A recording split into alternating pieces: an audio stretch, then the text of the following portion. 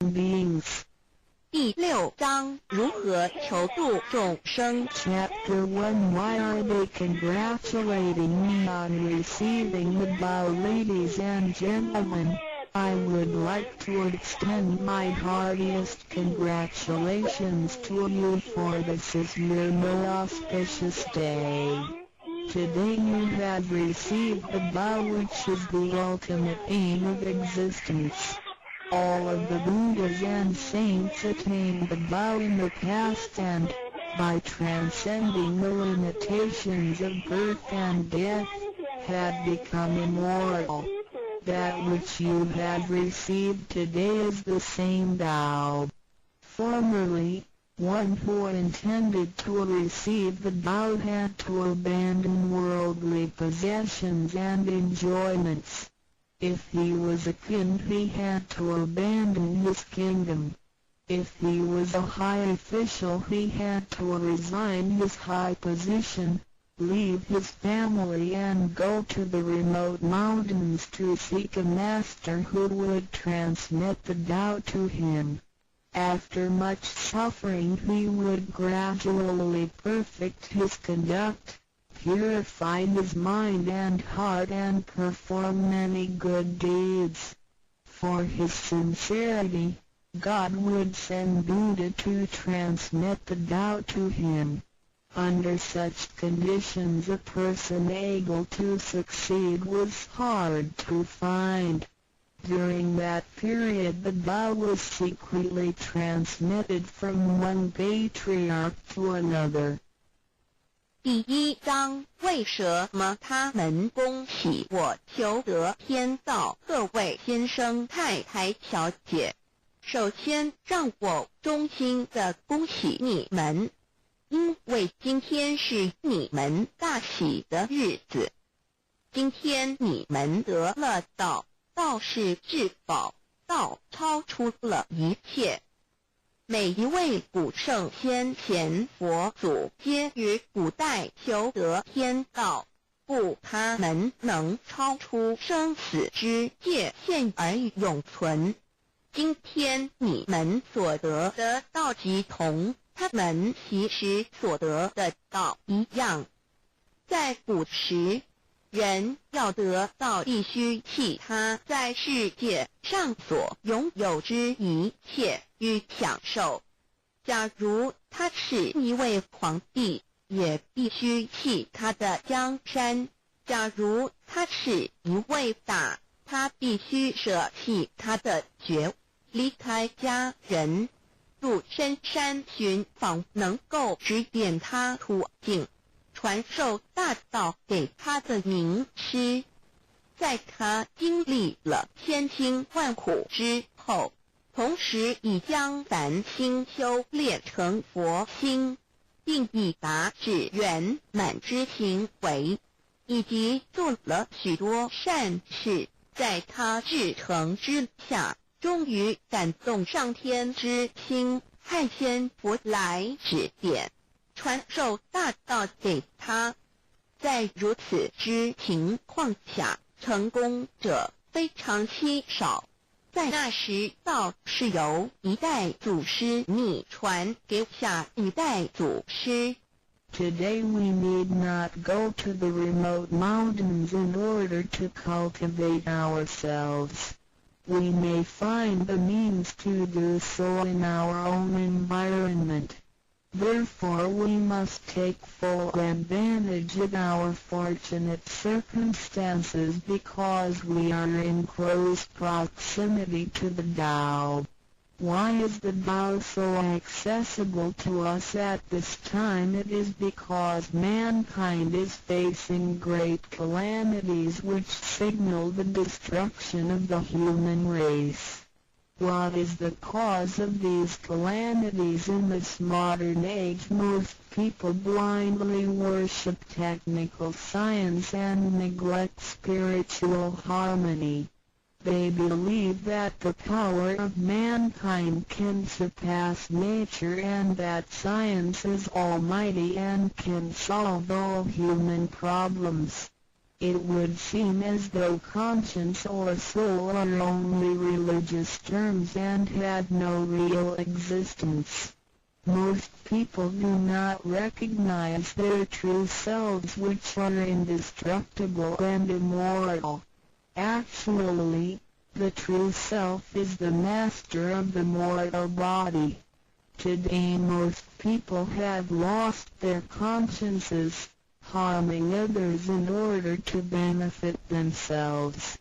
Those evils which human beings are now committing will cause great disasters, the likes of which had never been witnessed before.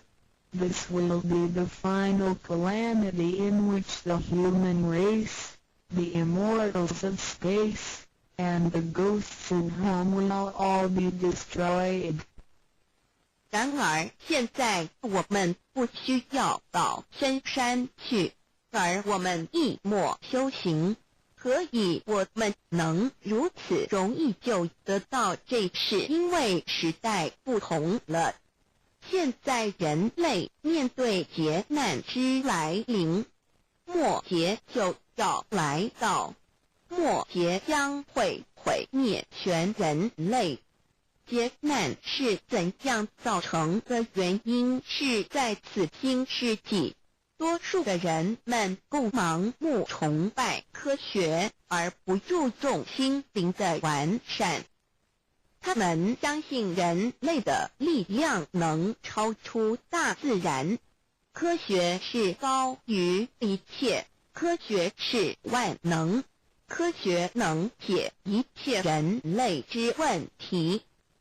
而良心、灵性仅是宗教之名词，它永不能实现。人们不认识真理，真理是我们之良心、道心、真我本体，它不灭，万古长存。它是主持我一生之主人翁。如今世上的众生，大多数失去了真正的良心，他们造一切之罪恶，因此造成了空前绝后之浩劫。我们称它为末劫。在此浩劫中，不仅全世界的众生，同时起天的大仙、地府的鬼魂都要受劫灭。However, God, of whose essence we are created, is merciful and compassionate and does not desire that the good people be destroyed along with the evil ones. So God has provided that the Tao be disseminated among mankind and has sent the great teachers, Buddha Shikha and Bodhisattva Yui, to rescue the three kinds of beings, the immortals of space, human beings, and the ghosts in hell, so that they may return to heaven together. Buddha Shikha and Bodhisattva Yui are under the command of God and are responsible for transmitting the Tao to the three kinds of beings. Their duty is to manage the work called the last salvation. This salvation is formless and soundless, and the transmission is performed without preaching. It directly points out the original nature, conscience or soul of mankind, in order that people may realize their true nature and thereby become enlightened. 然而，是我们灵性的至高无上之母亲上帝，是非常的慈悲，一不忍善恶俱焚，因此降下真道，并派名师济公活佛与月慧菩萨降世，挽救三曹弃天之大仙。世界的众生，地府的鬼魂同返天堂。我们师尊师母二位老大人奉老母的命令，真传真守，普渡三曹，他们的责任是办理末后一收圆大事，不立文字，教外别传，直指人心，直指人人不有之良心。灵性使人们见自信而成佛。When the last calamity arrives, nothing can save mankind except the true way, which is the Tao sent from God. That is why the Tao is widely propagated today to save good people. Ancient people first cultivated themselves and then received the Tao. But today we receive the Tao first and then cultivate ourselves. Therefore, after we have received the Tao, we have to seriously cultivate ourselves. Then we shall automatically be safe from danger, escape from calamities, avoid reincarnation and become saints and Buddhas. 当末劫临头时，没有任何其他方法可以解救众生，除了上帝所降下的唯一之道。因此现在大道普度善男信女，古人是先修透的，先修道然后才得道，现在我们是先的后修，因此得道以后，我们要真正修道，将来自然能逢凶化吉，躲劫彼难，超生了死，成圣成佛。Although it is easier for modern people to receive the Tao than it was for past generations, the ability to receive the Tao also depends on each person's condition and background. Today you receive the Tao because you had an affinity with our temple and you and your ancestors had performed many virtuous acts. Possibly you were cultivated in a religion in your previous lives. These conditions allow you to have an affinity for the Tao. Without this affinity you would never receive it. 虽然今人比古人更易得道，然而亦是各凭各知，根基缘分。今天你们得道皆因与佛有缘，前世有行善积德，祖先有德，也许前世有修过五大宗教或其他宗教，因此使你们今天有缘得道，否则将永不能得道。Chapter 2 What is the Tao? Ladies and gentlemen, you have received the Tao today, but what did you actually receive? What is the Tao? The Tao is the source of everything. Tao is the creator and master of the universe. Tao is God, the supreme power. Before the earth and sky existed, before the creation of the universe, the Tao existed. After the universe is annihilated and nothing remains, the Tao will continue to exist and to create and control a new universe. The Tao is limitless, invisible and formless.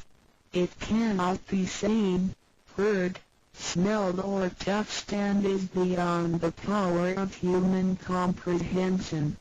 Tao activates everything, yet we cannot see its action. It works without effort, yet nothing left undone. Man usually calls it nature. Nothing can exist without the Tao because everything depends on it. Tao is God and our soul issues from God's essence. We are God's children. 第二章蛇魔是道，各位今天已经得道，究竟的是舍魔是道是天地人万物之母，道是宇宙之本源，创造者亦即主宰者。道上帝，道至尊至贵之神。当天地还未生之前，一切都未有之前，道已先存在的。当天地毁灭后，道不毁灭，道能再生天地人万物。天地人万物生成了，道其中主宰。道非常奥妙，道无形无相，视而不见，听而不闻，不可嗅，不可捉摸。道超出了人们的想象力而不思议，亦不可言说，一切皆是道所为。然而我见不到道的动作，道是无为而为的，然一切莫不是道所为。人们常称它为自然。假若无道，任何一物不能存在，因为一切都依靠道而的存。道上帝，我们之灵性是上帝所赐，我们是上帝之儿女，上帝是我们之天。 When we speak of the creator of the universe, we call it Tao. When we speak of the ruler of everything, we call it natural law. When we speak of the animating and controlling principle of our being, we call it soul or conscience. When we speak of the creator of our soul, we refer to the Heavenly Mother. In Chinese she is called Lao Nu. All of the above are one and the same. 当我们从它作为宇宙之本源而言，称它为道；在它作为一切之主宰而言，我们称它为理。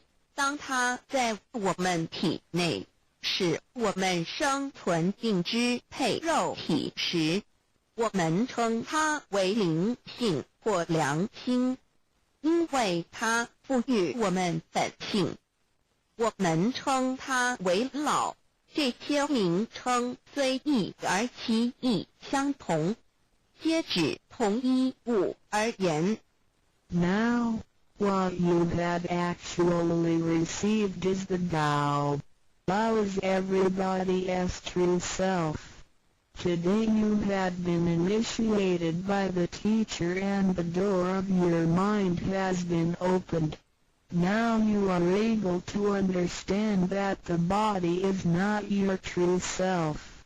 The body is controlled by the Tao within you. 现在你们的就是道，道是每一个人的真我。今天你们已得名师指点，开了心窍。现在你认识了肉体并非真正的你，而灵性才是真正的你，那位无形无相的。然而在支配你的身体的灵性，才是真正的你自己。 While you are alive, your soul dwells within your body. As soon as the soul leaves your body, you are dead.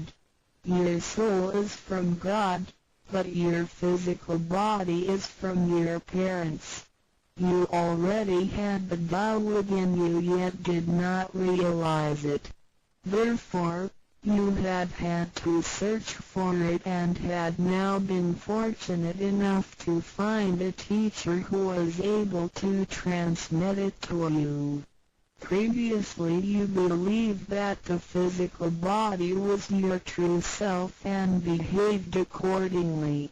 You were selfish, committing misdeeds, acts of violence, and overindulging in physical pleasures. This condition repeatedly led you into reincarnation and endless sufferings. Now you understand that your true self is not your physical body but only use the body as a vehicle.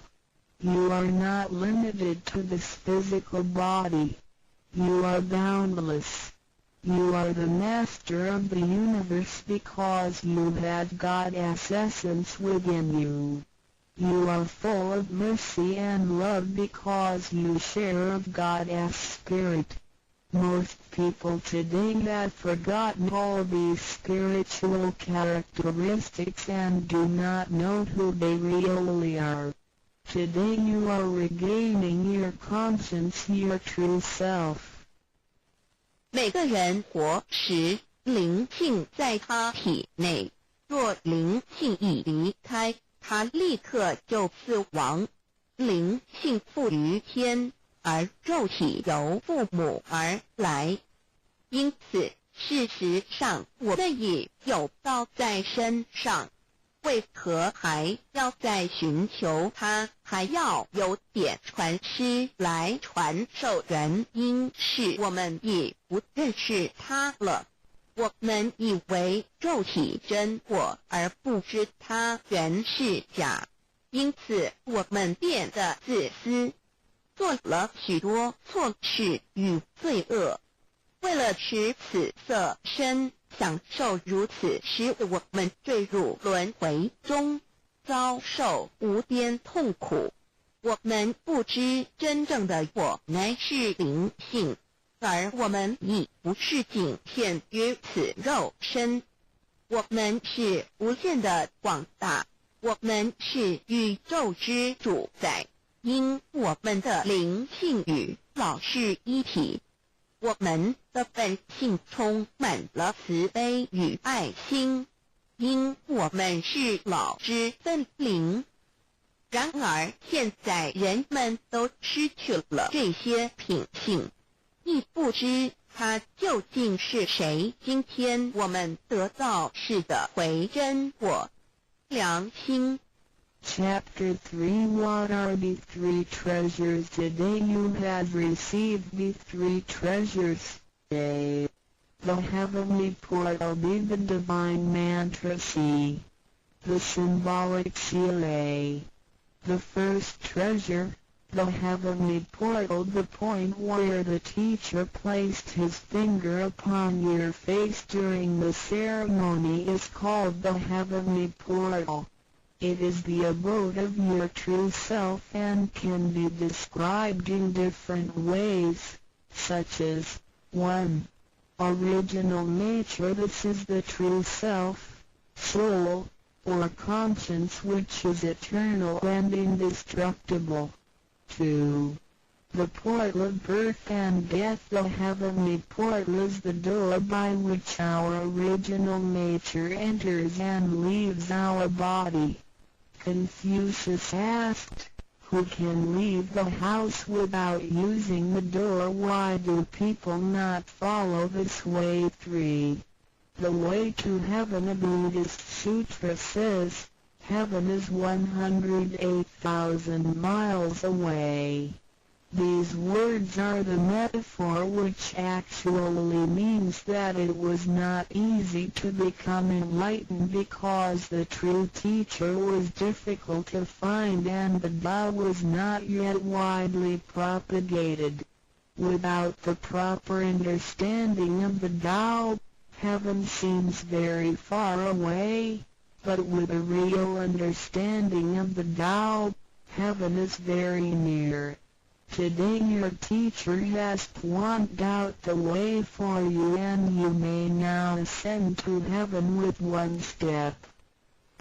第3章，何谓三宝经天？你们所得之至宝，亦可称为三宝。一玄观，二口诀，三合同。一第一宝玄关，玄关玄妙莫测之门。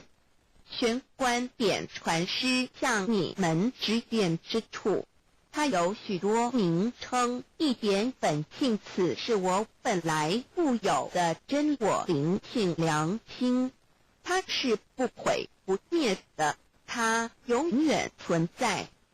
二点生死之门户，玄关是灵性出入身体之门户。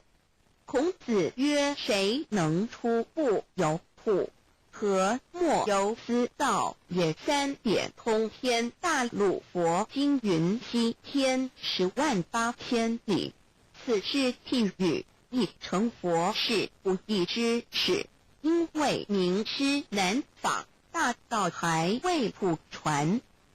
然而名师经已指点明路，你一步登天。四点 The main entrance, the heavenly portal, is the main entrance. It is situated at the center and not to the left or right, above or below. This entrance was locked after your imperishable spirit entered the body at birth. If the heavenly portal is not unlocked by your teacher, your true self is not able to leave the body by the main entrance at the time of death. Instead, it will have to leave by one of the side gates: A. The eyes, B. The ears, C. The mouth, D. The nose, E. The navel, F. The vertex. If your spirit leaves from the ears, it is reborn as a viviparous animal, such as a horse, pig, cow, sheep, etc. The eyes, it is reborn as an oviparous bird. C. Mouth, it is reborn as a creature of the water, such as a fish, a lobster, etc. The nose, it is reborn as an insect, such as a fly, a moth, a bee, etc. E. Navel, it is reborn as an ordinary person. F. Vertex, it is reborn as a wealthy and powerful person. 4. 正门，玄关是正门，它正好位于当中，不偏向左也不偏向右，不在上也不在下。当灵性投入身体后，此门关闭了。假如我们不遇名师指开玄关，临终时我们的灵性将无正门可出离身体，它只能由其他旁门出去，眼耳口鼻肚脐柄门。如果灵性走旁门，亦由耳而出者，来生当为胎生之动物，如马、猪、牛、羊之类；二由眼而出者，来生当为卵生之动物，如飞鸟之类；三由口而出者，来生当为湿生之动物，如鱼、虾之类；四由鼻而出者，来生当为化生之动物，如苍蝇、蜜蜂之类；五由肚脐而出者，来生当为平庸之人；六由顶门而出者，来生当为富贵之人。上述之路乃生死轮回之路，不能脱出生死之苦。点传师点开玄关正门，这是通天之路，我们不必再走四门，不必再坠入轮回受苦。但是我们必须要真修，否则玄关虽开，我们的灵性仍不能返天，因我们还是充满罪恶。灵性为罪恶所是不能自由从正门而出的。5点 In the Bible, Matthew 13:11, John said to his disciples, I baptize you with water to show that you have repented, but that one who will come after me will baptize you with the Holy Spirit and fire. The Tao is transmitted to you in the temple of God through God's sanction and commandment. The holy lamp on the altar symbolizes God.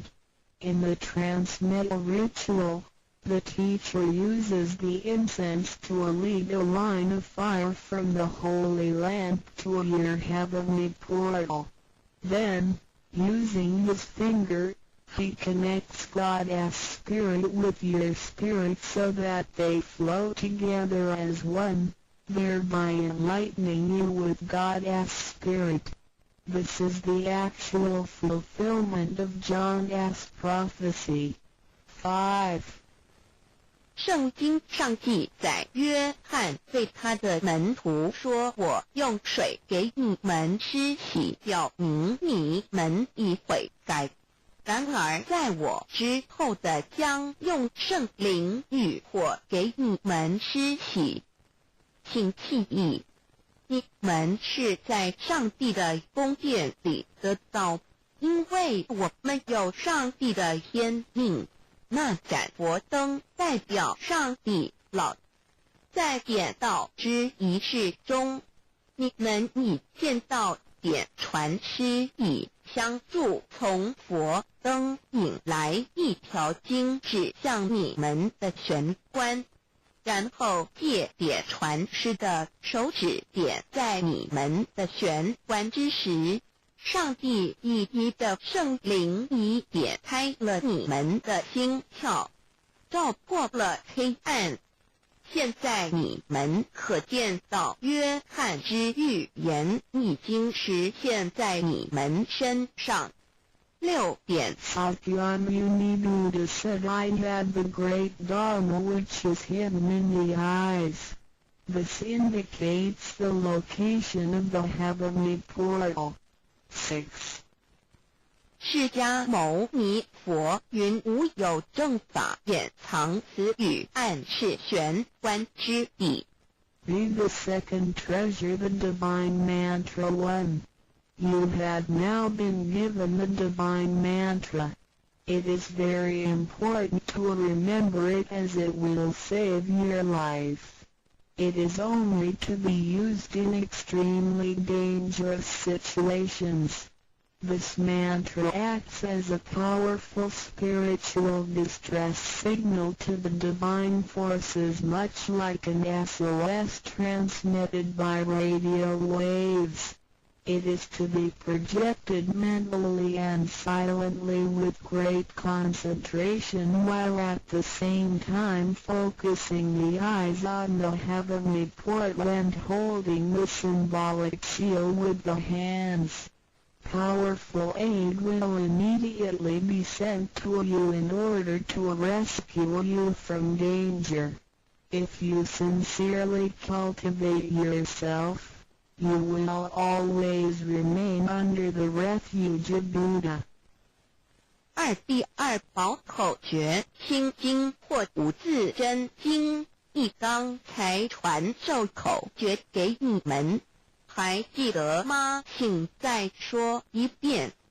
当性命危险时，你才用此宝，将真经默念口中，手抱合同。你将可被天佛救护，脱离危险。不过要注意，此口诀仅能于性命危急之时方可运用。假若我们真诚修道，当然我们将受天佛之庇佑。2点 The divine mantra which connects your true self with God. This mantra is without form, sound or color and is the essence of Tao, the underlying and ultimate principle of the universe. This mantra unites your being with that of the Tao, forming a powerful bond. Every great religion indicates this potential unity, but they do not fully understand how to implement and effect it. You now have this knowledge and are familiar with its application. 2心经口传心授由声音而达入无声因果之真心，由千经万典而达入真经真典，心经心法真空也，真我本性也。三点 The true teaching is transmitted from mind to mind. The true self, the I, the spirit, the mind all indicate the true center of man or his real essence and original indestructible nature, which is identical with Tao. The human being is a microcosm, sharing all the attributes of the macrocosm. Since he is essentially divine, man only needs to understand the nature of reality and align himself with it. The more pure and refined his nature, the more conscious he becomes of his relationship with the Tao. When he realizes that he is one with the Tao, he has become fully enlightened. 三以心传心口传心手，以老之心传于众生之真心，此者老的分灵之心也。C. The third treasure, the symbolic seal 1. In Chinese, Ha means to combine and Tun means all together. The symbolic seal, which is formed by the two hands joined together, is the golden seal, which is formed by the two hands joined together, is the golden seal which unites us with God. It is like a contract or a mutual agreement, which is the actual meaning of Ha-Tuing between you and your Heavenly Mother. It acts as a signal, password, or passport. It is a spiritual instrument of identification, as well as symbol with many ramifications. 2. When you hold the symbolic seal, you are united with God. 3. The left hand is good, so it is placed on the outside, covering the right hand. The right hand is often used for evil purposes, such as beating and killing. The right hand is placed on the inside because of its evil propensities and is shielded by the left hand. Together the hands hold the word child, which is formed by the two thumbs in proximity, symbolizing the Chinese word hai, which means child. This hand symbol acts as a direct signal to God. It serves to mobilize heavenly protection and causes the user to escape from any impending calamity. 4. Let us quote some words from the Bible. Matthew 19:13-15. Some people brought children to Jesus for him to place his hands on and to pray for them, but the disciples scolded the people. Jesus said, "Let the children come to me and do not stop them, because the kingdom of heaven belongs to them." He placed his hands on them and then went away. This event illustrates the power and significance of the symbolic seal. At that time Jesus placed his hands on the children's heads and explained that this is the way to God's kingdom. Today we hold the child symbol and realize that we are the children of God and are willing to return to God's presence. 三第三告和同一点和同之意和是合成一体，同是相同，合同象征老赐予我们的经印，表示我们以为真人。我们守抱合同，表示我们要与老合成一体，同老一样。是说与老和灵永不再分开。二点和同和，抱起和同，能闭眼罗。三点左手属善当在外，右手属恶居内边。子亥相掐怀中抱，能托九大节观。四点现在让我们引用圣经之语句，有一些人带孩子们到耶稣跟前，求耶稣为他们按手祝福，但是使徒们责备那些人。耶稣说，让孩子们到我这里来，不要阻止他们，因为上帝的国是属于如此的人。耶稣为他们按手祝福，然后离开。从这件事，我们可以了解，它是对合同之一种预言。在那时，耶稣把手按在孩子头上，并说，须如此方能返回天国。如今我们手抱子海觉，并觉悟我们是上帝的儿女，且愿意回返上帝身边。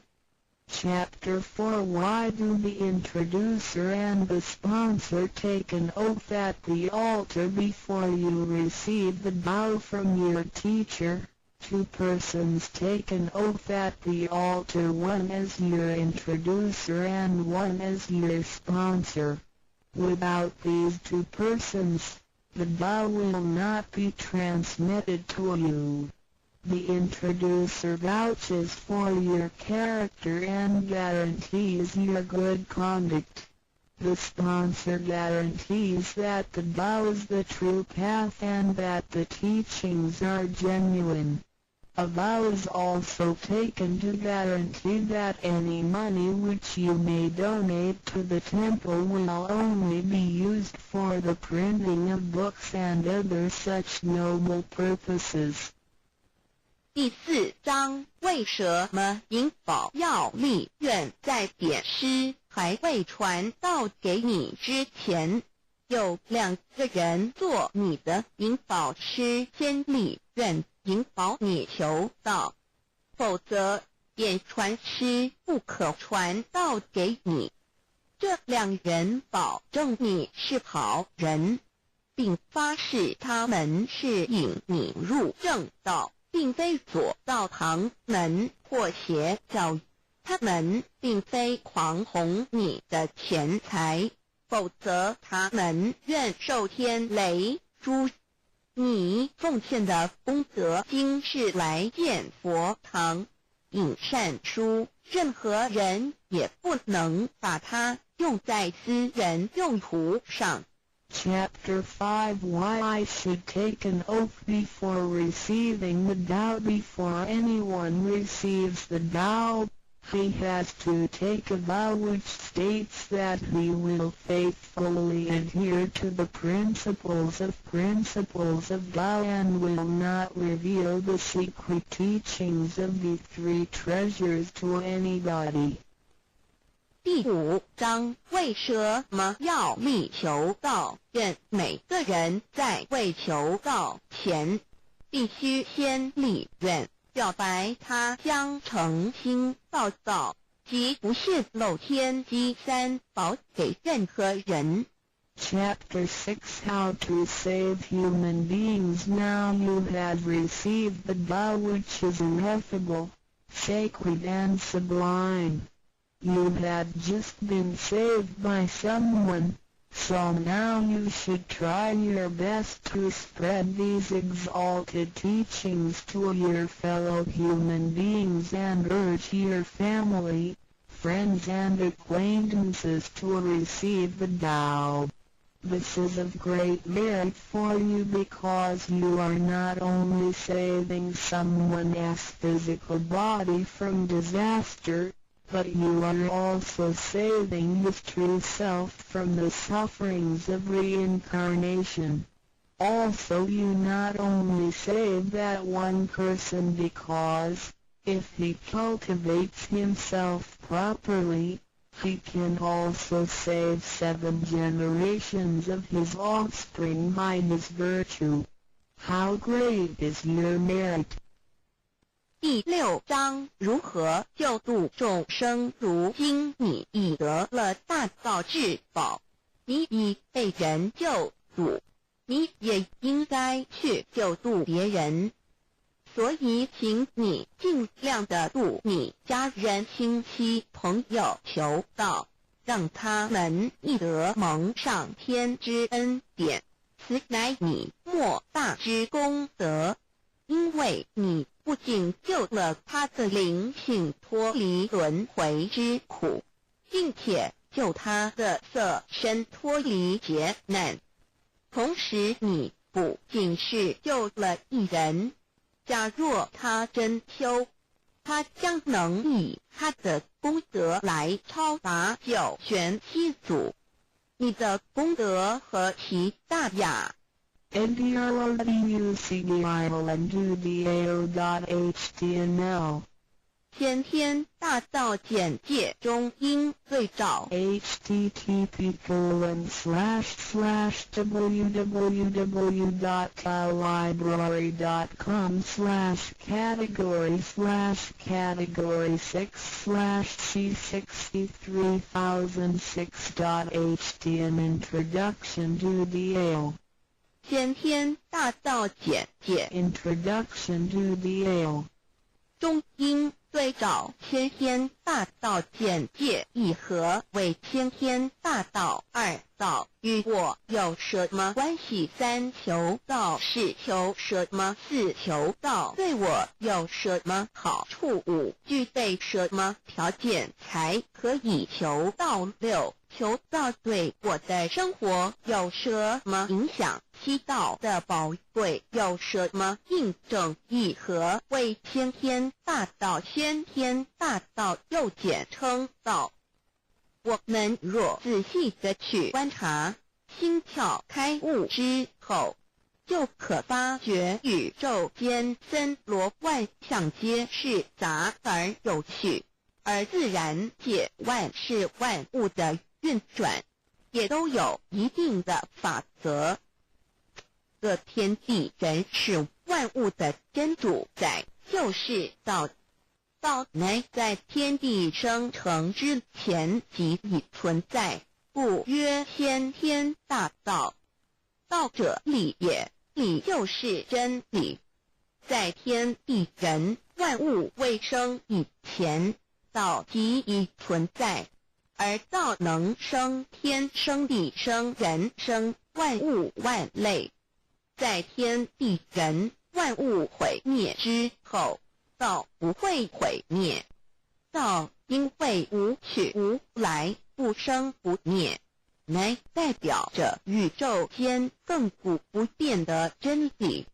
道的本体，也就是宇宙自然的本体。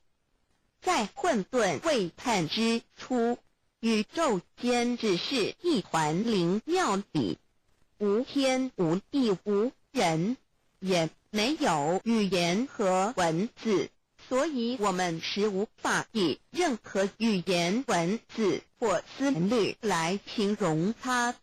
故大道无名强名曰道，我们也是勉强用到这个名词来代表它。在天地万物生成之后，早就能贯穿于宇宙万事万物之中，使一切的自然现象均能呈现和谐有条不紊的运转。这就是道的妙用。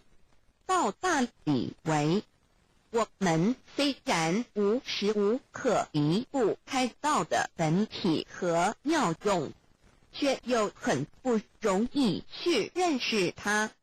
因此在2-3千年前，各教圣人因运出世，各化一方，针对当时天时地利及众生的根器，留下千经万典，传下诸多去恶从善的修持法门，同时也让芸芸众生认识了冥冥中宇宙万事万物均有一个真正的主宰，或称为上帝，或称为造化，或称为天主。我们称其为道或无生老，均是一名而同义。我们对道有了深一层的认识和体悟之后，就会了解天地间实无一物不是道之本体与妙用的合一。因此道虽然含在各大教门的经义，为千门万教的总源头，确实不局限于宗教的领域里。而上帝或老也不只代表着一切宗教的最高信仰中心，更是天地万事万物万类的根本源头与最高主宰，及宇宙间永恒不变的真理之道。所以我们今天有机会了解什么是先天大道，不只找到了各大教门的最高信仰中心，也找到了宇宙的根本源头与最高主宰，更能对宇宙至高无上的真理有一个初步的认识。道之真义，在先天之先不为先，在后天之后不为后，即大上有可量，即为上有可止，为道即大不可量，即为不可止。不所以大无不包，为无不入，无所不贯，无所不通，无所不彻，贯彻了天地人万物万类，贯彻了33天外，贯彻了千经万典，贯彻了千法万法，贯彻了千教万教，贯彻了千佛万祖，贯彻了我之一身。此乃显天大道宝贵的真义，人人必须知真觉，亦即是人人与我，我与人人良心之行也。此乃万众一心，万国一家，世界大同，此先天大道之宝贵也。二，道与我有什么关系？道的宝贵在于它大而无所不包，细而无所不入。天地生成之后，道贯穿于天地万物万类，使得日月星辰之运转各有其时，40之交替，万物之消长各有其序。而最宝贵的是各天地万物的主宰，同时也是我们人一生之主宰，曰性理，使得我们不学而能看，能听，能吃，能动。因此我们不只要探求天地间的治理，更要回头认识我们身上固有的真理。故先天大道即是性理真传。道的宝贵并不在于它有什么神秘稀有或特殊之处，而是在于它平时，但我们却时时刻刻离不开它的本体与妙用。我们反观一下自身，就会发觉我们身体的结构是非常精密和奥妙的。我们轻轻地握一下手，就算是这么简单的一个动作，其中所牵涉到的所有关节物理作用、能量、化学反应、神经系统资料讯息之传输及脑不分析判断和命令之下达。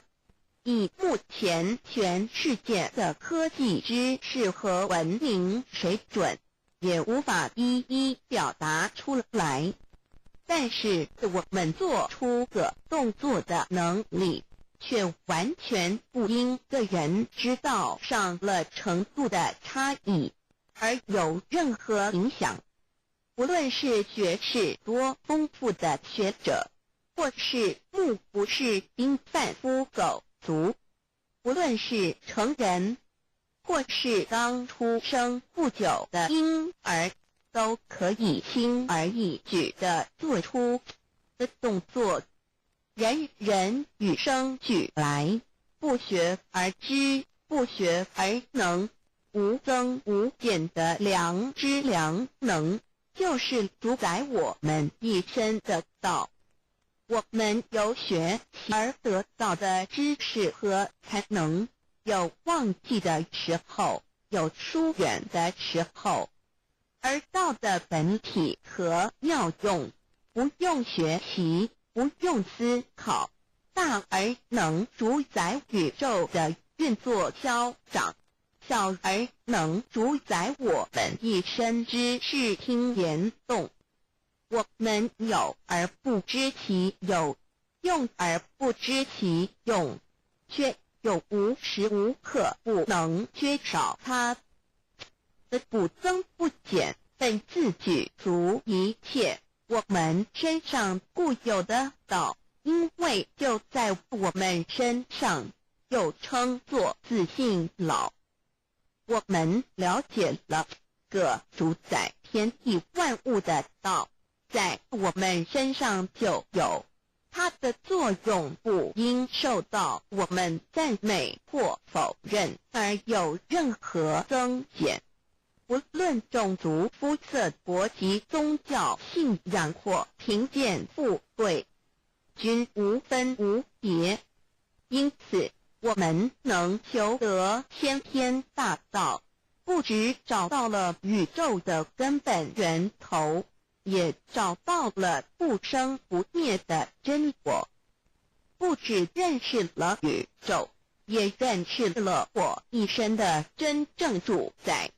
不只追求到了宇宙之至理，也找回了我身上本有的真理与良知良能。先天大道的根源是在我身上，原来固有的是我由先天带来的良知良能，即是我的良心。我的良心即是天心，天心即是道心，此心无形无相，即是真空。真空之妙，空而不空，空中要有，要有者，生天生地生人生万物万类之大本也。妙有者，万灵真在也。主宰天地人万物万类之真主宰，亦即是主宰我之一身。故曰道在无身，一切万能；道离无身，此身在无一能。先天大道如此宝贵，乃人人必须追求之道也。三求道是求什么？静心观察我们所存在的这个宇宙，我们往往会赞造物主的神奇。自然界每一刻皆有无数的事物在同时运转，而其整体却又是那么协调。我们身上的这个真理不也是一样？每一分一秒，我们身上皆有无数的生化反应、物理作用等同时发生。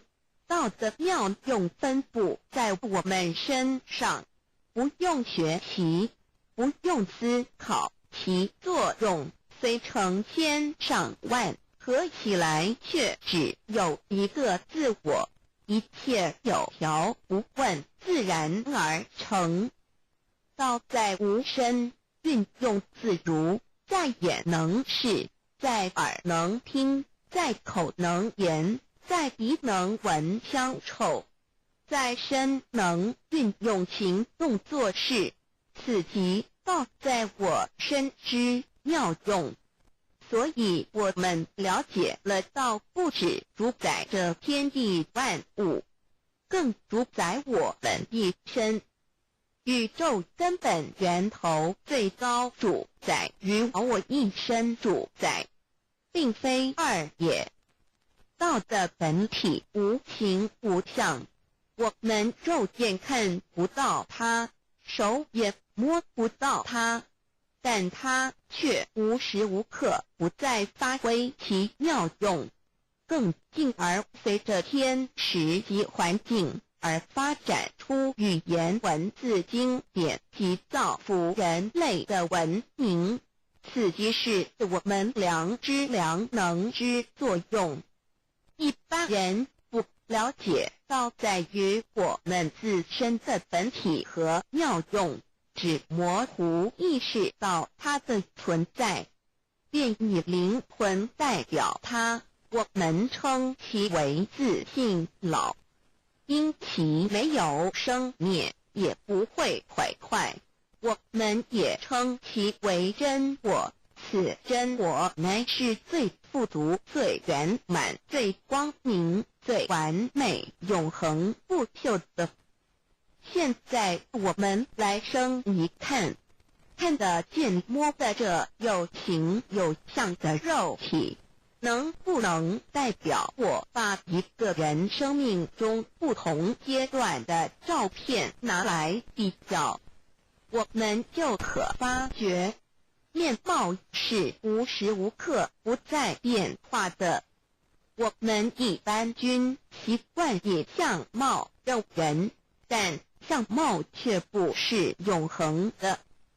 我们的肢体也不是真我，某些人不幸失去了一只手或一只脚，仍是好好的活着。我们的内脏呢？现在科学昌明，其自己能把动物的心脏成功地植入人体。我们不能因此说这人不是他自己了。就算头的脑细胞从我们一出生就开始不断的在坏死减少和变化之，因此有形有相的肉体只是真我的一个工具而已。肉体虽然看似真实，却无时无刻不在改变之中，不拘束10年又变成一堆黄土。因它不是永恒的，我们称之为假我。对于真我和假我有所了解之后，我们也就可以了解我们为什么要求道了。如今我们非常幸运能有机会求得先天大道，求得的就是三宝。三宝简单明了，但也博大精深，其内容在求道时会详细解说。现在只简单的提出2点。首先，求道就是直接点出了真正永恒不朽的真我，也就是良心本性的发。在物质文明远较精神文明昌盛的今日，假若迷失真我，我们的人生将有如行尸走肉。若是认假为真，更是我们为了盲目满足假我而做出害己害人的事情，造成自己在世时与死后的灾祸。因此，求道启发了我们内在本的真我良心，真我假我协调融合，使我们的人生不论存没，都是平安喜乐、自在充实而有意义。其次，求道也就是开启了我们身上的正门，又称良心之门、智慧之门、慈悲之门。这门非常的重要。当我们要离开一间房子时，自然由大门离去。如果此门无法开启，而被迫从窗户或阳台跳出时，就可能会摔断腿。我们的肉体就像一间房子，真我灵性就像是房子的主人。当有一天肉体要毁坏时，真我灵性若不得正门而出，被迫另寻旁门，其恐惧与焦虑是无法形容的，这也导致了死后的痛苦与不安。因此，我们可以发现到，绝大多数的人临终时，其肉体皆显现山僵硬、恐惧无助与挣扎之相。求道就是开启我们的生来死去之正门，也就是通天大路。因此，我们今天很幸运能求道，求得三宝，打开灵性通天之正门，可以让我们找回真我，认识我自己身上的道，自然以良心作为待人物之准则，使人生更有意义，更进而解决生死大事，得到超生了死的保障。100年之后，回到我们的来故家乡。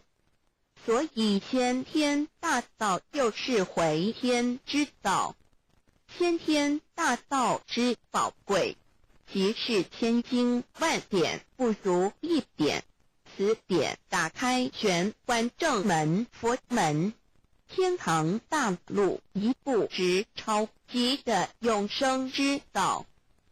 此典宝贵，超佛越祖，超经越典，超越天地。得到这一点宝贵，它是诸经之师，诸法之王，诸佛之天地之，故曰超生了死极的永生，不毁不灭之先天大道也。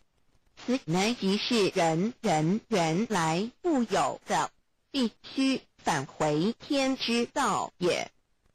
四求道对我有什么好处？我们今天很高兴能有这个机缘求道，能够开启良心之门、智慧之门、通天之正门，这是第一步。这宝贵的道还能带给我们终生受用不尽的福之益，离苦的乐。人生在世，遭受种种之苦恼，就其根源皆起因于迷失了真我。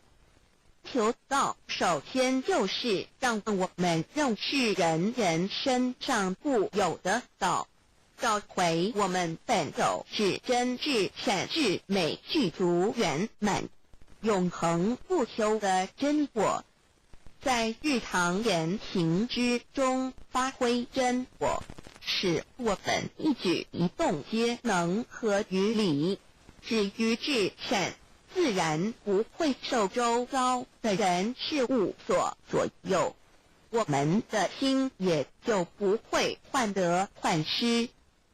心为一身之主，我们既然在心境上有所提升，自然不会与邪恶之事相感应，则不相随心转，还可以改变命运，趋吉避凶，朝向光明，使我们得到真正的喜悦、逍遥自在。二多地南自有人类文明以来，道的真义便代代单传独守，其没落贯穿了早期的主要文明，如中国、印度等。奈何近百年来人类受物欲所逼，在空前繁荣的物质文明中逐渐迷昧了良心，甚至竟将制造威力极大的杀人武器。回顾数千年人类历史，在近代短数十年间，便发生了2次世界大战，无数小战，伤亡无数。滥用科技文明，同时也损害了自然环境，造成大气臭氧层之破坏，全球性气候的改变，人心之变，干造了天灾人祸连连。人类已为自己酝酿了一个空前的浩劫，因此上帝洪恩慈悲，特将大道谱传于世，以挽救良善。求道以后，我们时刻存着道心，以良心待人处事。当遇有人力不可挽救的灾祸时，只要诚心使用三宝，必能灾必劫，逢凶化吉。此事验证甚多，不胜枚举。3超生了4人生，有如一段苦乐相参的旅程，遭受生存竞争、衰老、病痛、死亡等困苦，人皆难免。而人间种种欢乐又往往是短暂易变的，尤其当旅程结束时，终就成空，归宿渺茫，更不禁令人凄独怅惘。是以智慧者有见于此，乃以超生了死，追求真实永恒的人生意义为人生至高之目标，不待先修后的。因此古人为求超生了死，尽毕生之力，苦修苦行，仍难以访得名师达成心愿。如今大道谱传，先道后修，在求道过程中，天命名师一指，开启了我们通天正门，先赋予超生了死的保障。我们得道以后，认识了真我，以真我为主宰，远离邪心妄念，让我们的心念、言语、行为，无论待人处事，皆合于良知。100年之后，真我灵性自然返回故家乡，永享平安喜乐。4成圣成贤求道，也就是为我们种下一个成圣成贤的正因道种。只要我们以智慧慈悲心境灌溉它，它必然萌芽开花结果。在此功利主义弥漫的黑暗时代，大道乃是光明的灯塔。求道修道，不仅让我们能够独善其身，更使我们有机会可以兼善天下。求道之后，只要我们时刻抱着道心良心，在日常生活中真诚实践道的精神，不计个人得失荣辱，努力使周围每一个人都可得享道的好处，让道的光明照亮每一个角落，尽其一生精进不懈，则在世即成就圣贤事业。归天之后，必正圣贤，果位无疑。先天大道的宝贵就是天道天命，天命就是三曹名师，名师一点玄关开，打开正门佛祖来。天堂飞在我身外，天上地下我都在。此乃先天大道的尊至贵至宝也。先天大道，天命宝贵，三曹名师这一点妙至极意，非是在言语文字相生音可得，非是在千经万典上的，非是在讲经说法上的，非是在是指变聪上的，非是在博学才能上的，非是在才高八斗上的，以上皆是生死法对待法，非是超生了死脱对待了生死之法也。此次级的先天大道妙用妙能的宝贵，其妙极矣。此者是无师智，此智是妙智妙慧，此智此慧是我本来固有的，由先天带来的，亦即是再找回来天地人万物万类未生以前我的初心，即我良心天心道心老心也。先天大道之妙，此妙之贵，妙不容言，不学而知，不学而能，亦即是先天带来的先知先觉妙用妙能。此知此觉此能此用，不用言语文字声色，不用思想，不用念头，不用言听是动，而生天地人万物万类。生天地人万物万类之后，这天地人万物万类实可分妙，也离不开其妙用妙能，故曰万灵真主宰也。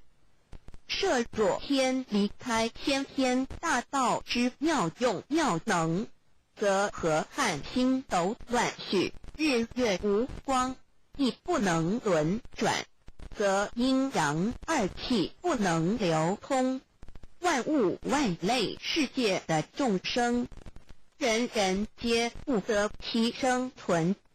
设若大地离开先天大道之妙用妙能，这金木水火土不能相配，则现象丛生，山崩地裂，海水枯干，亦使万物万类世界的众生人人不能得其生存。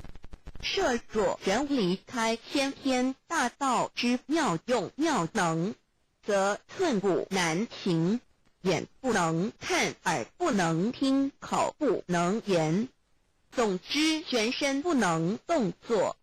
100日之后，成了一堆臭骨臭泥土。此乃先天大道妙用妙能的宝贵，妙至极矣。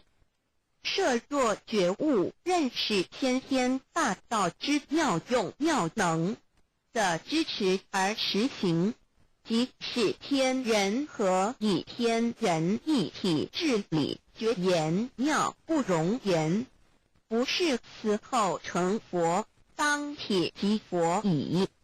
故曰如来佛，如是佛也。此乃的先天大道修先天大道之好处。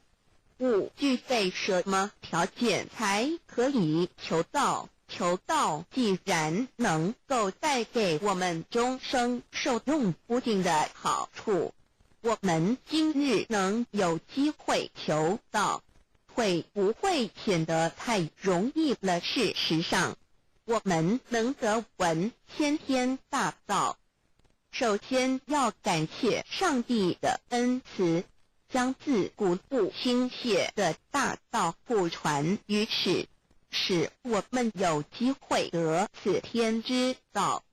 另一方面，我们本身也必须具备足够的条件，祖上有德，根基深厚，佛缘成熟，才能够顺利求道。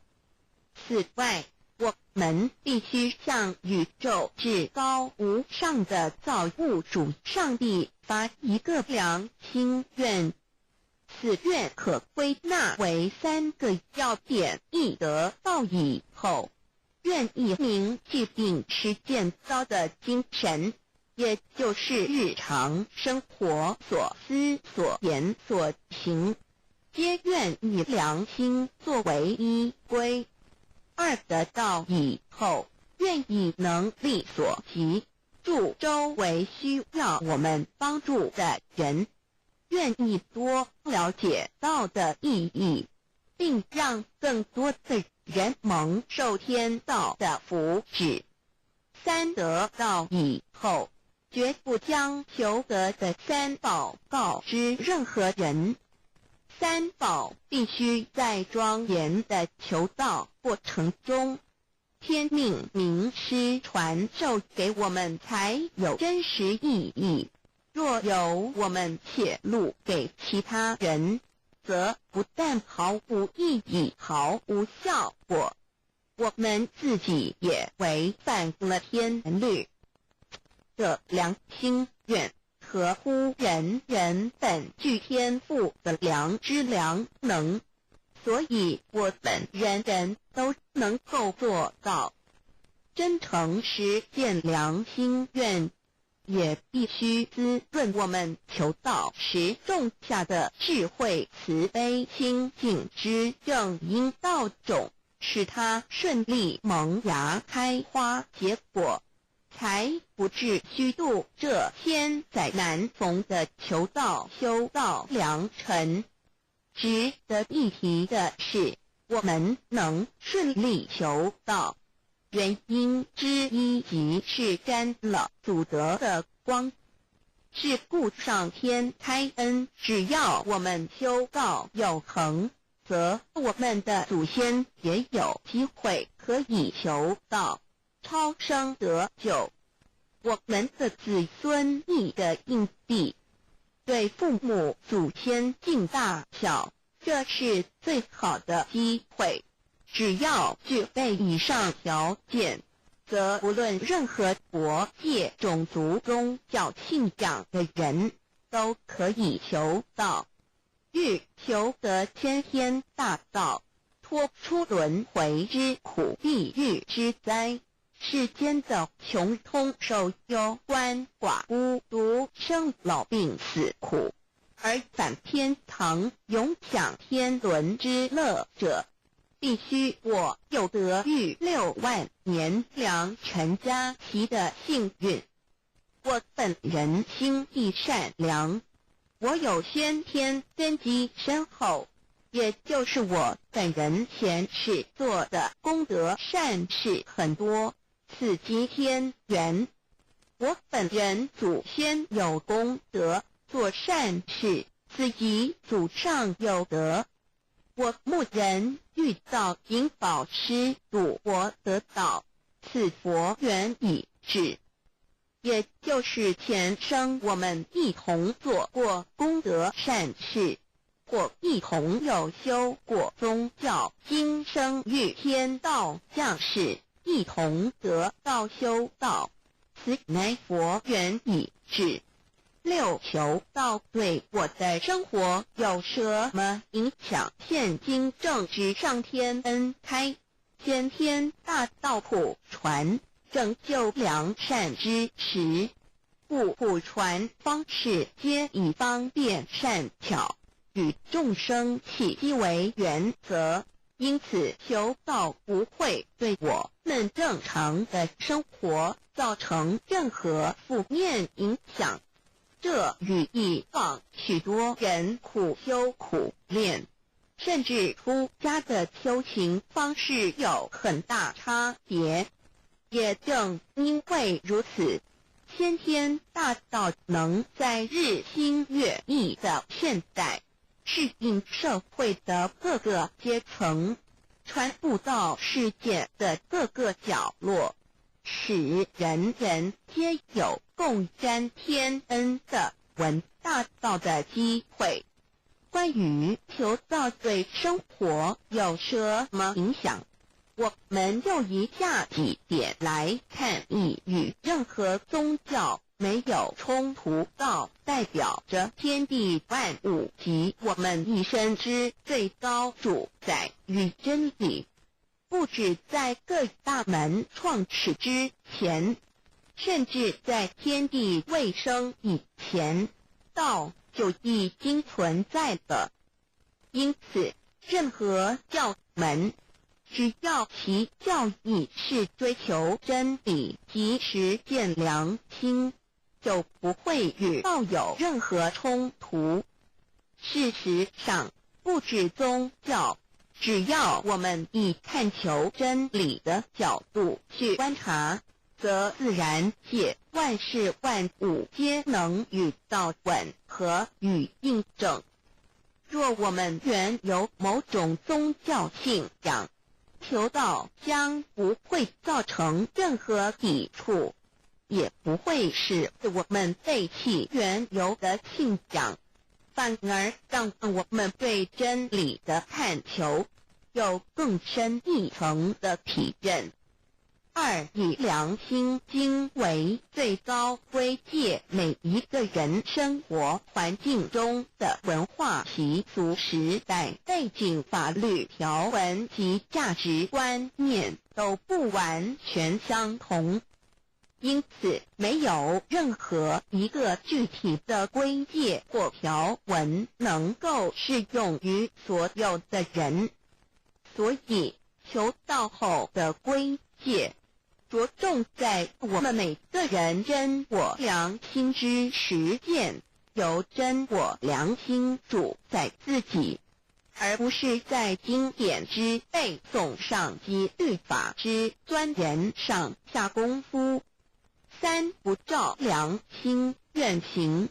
有和透过很重要的一点，求道并非从外在加给我们良心与真理，而是借着开启我们智慧慈悲之门，找回我们身上固有的真理，让天理良心自然流露。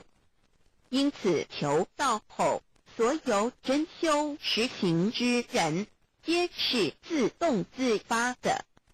是不，求道后，若我们不照良心愿而行，并非将出现任何外力来强制我们遵行此愿，而是将受到自己良心的谴责，由真我良心督促自己，而自然改过向善。四、圣凡间修真我之实践，并不局限于教堂或寺庙之中。因此，现今大道普传，并不要我们家舍业到深山古寺之中修炼，而是在不影响家庭、工作、学业之正常情况下圣凡间修。在日常生活中，时时刻刻一言一行，皆能以天理良心为依归，就是真我之实践。务由提升自己而兼善天下，求道后会使我们生活更充实，心灵更和谐。而更重要的是，我们每一个人尽一己之力，且自身之提升，影响周遭之人事物，继而汇成一股力量，在这举世天理良心日趋沦丧之潮流中，匡正人心，力挽狂澜。如此必能早日实现先天大道普传之宗旨。及弥勒佛的仁慈大愿，化污浊的人间为人间净土，化纷乱的世界为世间天国。七道的宝贵有什么印证到是宇宙的至高真理？它的作用贯穿了天地万物万类，更是我们一生之最高主宰。真正了解了这一点，我们就会体认到，道是随时随处可以被印证的。许多贤贤得道之后，发出了大诚心、大信心、大智慧，真修真行，皆能参悟到。不止在各教经典之中可以印证到，其实在任何时间空间、万事万物我们之一身，甚至一草一木，皆离不开道的本体和妙用。体认至此，自然能发出永不退转之道心。而尚未求道或刚求道者，则需借助于一些具有形象看得到、感受得到的印证，以奠定初步的信心。依任何人，只要有求道，经过身但天命之名师点开玄关正门，传授三宝者，无论其功德高深为末，死后皆是身软如棉，面色如生，灵性由正门归天，东不品湿，下不腐臭，甚有多至数日不变，一腔满志者。目前的科技文明和医学知识还未进步到足以解释这种现象，但却无法否认个事实的存在。这种现象虽曾出现在某些宗教中，但极其罕见而珍贵，而求道之人除信道不笃于反道拜德者，不敢定论外，其余则比比皆是。肉身既显似瑞香，足可证其灵性已登善境，当无疑问。二人虽不为万物之灵，其实是很脆弱的。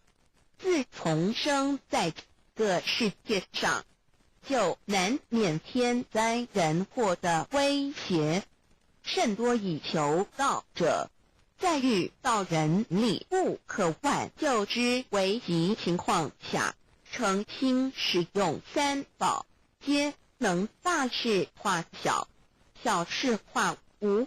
这种例证多得不可胜数，无法在此一一例举。以上两点虽然极为宝贵，但却是任何人只要一求道，借着上帝的天命宝贵，立刻就可以得到的保障。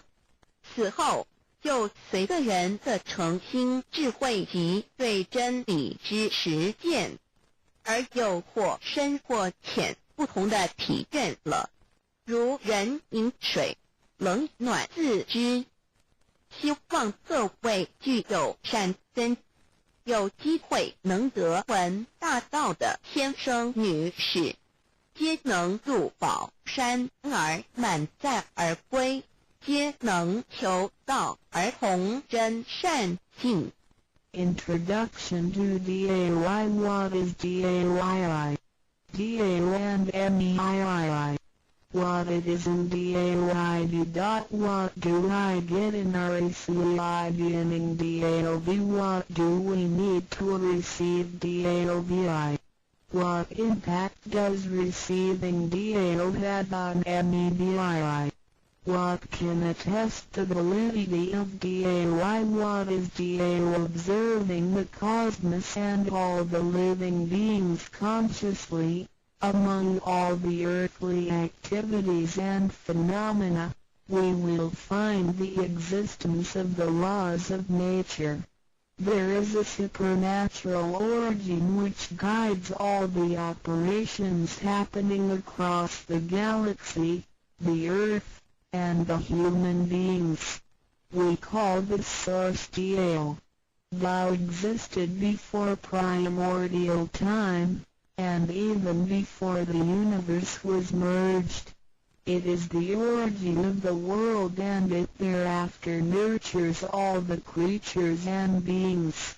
Since it is unchangeable and does not evolve with time, it is the ultimate truth. It is what all saints and sages throughout human history had been searching for. The essence of Tao is the foundation of nature.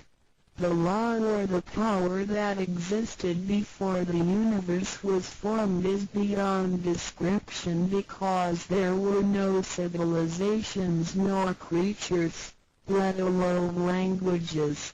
Since it cannot be applied any name, we simply call it Tao. After the world was merged, along with the mutations of the universe, we see the harmonious actions as exhibited in seasonal changes, rhythms of time and tide, and the balance of the ecosystem. We also find some conformity of human nature across various cultures. These prove the laws of nature. This is the extension of that original Tao when it is substantiated and materialized. It merged into everything that is within us.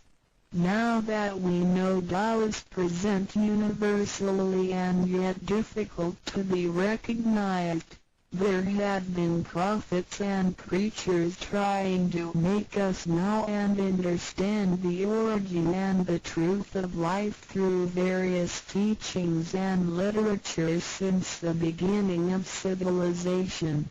They were scattered around the world throughout history. As a result, great commandments were taught to disciples and goodness and badness were differentiated.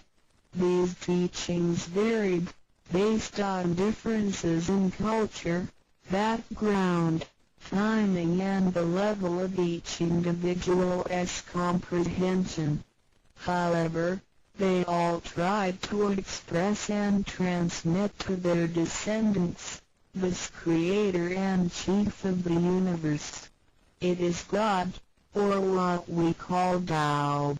As we get to know it more and more, we will realize that the essence of Tao and its effect covers every existence without any exceptions. Tao is actually the headwaters of all religions. It embraces the essence of all the preaching and teachings, and yet, it is superior to the system of belief. It is the nature, the universe itself. Tao or God represents the high authority and power of nature. It is also the headstream and superior to all. It is the unchangeable principle. Understanding Tao allows us not only to discover the center of all religious belief, but also to communicate with the origin and the highest power of nature. We will then be able to relate ourselves to the truth of the universe. To probe further, Tao existed before the formation of all, yet it was not anterior, which means that the creation was embedded in it. Tao emerges into the creation, yet is not posterior, which means that it is not thereafter limited. Among those created, however large, they can be measured, however small, they can be detected. It is only Tao that cannot be measured of its immensity nor detected of its existence. Therefore, it is larger than the largest and leaves nothing excluded, and yet it can be smaller than the smallest and leaves nothing not penetrated. It is ubiquitous. It merges into and governs all. It is in charge of the space, the earth, human beings, all the creatures, and all existences. It penetrates and regulates the entire universe. It is the source of all the scriptures, sutras, as well as dharmas. It encompasses all the religions, and it is what makes one a Buddha or a saint. It is the single chief of all. And, above all, it is in charge of each individual too. It is the Divine Self. This is the true meaning of Tao. We should get to know it this way and rediscover our own invaluable treasure. So, to practice Tao is to revive one's own conscience as well as everyone else's and to act upon it accordingly. Then, all people can be of one spirit, all nations can be in peace like a family, and the great harmony will come true. How precious Tao is! Tao&Me. The significance of Tao is in its immensity and ubiquity. Its mightiness guides the universe to carry on with changing seasons and evolving creatures. The countless aspects of the natural phenomena seem so capricious and yet really in order and in cycles. This almighty being also resides in each of us. It is the Divine Self, the natural quality of a person. It enables us to see, to feel, to taste, to hear, and to move without learning. While we research the ultimate truth in the universe, we should turn in upon and see into ourselves to discover that Divine Self. We will find the rules that govern the universe also comply with the way we are. Tao is not something too far to reach, nor too mysterious to comprehend. It is nothing particular, but has to do with our daily lives. We cannot do without it. Every movement we make, in order to see, to touch, to feel and to think, is associated with Tao. Consider how many wonders are hidden in our body, how delicately our physical functions are carried out. For example, when we shake hands, the components involved would include the coordination of joints and muscles, the chemical reactions of energy, the transmission of information through nerve systems, and the actions occurring in our brain such as issuing orders, making judgments and analyzing situations. Even with the most advanced technology and the highest level of knowledge we have developed today, we cannot completely reconstruct such a function. Yet the ability to perform such a simple movement is there for all individuals, regardless of the level of a person's knowledge and his/her being a grown-up or a baby, a scholar or an illiterate.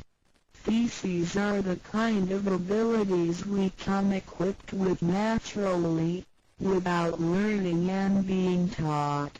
It sits within us and is in charge of all. It is Tao, never diminishes nor inflates. Worldly knowledge acquired through learning can be forgotten. A gymnast can abandon his/her techniques, and a musician can lose his/her skills without practicing. The essence of Tao and its extension are always in charge of the macro-universe, the nature, and the micro-universe, the human being as self.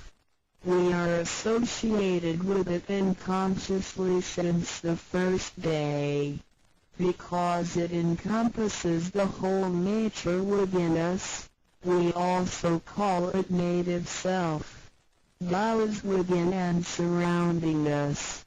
It needs not be worshipped nor debated over, because its existence is unconditional, regardless of race, color, nationality, religion or status. It is impartial and stays constant. In receiving Tao, we not only find the origin of the universe, but also the divine self. We get to know the highest power in the universe as well as the genuine nature in charge itself. We discover the ultimate truth of the cosmos as well as the integrity of ourselves. Recognizing that the laws which govern the universe also govern us makes us be able to return to our true nature. To probe further, the most essential concept in Tao is that we all possess it intrinsically. It is the wisdom and ability we were born with without learning or practicing.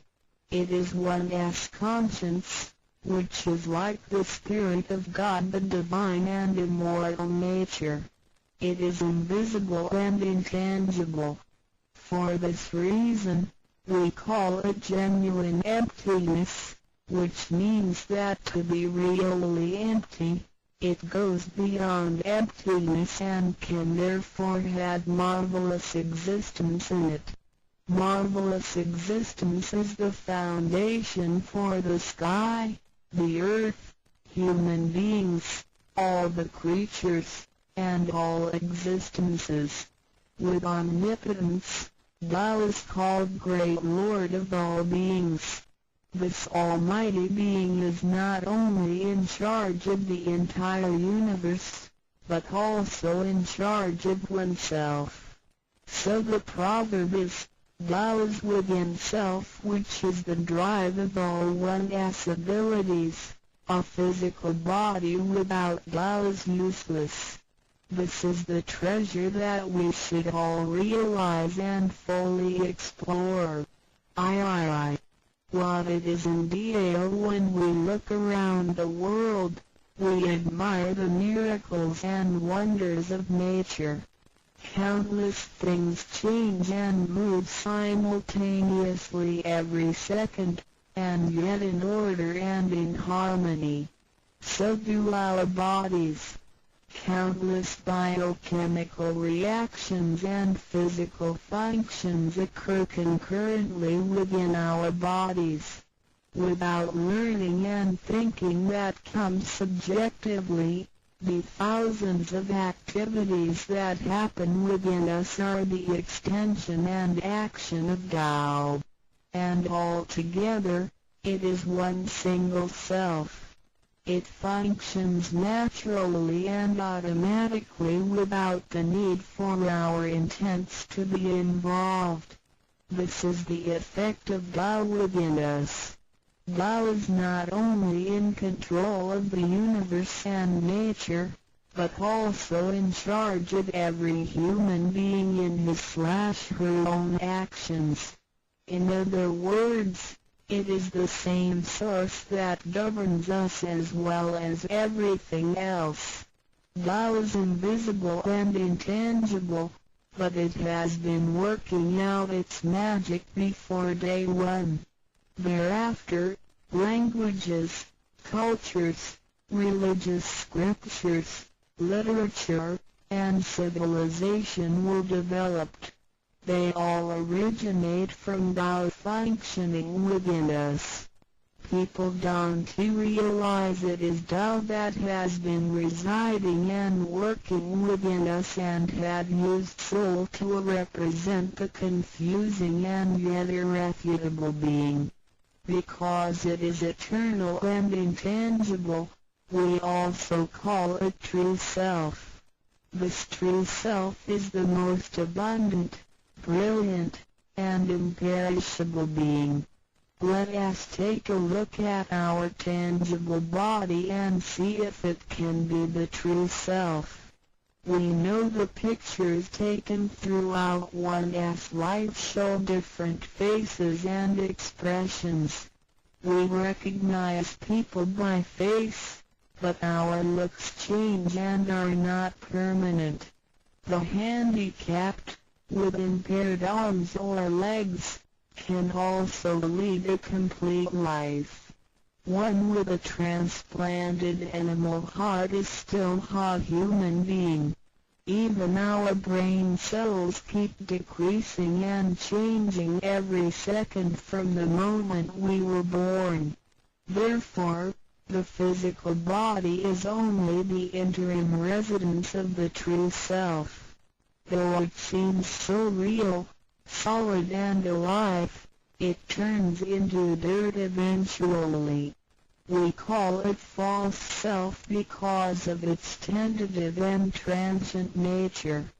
By recognizing the difference between the true self and the false self, we understand the reason and importance for us to receive Tao. Luckily, we are given the opportunity of receiving Tao and learning the three treasures. The three treasures are straightforward yet profound. The meaning and details of them will be illustrated through the rite of receiving Tao. Here, we only discuss two issues. First, by receiving Tao, the true self gets plucked out. It leads to our conscience. Upon the time when material pursuance surpasses spiritual seeking, giving up the true self only makes us a walking corpse. In order to fulfill and satisfy the sensational desires of the false self, we may commit wrongdoings and harm others, eventually creating troubles for ourselves. Our inner conscience is identified and enlightened by receiving Tao. Thus, the body gets to work with the spirit in a mutually beneficial and harmonious way, making our lives joyful and meaningful. Second, by receiving Tao, the front door or main gate of our bodies gets opened. It leads us to conscience, mercy and wisdom. When we leave a house, we leave through the front door. If the front door is locked, we may have to leave through the back door, or even by breaking the window or jumping off the balcony. We may fall and get hurt by doing so. Our body is like a house, and our soul is the master who lives in the house. One day, when the body is aged and depleted and the soul has to leave, we can imagine its horror if it cannot leave through the correct exit. This is the pain and discomfort human beings experience at the coming of death and after death. As we know, for most people, when they are dying, their body shows stiffness, and signs of helplessness and confusion. After we receive Tao, the door of life and death will be opened. Being able to receive Tao and the three treasures while having the door to heaven opened, we had the opportunity to recognize the true self and the Tao that dwells within us. We are going to treat people and the world with conscience and make our lives more meaningful. We can transcend life and death. Within 100 years, we will be able to return to where we came from. Therefore, the heavenly Tao is also the way to return back to heaven. To probe further, the enlightenment of Tao is superior to studying thousands of sutras. This is the value of Tao. The enlightenment of Tao opens the main gate, the front door, which is the entrance to heaven. It gives us the guarantee to be exempted from rebirth cycles and to reach eternity. The superiority of this enlightenment lies in that it surpasses Buddhas and saints, it exceeds the scope of sutras and dharmas, and it transcends the universe. Tao is therefore source of all sutras, king of all dharmas, mother of all Buddhas, and creator of the universe. Transcendence of rebirth cycles leads to eternity. Being imperishable, Tao never deteriorates, and we had never lost it at all. Hence Tao is the direct way back to heaven. What do I get in RECI beginning DAO as mentioned earlier? By receiving Tao, we act upon our conscience, gain more wisdom, and find the door to heaven. In addition to these basics, we also benefit from the following for our lifetime. Being away from sufferings and closer to happiness. The troubles and worries we face in our daily lives mostly result from our disregard of the true self. Receiving Tao helps us to recognize the Tao that has been dwelling in us and to restore the beauty of the true self, so that our behavior and mind is free from being controlled by the earthly pleasures and being swayed by the losses and gains of the material world. Since our minds are cultivated spiritually, devils would not approach and get close to us. Thus, our fortune can be altered from bad to bright, and we can obtain real joy. Being away from disaster and calamities. Tao has been passed on through generations to one single master since the beginning of human history. The thread of its passage weaves through ancient civilizations, including China and India. However, in recent centuries, human beings had been trapped by materialism and a weaker sense of right and wrong. Wars prompted the development of powerful lethal weapons. In reviewing the thousands of years of human history, we realize, in just less than 100 years, there had been 2 major world wars, which caused numerous killings and tragedies. The abuse of science and technology has also destroyed the ecology, causing damage to the ozonosphere and the unbalance of the climate. The corruption of human beings' minds has caused the natural disasters to come. The human has created calamity.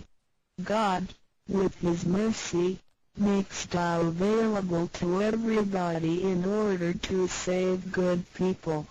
After we receive Tao, with the true meaning of Tao in mind, we will be conscientious. We can use these three treasures whenever something dangerous and uncontrollable happens to us. We will be able to get away from bad encounters. This is a confessed fact.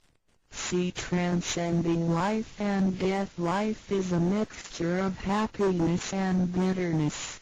Throughout the journey of life, we experience birth, growth, aging, illness, and death.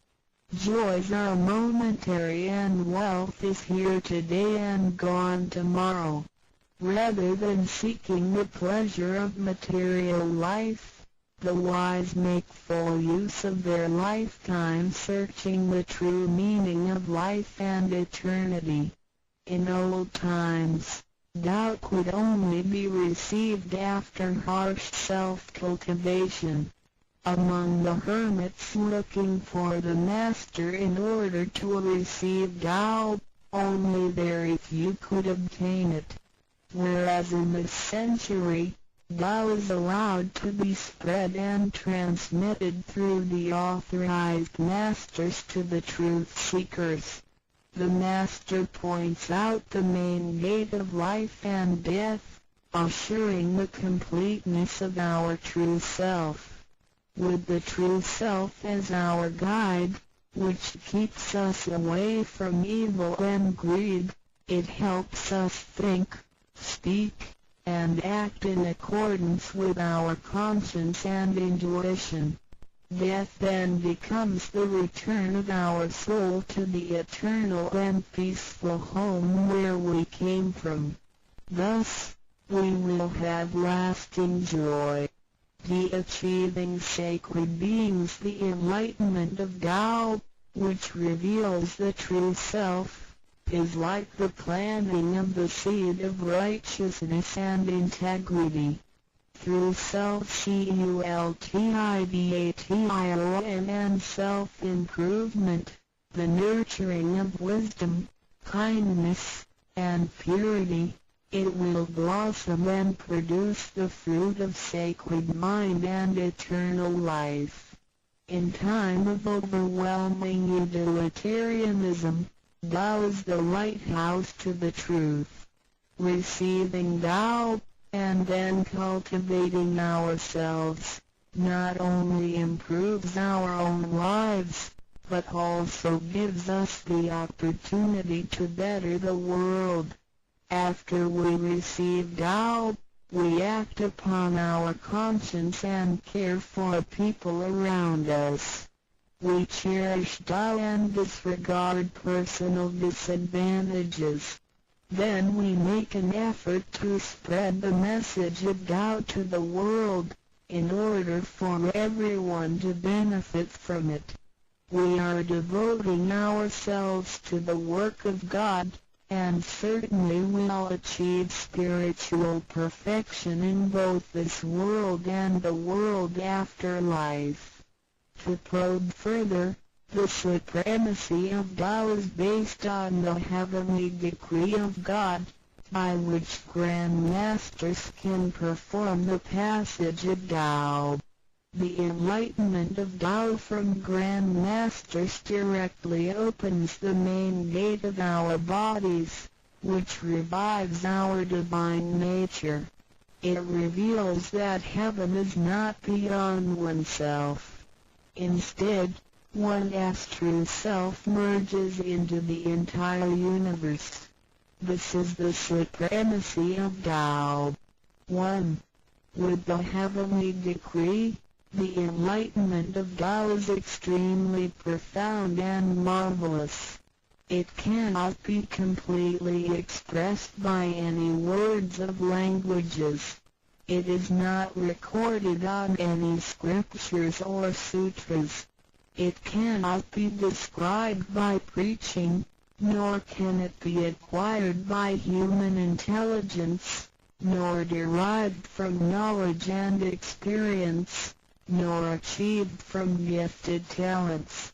Because the above-mentioned all have to be created and can be eliminated, which means that they cannot last forever themselves. They all bear partiality and cannot be applied universally. Hence, they cannot surpass life cycles, nor can they reach eternity. 2. The wonder of the effects and omnipotence of Tao is beyond words. It is the wisdom that does not come from learning. It is what we acquire from God and possess intrinsically. It is the same divine heart before the creation of the universe. It is conscience, the holy heart. It is the divine and immortal nature, the Spirit of God. 3. Tao is too marvelous to be described. It makes us know without learning and function without practicing. It is a prior wisdom, perception, potency, and ability. It is not constrained by words or languages. It functions without thinking, intents, or even actions. However, it can create the sky, the world, the human, all beings, and all existences. All these, after being created, still cannot carry on without Tao even for one moment. Tao is therefore called Great Lord of all beings. 4. Without Tao, the stars and planets in the sky wouldn't have been in order. The sun and the moon couldn't have illuminated or revolved properly. Then the yin-yang energies wouldn't have circulated, and, as a result, this world wouldn't have been suitable for all of us to live in. 5. Without Tao, the 5 primary elements of the earth, metal, wood, water, fire, and soil, wouldn't have been balanced and complemented one another, which could have put the entire world in chaos. Mountains would have collapsed, lands would have cracked, and oceans would have dried up. Likewise, this world wouldn't have been an environment for us to live in. 6. Without Tao, we, human beings, wouldn't have been able to walk, to see, to hear, to speak, or to move. Our physical bodies would deteriorate quickly into a pile of soil in 100 days. 7.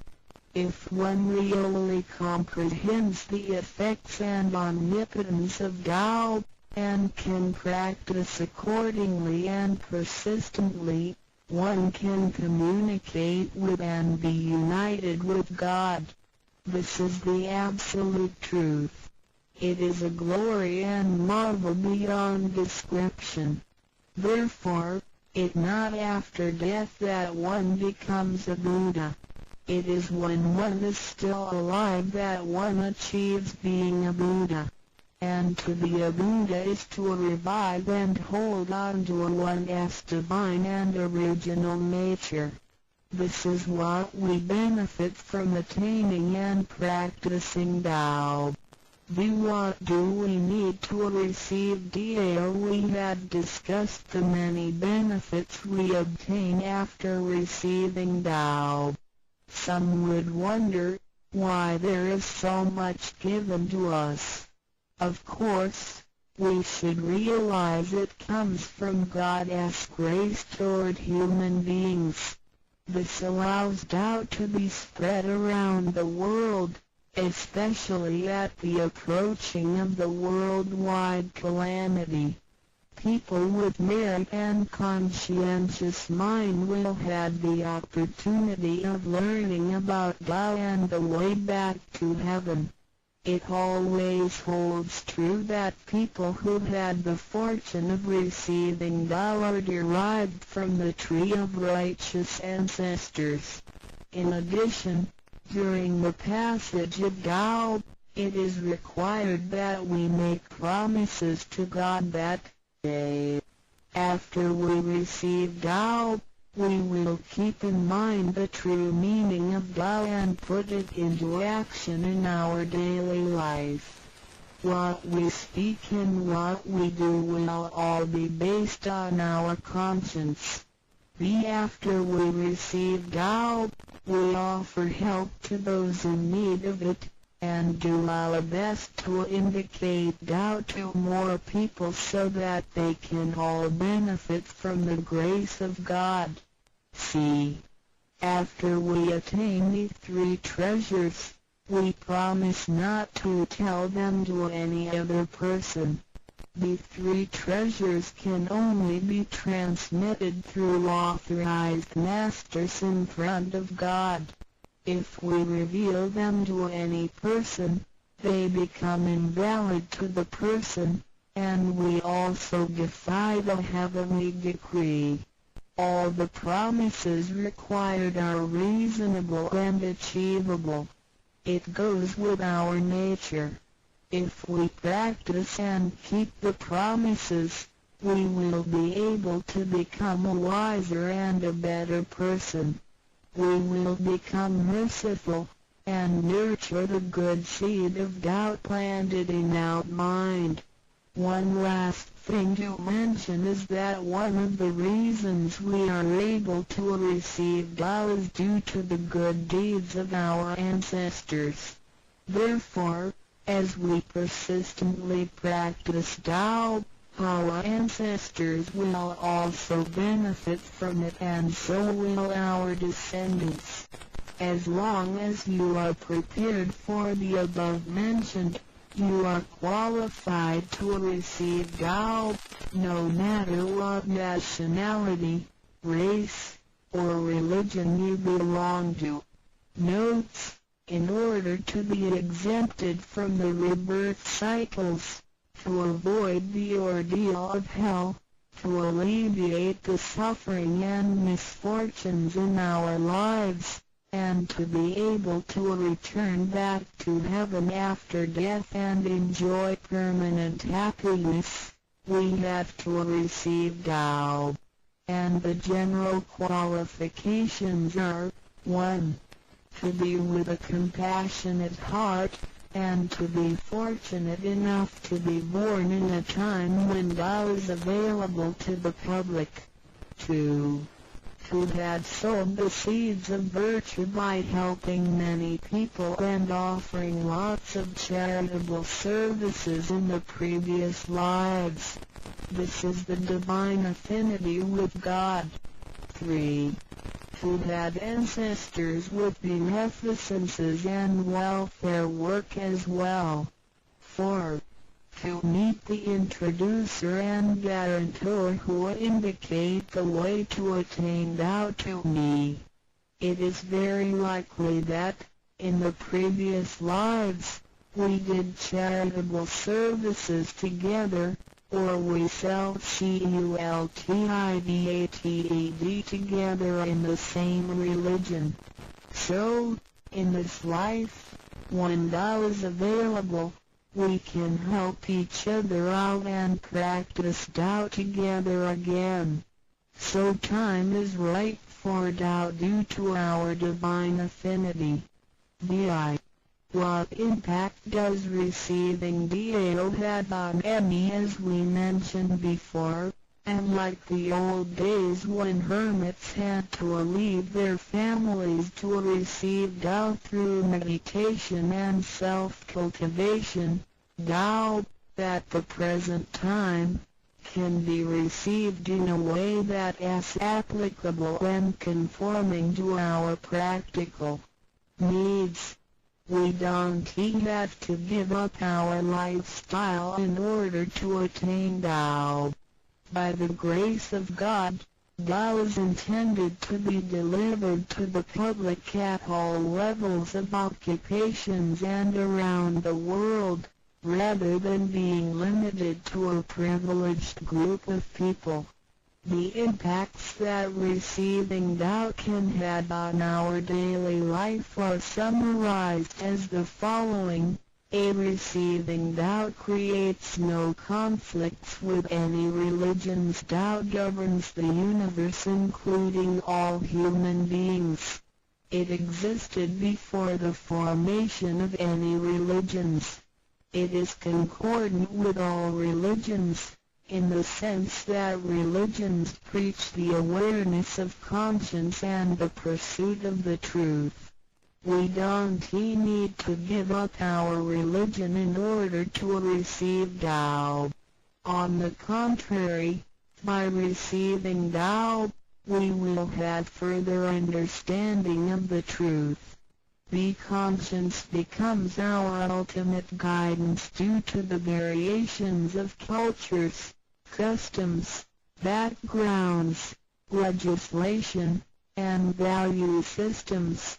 It is difficult to find a universal guideline for all of us to follow in our daily life. In receiving Tao, the main commandment is to act by our conscience, the true self, rather than by literature. We should be sensitive to the conscience, rather than be familiar with the laws. C.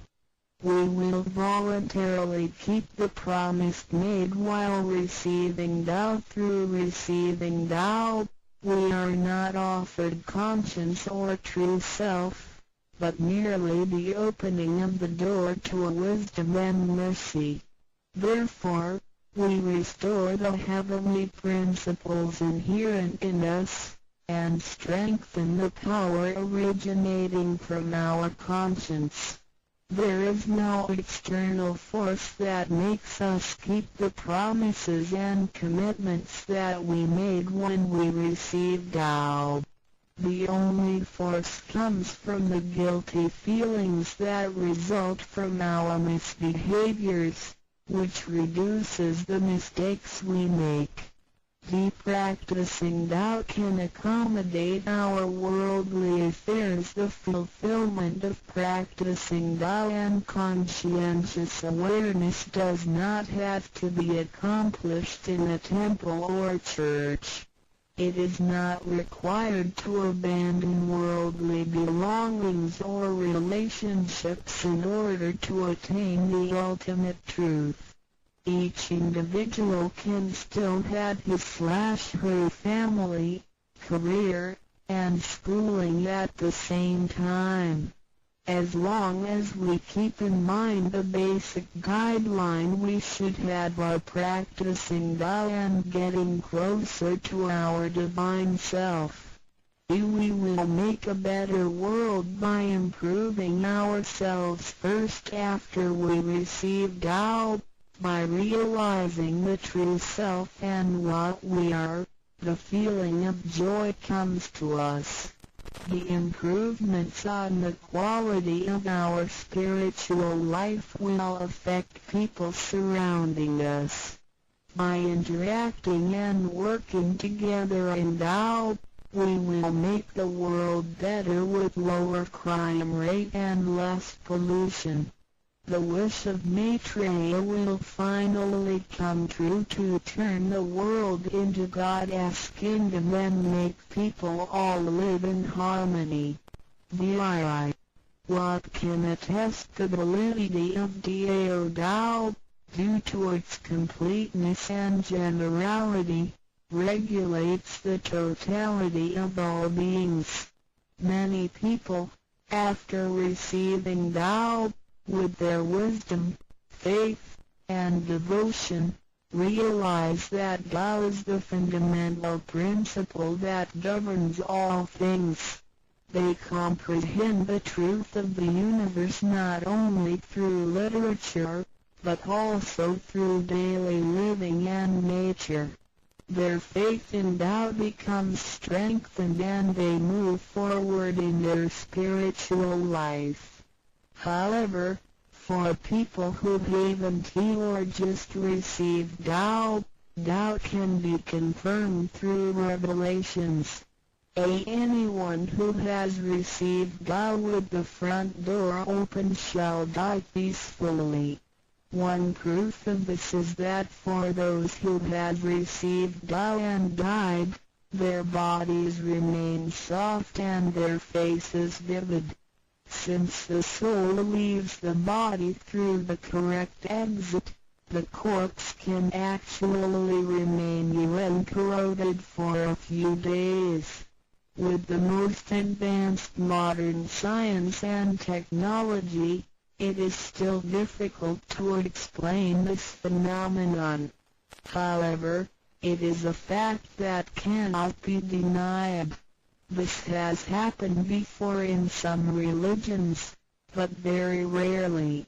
For people who have received Tao, this kind of testimony is ubiquitous, unless they have committed serious sins and corrupted their own mind. This can prove the soul has reached an ultimate harmony. Being the superintendent of the things on earth, human beings are nonetheless weak. Since birth, we are subject to unpredictable accidents and natural disasters. There have been many people who encountered danger, used the three treasures with faith, and got away from the danger or reduced the damage to the minimum. Testimonies of this kind are numerous. The above two mentioned are rarely heard of and difficult to believe, but they are the immediate security given by God once a person has received Tao. Thereafter, with each individual's wisdom, and the accumulation of good deeds, one will come to know the truth more and more. It is up to you to experience the value of this treasure. I hope you will have the opportunity to receive Tao, experience it in your life, achieve ultimate perfection, and realize eternity. The three TREASRUAs of Tao. 三薄清法主讲者五净妙翻译者 Mr. Jerome William McCarthy Index. 目录 Chapter 1 Why are they congratulating me on receiving the Tao?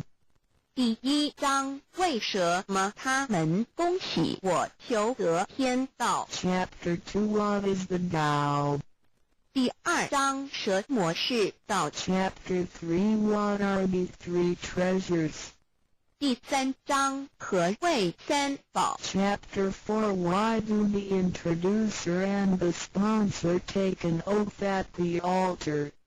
第四章为什么引宝要立愿 Chapter 5 Why I should take an oath before receiving the Tao?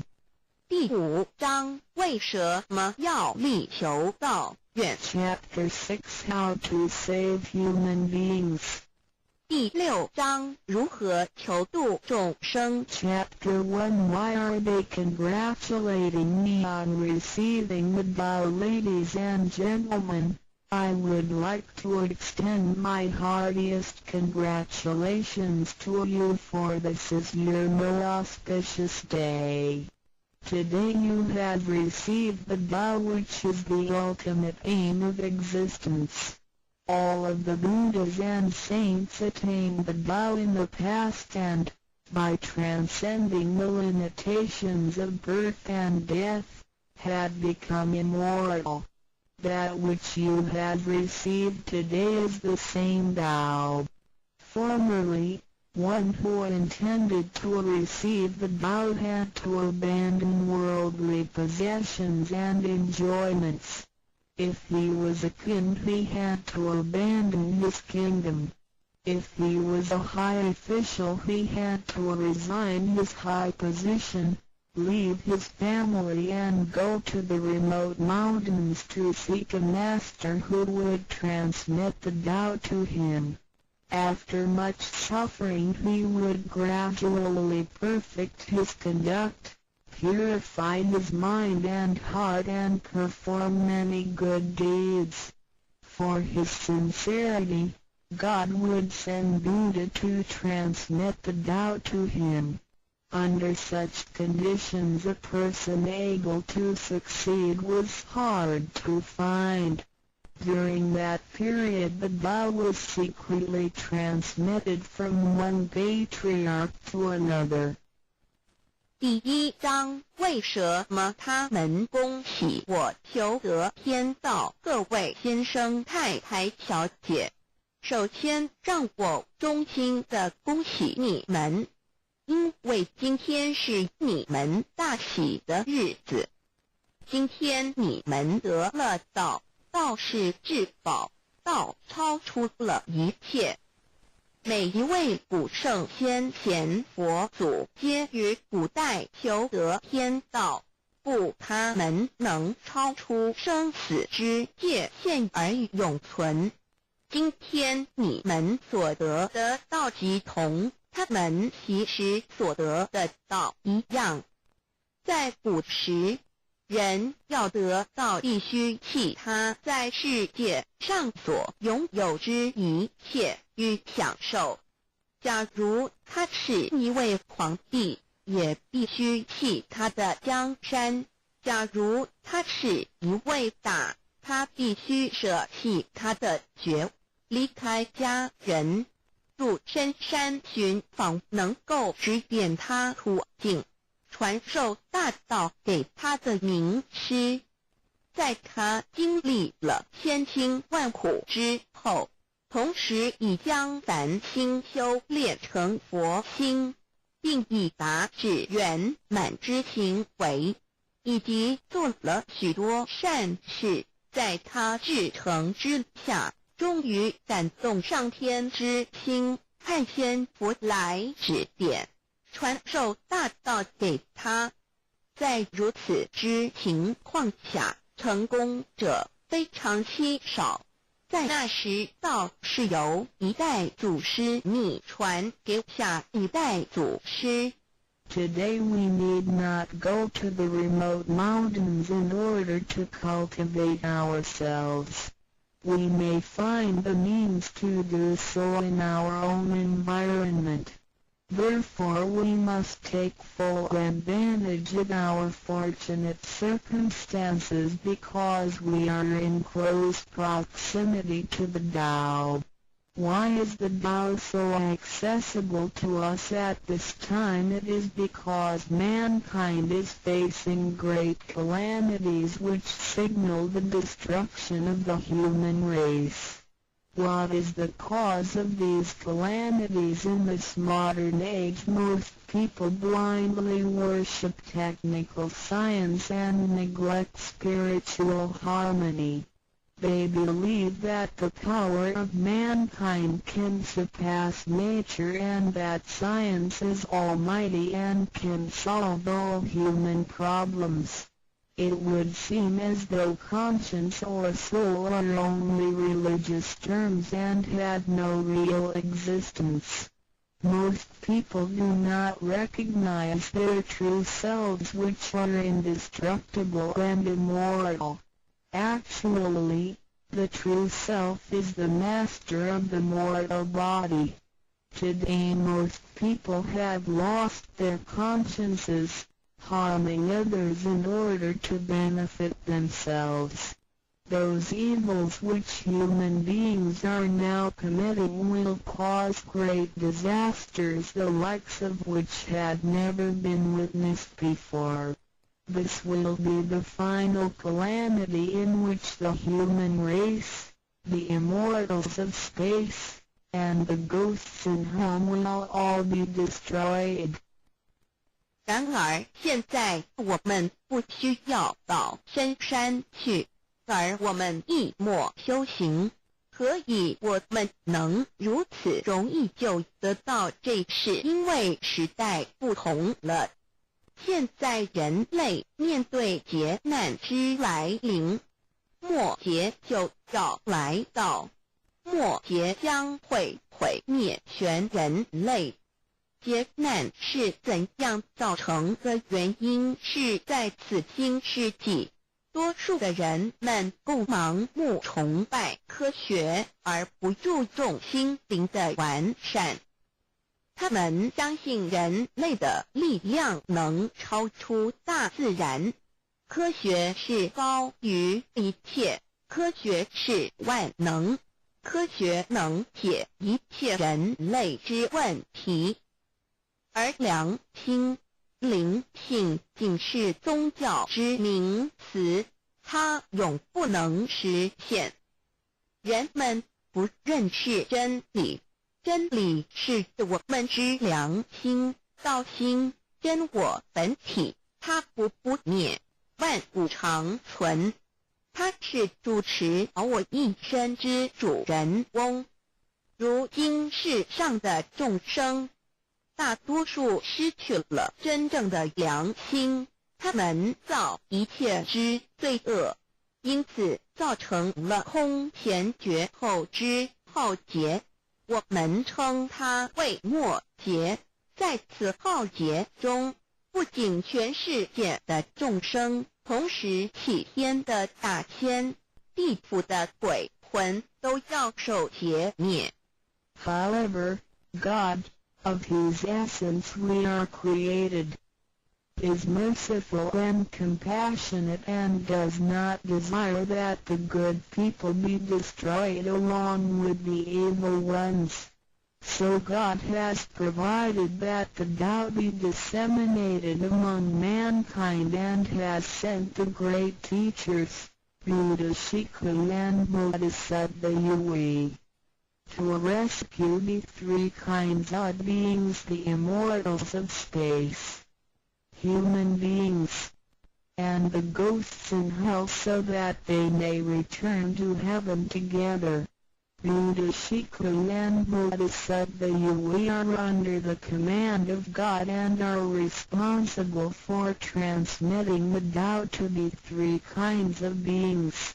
Their duty is to manage the work called the last salvation. This salvation is formless and soundless, and the transmission is performed without preaching. It directly points out the original nature, conscience or soul of mankind in order that people may realize their true nature and thereby become enlightened. 然而，是我们灵性的至高无上之母亲上帝是非常的慈悲，一不忍善恶俱焚。因此降下真道，并派名师济公活佛与月慧菩萨降世，挽救三曹弃天之大千。世界的众生，地府的鬼魂同返天堂。我们师尊师母二位老大人奉老母的命令，真传真守，普渡三曹。他们的责任是办理末后一收圆大事，不立文字，教外别传，直指人心，直指人人固有之良心。灵性使人们见自信而成佛。When the last calamity arrives, nothing can save mankind except the true way, which is the Tao sent from God. That is why the Tao is widely propagated today to save good people. Ancient people first cultivated themselves and then received the Tao. But today we receive the Tao first and then cultivate ourselves. Therefore, after we have received the Tao, we have to seriously cultivate ourselves. Then we shall automatically be safe from danger, escape from calamities, avoid reincarnation and become saints and Buddhas. 当末劫临头时，没有任何其他方法可以解救众生，除了上帝所降下的唯一之道。因此现在大道普渡善男信女，古人是先修后的，先修道然后才得道，现在我们是先的后修，因此得道以后，我们要真正修道，将来自然能逢凶化吉，躲劫彼难，超生了死，成圣成佛。Although it is easier for modern people to receive the Tao than it was for past generations, the ability to receive the Tao also depends on each person's condition and background. Today you receive the Tao because you had an affinity with our temple and you and your ancestors have performed many virtuous acts. Possibly you were cultivated in a religion in your previous lives. These conditions allow you to have an affinity for the Tao. Without this affinity you would never receive it. 虽然今人比古人更易得道，然而亦是各凭各知，根基缘分。今天你们得道皆因与佛有缘，前世有行善积德，祖先有德，也许前世有修过武打宗教或其他宗教，因此使你们今天有缘得道，否则将永不能得道。 Chapter 2 What is the Tao? Ladies and gentlemen, you have received the Tao today, but what did you actually receive? What is the Tao? The Tao is the source of everything. Tao is the creator and master of the universe. Tao is God, the supreme power. Before the earth and sky existed, before the creation of the universe, the Tao existed. After the universe is annihilated and nothing remains, the Tao will continue to exist and to create and control a new universe. The Tao is limitless, invisible and formless.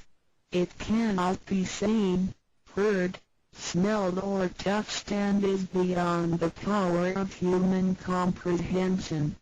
Tao activates everything. Yet we cannot see its action. It works without effort, yet nothing left undone.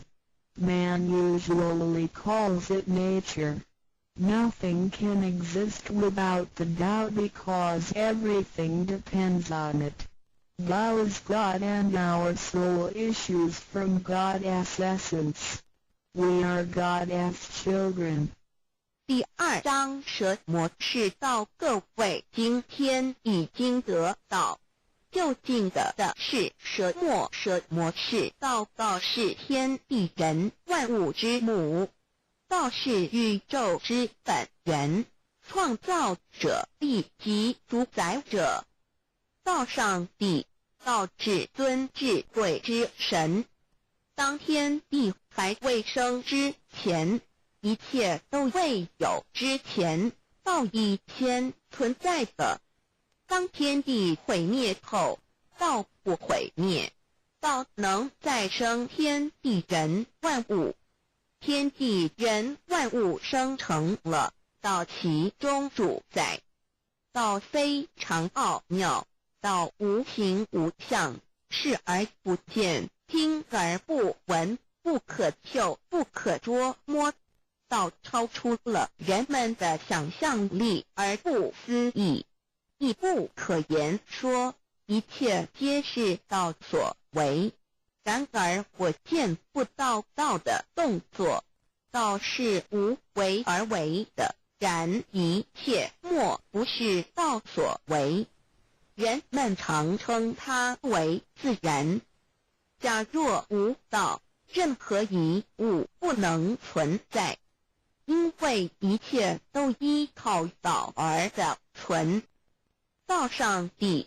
我们之灵性是上帝所赐，我们是上帝之儿女，上帝是我们之天。When we speak of the creator of the universe, we call it Tao. When we speak of the ruler of everything, we call it natural law. When we speak of the animating and controlling principle of our being, we call it soul or conscience. When we speak of the creator of our soul, we refer to the Heavenly Mother. In Chinese she is called Lao Nu. All left above are one and the same. 当我们从它作为宇宙之本源而言，称它为道；在它作为一切之主宰而言，我们称它为理。当它在我们体内，使我们生存并支配肉体时，我们称它为灵性或良心，因为它赋予我们本性。我们称它为老，这些名称虽异而其意相同，皆指同一物而言。Now, what you have actually received is the Tao. Tao is everybody's true self. Today you have been initiated by the teacher and the door of your mind has been opened. Now you are able to understand that the body is not your true self. The body is controlled by the Tao within you. 现在你们的就是道，道是每一个人的真我。今天你们已得名师指点，开了心窍。现在你认识了肉体并非真正的你，而灵性才是真正的你，那位无形无相的。然而在支配你的身体的灵性，才是真正的你自己。While you are alive, your soul dwells within your body. As soon as the soul leaves your body, you are dead. Your soul is from God, but your physical body is from your parents. You already had the Tao within you yet did not realize it. Therefore, you had to search for it and had now been fortunate enough to find a teacher who was able to transmit it to you. Previously you believed that the physical body was your true self and behaved accordingly. You were selfish, committing misdeeds, acts of violence, and overindulging in physical pleasures. This condition repeatedly led you into a reincarnation and endless sufferings. Now you understand that your true self is not your physical body but only use the body as a vehicle. You are not limited to this physical body.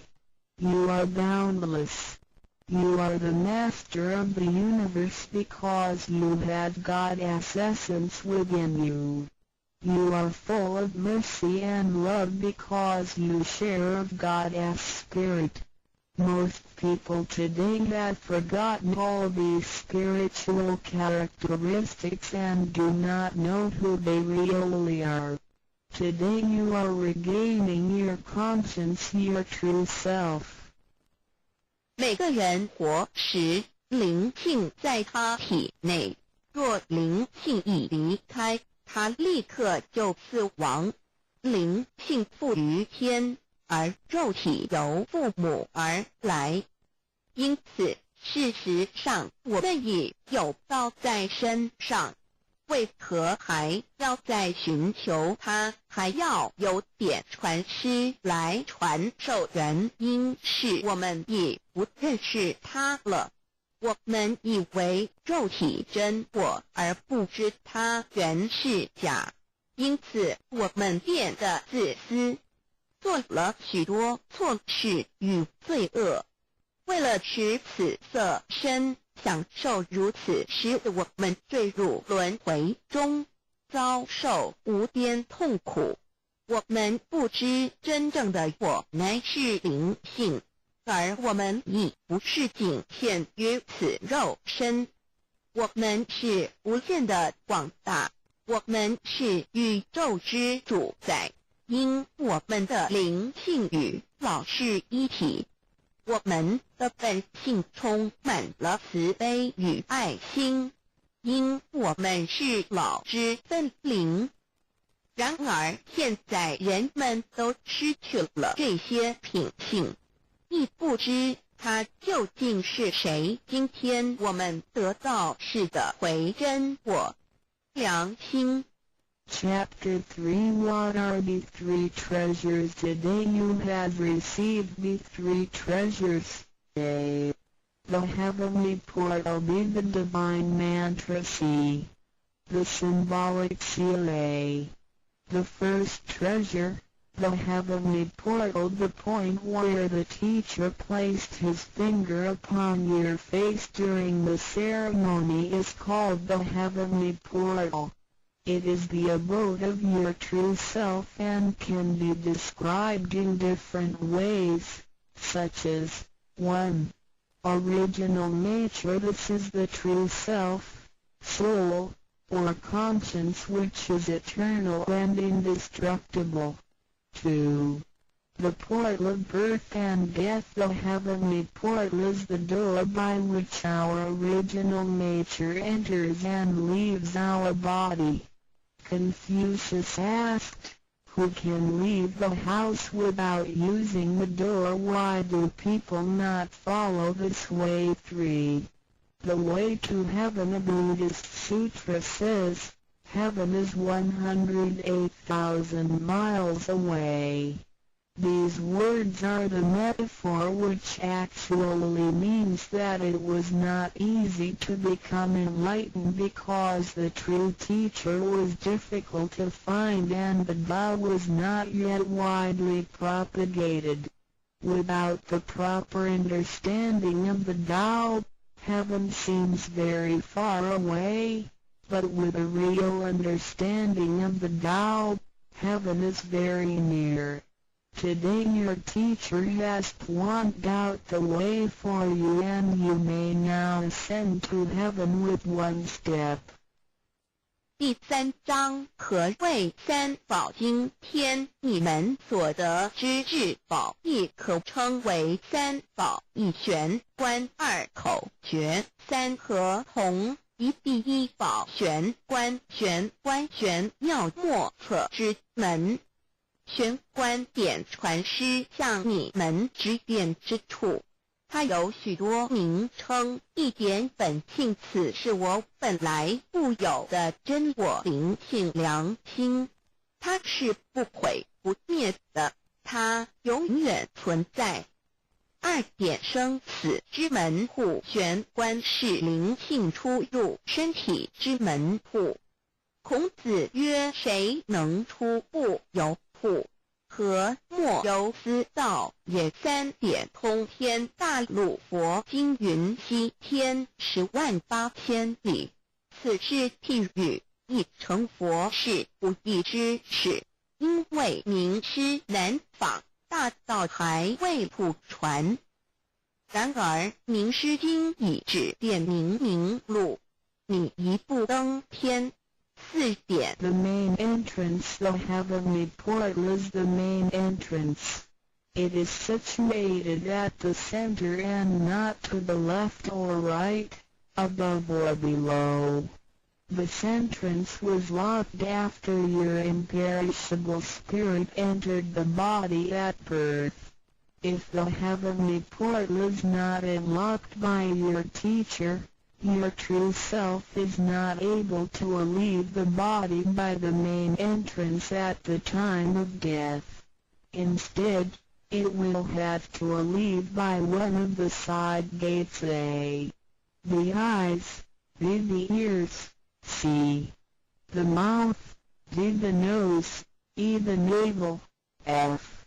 The vertex. If your spirit leaves from the 8 years, it is reborn as a viviparous animal, such as a horse, pig, cow, sheep, etc. Bees. It is reborn as an oviparous bird.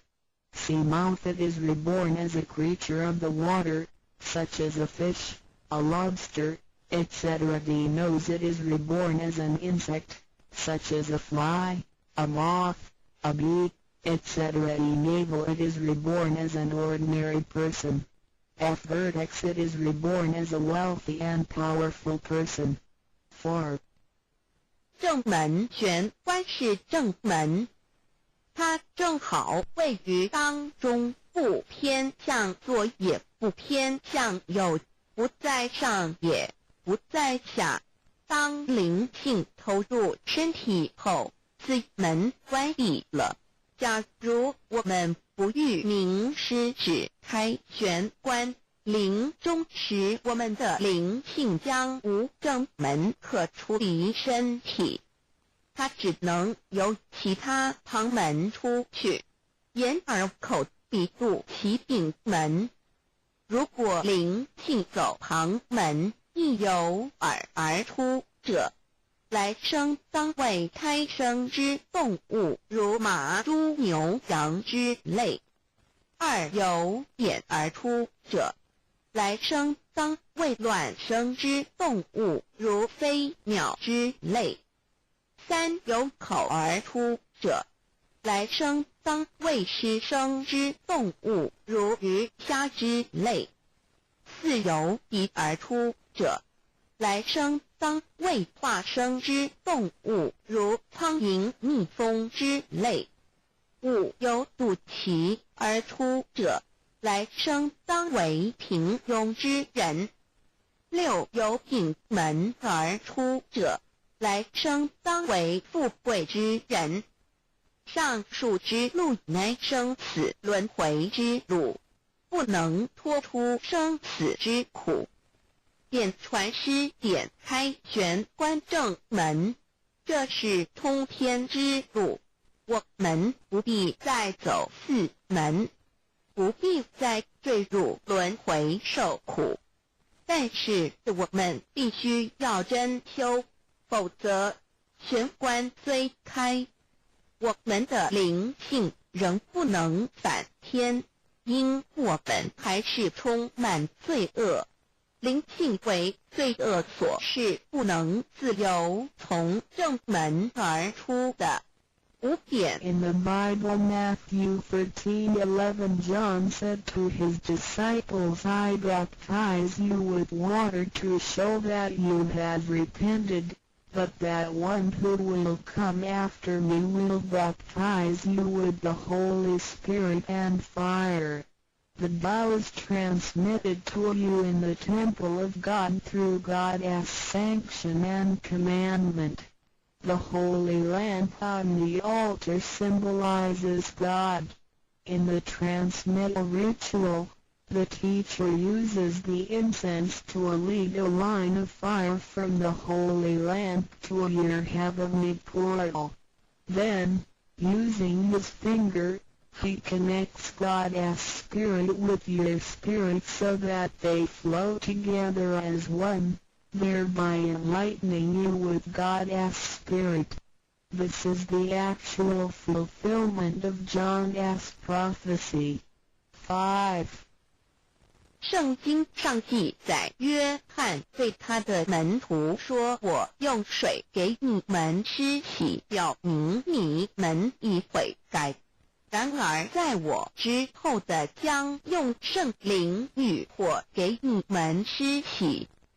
请记忆，你们是在上帝的宫殿里得到，因为我们有上帝的天命。那盏佛灯代表上帝老，在点道之仪式中，你们已见到点传师以相助从佛灯引来一条经指向你们的玄关，然后借点传师的手指点在你们的玄关之时，上帝以一的圣灵已点开了你们的心窍，照破了黑暗。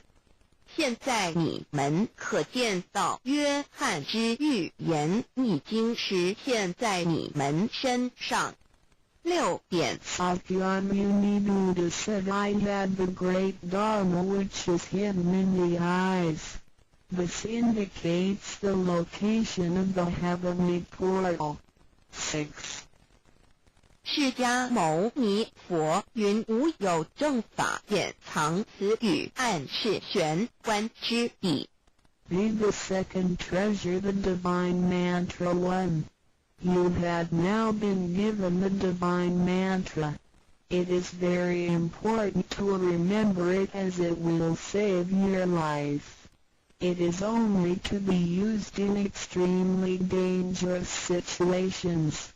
This mantra acts as a powerful spiritual distress signal to the divine forces, much like an SOS transmitted by radio waves. It is to be projected mentally and silently with great concentration, while at the same time focusing the eyes on the heavenly portal and holding the symbolic shield with the hands. Powerful aid will immediately be sent to you in order to rescue you from danger. If you sincerely cultivate yourself, you will always remain under the refuge of Buddha. 第二宝口诀心经或五字真经，一刚才传授口诀给你们。还记得吗？请再说一遍。当性命危险时，你才用此宝。将真经默念口中，手抱合同，你将可被仙佛救护，脱离危险。不过要注意，此口诀仅能于性命危急之时方可运用。假若我们真诚修道，当然我们将受天佛之庇佑。2点 The divine mantra which connects your true self with God. This mantra is without form, sound or color and is the essence of Tao, the underlying and ultimate principle of the universe. This mantra unites your being with that of the Tao, forming a powerful bond. Every great religion indicates this potential unity, but they do not fully understand how to implement and effect it. You now have this knowledge and are familiar with its application.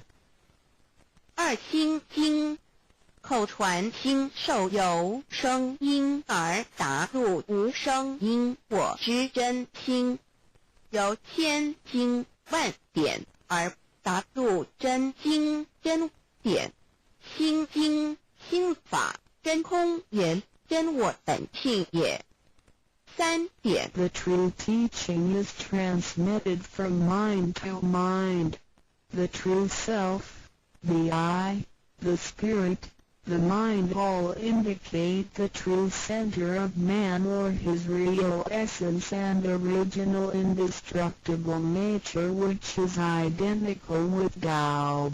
The human being is a microcosm, sharing all the attributes of the macrocosm. Since he is essentially divine, man only needs to understand the nature of reality and align himself with it. The more pure and refined his nature, the more conscious he becomes of his relationship with the Tao. When he realizes that he is one with the Tao, he has become fully enlightened. 3以心传心口传心手，以老之心传于众生之真心，此者老的分灵之心也。C. The third treasure, the symbolic seal 1. In Chinese, A means to combine and to means altogether. The symbolic seal which is formed by the two hands joined together is the golden seal which is formed by the two hands joined together is the golden seal which unites us with God. It is like a contract or mutual agreement which is the actual meaning of hatuing between you and your Heavenly Mother. It acts as a signal, password, or passport. It is a spiritual instrument of identification, as well as symbol with many ramifications. 2. When you hold the symbolic seal you are united with God. 3. The left hand is good so it is placed on the outside, covering the right hand. The right hand is often used for evil purposes, such as beating and killing. The right hand is placed on the inside because of its evil propensities and is shielded by the left hand. Together the hands hold the word child which is formed by the two thumbs in proximity symbolizing the Chinese word hai which means child. This hand symbol acts as a direct signal to God.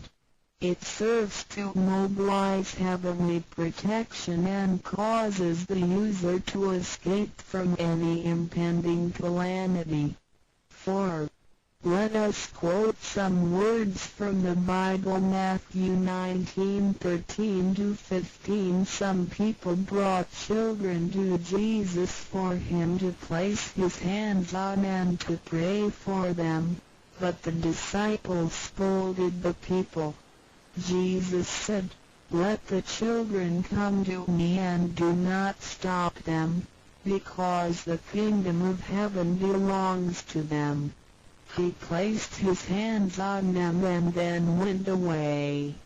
This event illustrates the power and significance of the symbolic seal. At that time Jesus placed his hands on the children's heads and explained that this is the way to God's kingdom. Today we hold the child symbol and realize that we are the children of God and are willing to return to God's presence. 3. 第三，报合同一点合同之意，合是合成一体，同是相同。合同象征老赐予我们的经印，表示我们以为真人。我们守抱合同，表示我们要与老合成一体，同老一样，是说与老和灵永不再分开。2点合同，同合，抱起合同，能一言罗。3点左手属善当在外，右手属恶居内边。子太枪掐怀中抱，能脱臼大节关。4点现在让我们引用圣经之语句，有一些人带孩子们到耶稣跟前，求耶稣为他们按手祝福，但是使徒们责备那些人。耶稣说，让孩子们到我这里来，不要阻止他们，因为上帝的国是属于如此的人。耶稣为他们按手祝福，然后离开。从这件事，我们可以了解，它是对合同之一种预言。在那时，耶稣把手按在孩子头上，并说：“须如此，方能返回天国。”如今我们守抱子海觉，并觉悟我们是上帝的儿女，且愿意回返上帝身边。Chapter 4. Why do the introducer and the sponsor take an oath at the altar before you receive the vow from your teacher? Two persons take an oath at the altar, one as your introducer and one as your sponsor. Without these two persons, the vow will not be transmitted to you. The introducer vouches for your character and guarantees your good conduct. The sponsor guarantees that the vow is the true path and that the teachings are genuine. A vow is also taken to guarantee that any money which you may donate to the temple will only be used for the printing of books and other such noble purposes. 第4章，为什么银宝要立愿在典诗还未传道给你之前，有2个人做你的银宝师先立愿引导你求道，否则典传师不可传道给你。这2人保证你是好人，并发誓他们是引你入正道，并非左道旁门或邪教，他们并非狂哄你的钱财，否则他们愿受天雷诛。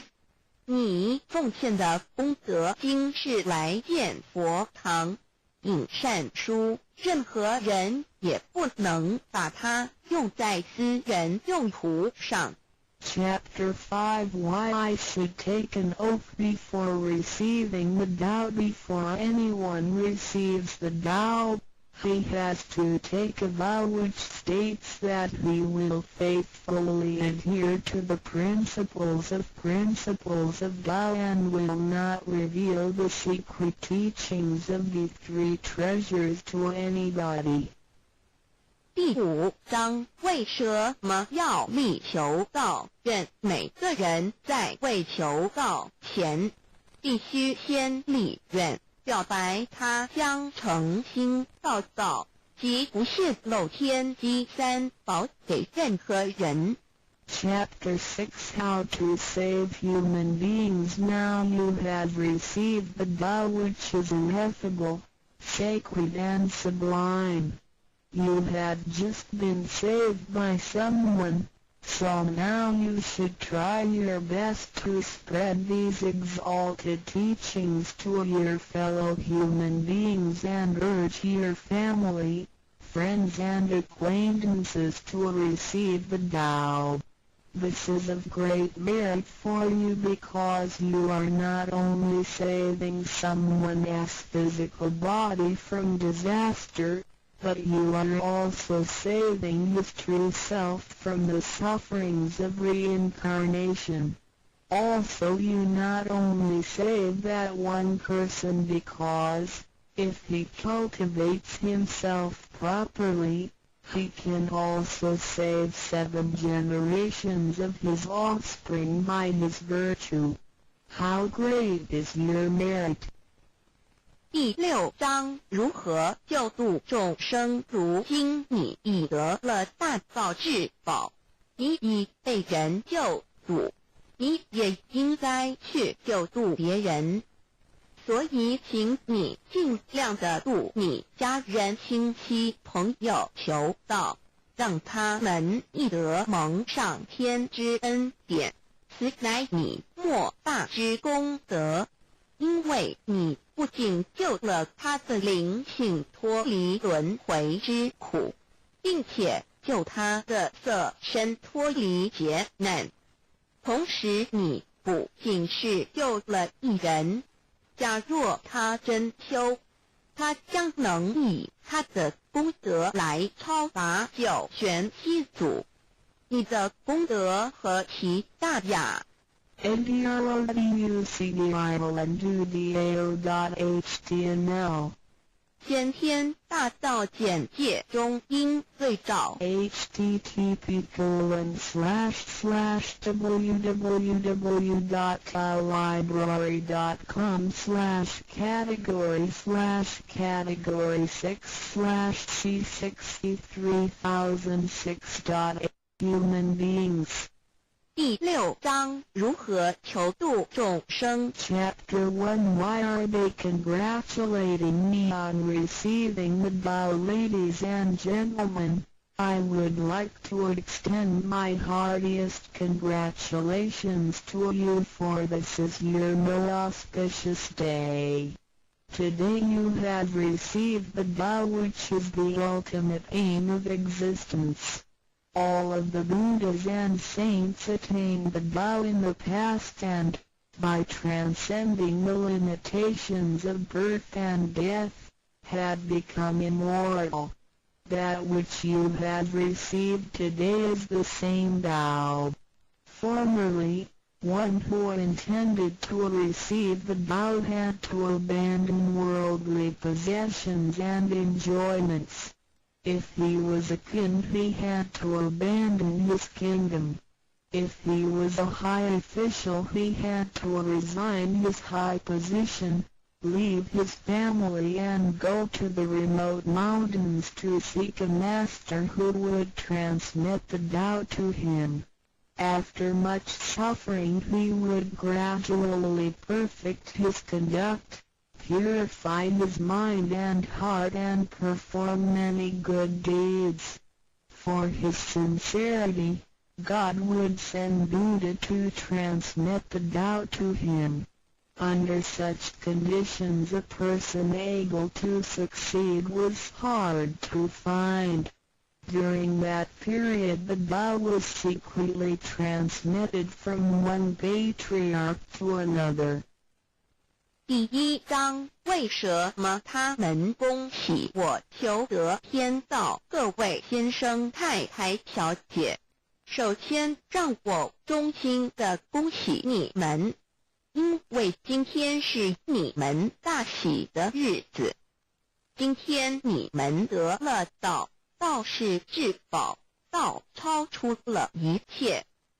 每一位古圣先贤佛祖皆于古代求得天道，故他们能超出生死之界限而永存。今天你们所得的道即同他们其实所得的道一样。在古时，人要得道，必须弃他在世界上所拥有之一切与享受。假如他是一位皇帝，也必须弃他的江山；假如他是一位大，他必须舍弃他的爵，离开家人，入深山寻访能够指点他途径，传授大道给他的名师。在他经历了千辛万苦之后，同时已将凡心修炼成佛心，并已达至圆满之行为，以及做了许多善事，在他至诚之下，终于感动上天之心，派仙佛来指点，传授大道给他。在如此之情况下，成功者非常稀少。在那时，道是由一代祖师秘传给下一代祖师。Today we need not go to the remote mountains in order to cultivate ourselves. We may find the means to do so in our own environment. Therefore we must take full advantage of our fortunate circumstances because we are in close proximity to the Tao. Why is the Tao so accessible to us at this time? It is because mankind is facing great calamities which signal the destruction of the human race. What is the cause of these calamities in this modern age? Most people blindly worship technical science and neglect spiritual harmony. They believe that the power of mankind can surpass nature and that science is almighty and can solve all human problems. It would seem as though conscience or soul are only religious terms and had no real existence. Most people do not recognize their true selves, which are indestructible and immortal. Actually, the true self is the master of the mortal body. Today most people have lost their consciences, harming others in order to benefit themselves. Those evils which human beings are now committing will cause great disasters, the likes of which had never been witnessed before. This will be the final calamity in which the human race, the immortals of space, and the ghosts in hell will all be destroyed. 然而现在我们不需要到深山去，而我们一默修行。何以我们能如此容易就得到这？是因为时代不同了。现在人类面对劫难之来临，末劫就要来到，末劫将会毁灭全人类。劫难是怎样造成的？原因是在此新世纪，多数的人们不盲目崇拜科学，而不注重心灵的完善。他们相信人类的力量能超出大自然，科学是高于一切，科学是万能，科学能解一切人类之问题。而良心、灵性仅是宗教之名词，它永不能实现。人们不认识真理，真理是我们之良心、道心、真我本体，它不灭，万古长存。它是主持我一生之主人翁。如今世上的众生，大多数失去了真正的良心，他们造一切之罪恶，因此造成了空前绝后之浩劫。我们称它为末劫。在此浩劫中，不仅全世界的众生，同时起天的大天、地府的鬼魂都要受劫灭。However, God, of whose essence we are created, is merciful and compassionate and does not desire that the good people be destroyed along with the evil ones. So God has provided that the Tao be disseminated among mankind and has sent the great teachers, Buddha Shikhu and Bodhisattva Yui, to rescue the three kinds of beings, the immortals of space, human beings, and the ghosts in hell, so that they may return to heaven together. Buddha Shikhu and Bodhisattva Yui are under the command of God and are responsible for transmitting the Tao to the three kinds of beings. Their duty is to manage the work called the last salvation. This salvation is formless and soundless, and the transmission is performed without preaching. It directly points out the original nature, conscience or soul of mankind in order that people may realize their true nature and thereby become enlightened. 然而，是我们灵性的至高无上之母亲上帝，是非常的慈悲，一不忍善恶俱焚，因此降下真道，并派名师济公活佛与月慧菩萨降世挽救三曹弃天之大仙，世界的众生，地府的鬼魂同返天堂。我们师尊师母二位老大人奉老母的命令，真传真守，普渡三曹。他们的责任是办理末后一收元大事，不立文字，教外别传，直指人心，直指人人不有之良心。灵性使人们见自信而成佛。When the last calamity arrives, nothing can save mankind except the true way, which is the Tao sent from God. That is why the Tao is widely propagated today to save good people. Ancient people first cultivated themselves and then received the Tao. But today we receive the Tao first and then cultivate ourselves. Therefore, after we have received the Tao, we have to seriously cultivate ourselves. Then we shall automatically be safe from danger, escape from calamities, avoid reincarnation and become saints and Buddhas. 当末劫临头时，没有任何其他方法可以解救众生，除了上帝所降下的唯一之道。因此现在大道普渡善男信女。古人是先修后的，先修道然后才得道，现在我们是先的后修。因此得道以后，我们要真正修道，将来自然能逢凶化吉，躲劫彼难，超生了死，成圣成佛。Although it is easier for modern people to receive the Tao than it was for past generations, the ability to receive the Tao also depends on each person's condition and background.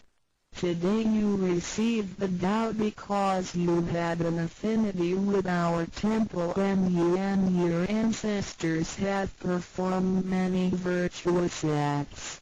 Possibly you were cultivated in a religion in your previous lives. These conditions allow you to have an affinity for the Tao. Without this affinity you would never receive it. 虽然今人比古人更易得道，然而亦是各凭各知，根基缘分。今天你们得道皆因与佛有缘，前世有行善积德，祖先有德。也许前世有修过五大宗教或其他宗教，因此使你们今天有缘得道，否则将永不能得到。Chapter 2 What is the Tao? Ladies and gentlemen, you have received the Tao today, but what did you actually receive? What is the Tao? The Tao is the source of everything. Tao is the creator and master of the universe. Tao is God, the supreme power. Before the earth and sky existed, before the creation of the universe, the Tao existed. After the universe is annihilated and nothing remains, the Tao will continue to exist and to create and control a new universe. The Tao is limitless, invisible and formless. It cannot be seen, heard, smelled or touched and is beyond the power of human comprehension. Tao activates everything. Yet we cannot see its action. It works without effort, yet nothing left undone. Man usually calls it nature. Nothing can exist without the Tao because everything depends on it. Tao is God and our soul issues from God's essence. We are God's children. 第二章蛇模式到各位今天已经得到究竟的是蛇模式道是天地人万物之母，道是宇宙之本源，创造者地及主宰者，道上帝，道至尊至贵之神。当天地还未生之前，一切都未有之前，道已先存在的。当天地毁灭后，道不毁灭，道能再生天地人万物。天地人万物生成了道其中主宰，道非常奥妙，道无形无相，视而不见，听而不闻，不可嗅不可捉摸，道超出了人们的想象力而不思议，亦不可言说，一切皆是道所为。然而我见不到道的动作，道是无为而为的，然一切莫不是道所为。人们常称它为自然。假若无道，任何一物不能存在，因为一切都依靠道而的存。道上帝，我们之灵性是上帝所赐，我们是上帝之儿女，上帝是我们之天。When we speak of the creator of the universe, we call it Tao. When we speak of the ruler of everything, we call it natural law. When we speak of the animating and controlling principle of our being, we call it soul or conscience. When we speak of the creator of our soul, we refer to the Heavenly Mother. In Chinese she is called Lao Mu. All of the above are one and the same. 当我们从它作为宇宙之本源而言，称它为道；在它作为一切之主宰而言，我们称它为理。当它在我们体内，使我们生存并支配肉体时，我们称它为灵性或良心，因为它赋予我们本性。我们称它为老，这些名称虽异而其义相同，皆指同一物而言。Now, what you have actually received is the Tao. Tao is everybody's true self. Today you had been initiated by the teacher and the door of your mind has been opened. Now you are able to understand that the body is not your true self. The body is controlled by the Tao within you. 现在你们的就是道，道是每一个人的真我。今天你们已得名师指点，开了心窍。现在你认识了肉体并非真正的你，而灵性才是真正的你，那位无形无相的。然而在支配你的身体的灵性，才是真正的你自己。While you are alive, your soul dwells within your body. As soon as the soul leaves your body, you are dead. Your soul is from God, but your physical body is from your parents. You already had the Tao within you yet did not realize it. Therefore, you have had to search for it and had now been fortunate enough to find a teacher who was able to transmit it to you. Previously you believed that the physical body was your true self and behaved accordingly. You were selfish, committing misdeeds, acts of violence, and overindulging in physical pleasures. This condition repeatedly led you into a reincarnation and endless sufferings. Now you understand that your true self is not your physical body but only use the body as a vehicle. You are not limited to this physical body. You are boundless. You are the master of the universe because you have God's essence within you. You are full of mercy and love because you share of God's spirit. Most people today have forgotten all these spiritual characteristics and do not know who they really are. Today you are regaining your conscience, your true self. 每个人活时，灵性在他体内，若灵性一离开，他立刻就死亡。灵性附于天，而肉体由父母而来。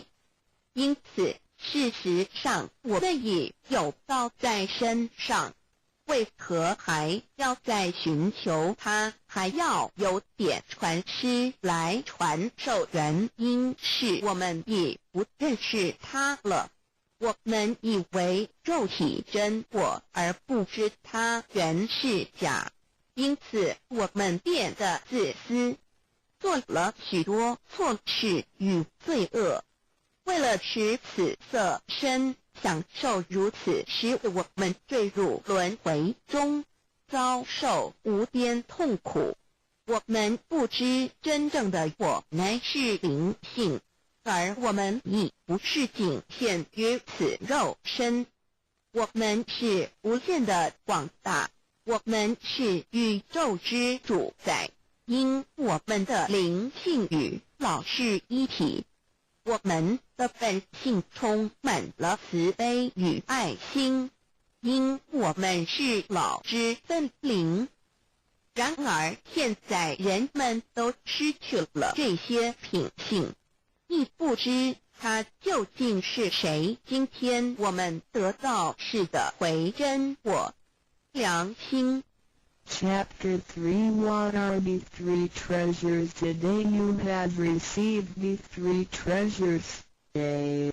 The heavenly portal. B. The divine mantra. C. The symbolic seal. A. The first treasure, the heavenly portal. The point where the teacher placed his finger upon your face during the ceremony is called the heavenly portal. It is the abode of your true self and can be described in different ways, such as 1. Original nature. This is the true self, soul, or conscience which is eternal and indestructible. 2. The portal of birth and death. The heavenly portal is the door by which our original nature enters and leaves our body. Confucius asked, who can leave the house without using the door? Why do people not follow this way? 3. The way to heaven. A Buddhist sutra says, heaven is 108,000 miles away. These words are the metaphor which actually means that it was not easy to become enlightened because the true teacher was difficult to find and the Tao was not yet widely propagated. Without the proper understanding of the Tao, heaven seems very far away, but with a real understanding of the Tao, heaven is very near. Today your teacher has pointed out the way for you and you may now ascend to heaven with one step. 第3章，何谓三宝经天？你们所得之至宝，亦可称为三宝：一玄关，二口诀，三合同。一第一宝玄关，玄关玄妙莫测之门。玄关点传师向你们指点之处，它有许多名称，一点本性，此是我本来固有的真我灵性良心，它是不毁不灭的，它永远存在。二点生死之门户，玄关是灵性出入身体之门户。孔子曰：谁能出不由户？何莫由斯道也。三点通天大陆，佛经云西天108000里，此是譬喻，亦成佛是不易之事，因为名师难访，大道还未普传。然而名师经已指点明路，你一步登天。四点 The main entrance, the heavenly portal, is the main entrance. It is situated at the center and not to the left or right, above or below. This entrance was locked after your imperishable spirit entered the body at birth. If the heavenly portal is not unlocked by your teacher, your true self is not able to leave the body by the main entrance at the time of death. Instead, it will have to leave by one of the side gates: A. The eyes, B. The ears, C. The mouth, D. The nose, E. The navel, F. The vertex. If your spirit leaves from the ears, it is reborn as a viviparous animal, such as a horse, pig, cow, sheep, etc. The eyes, it is reborn as an oviparous bird.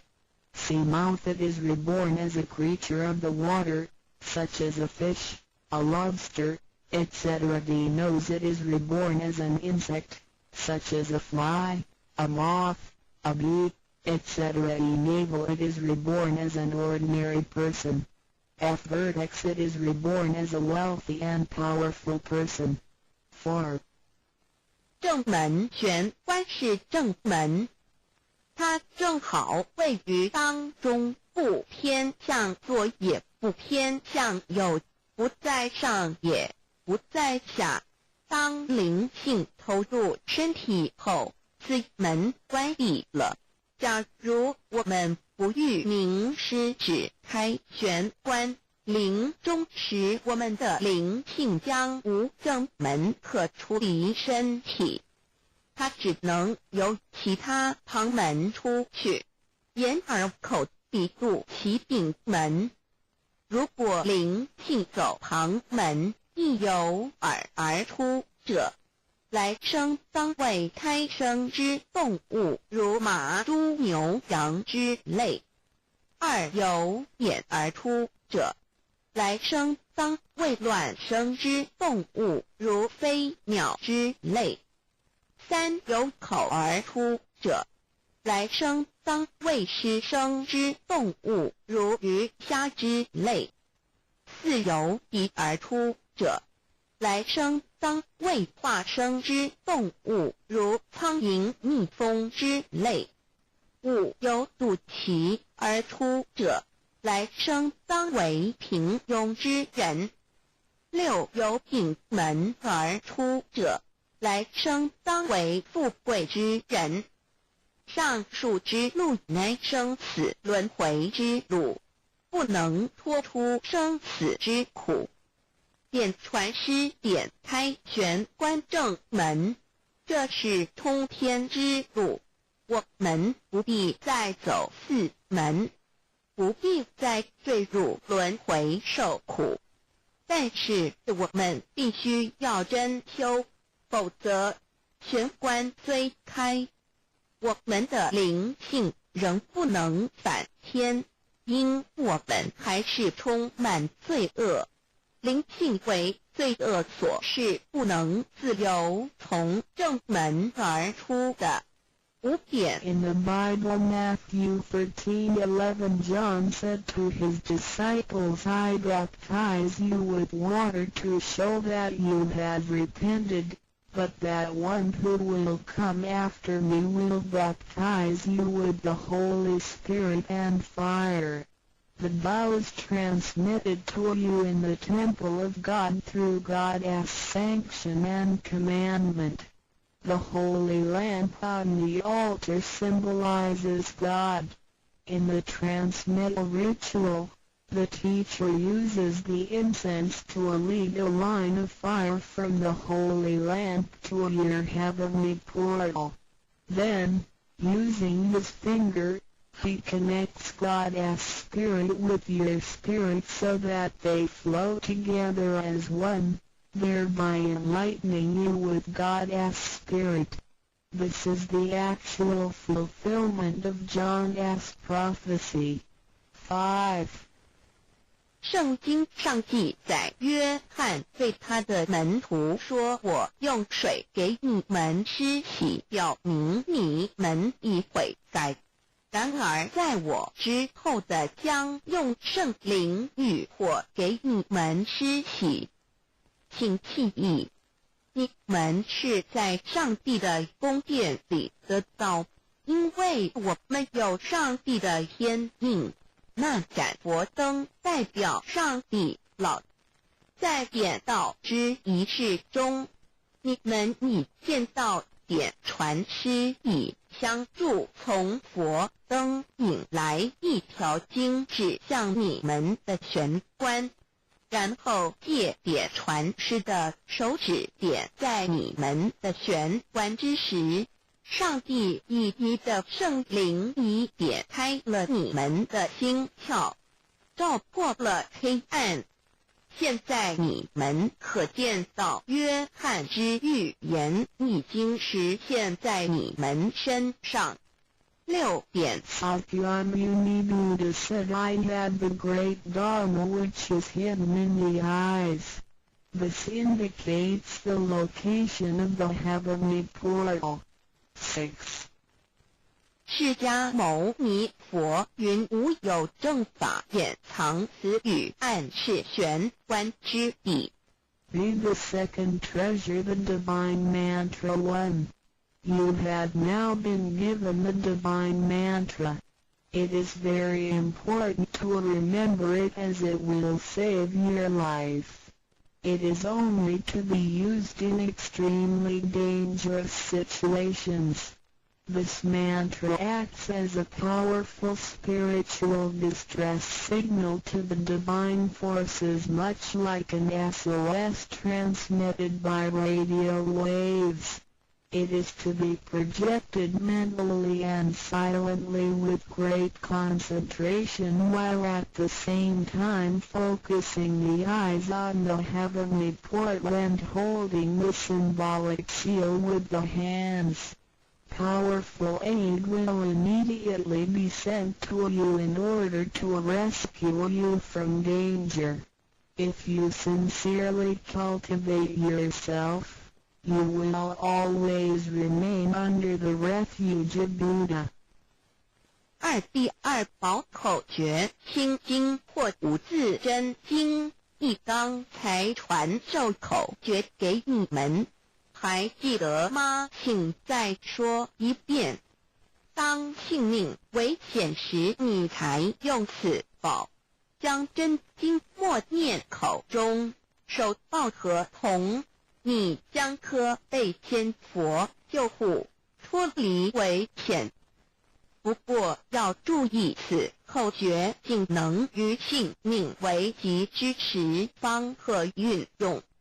假若我们真诚修道，当然我们将受天佛之庇佑。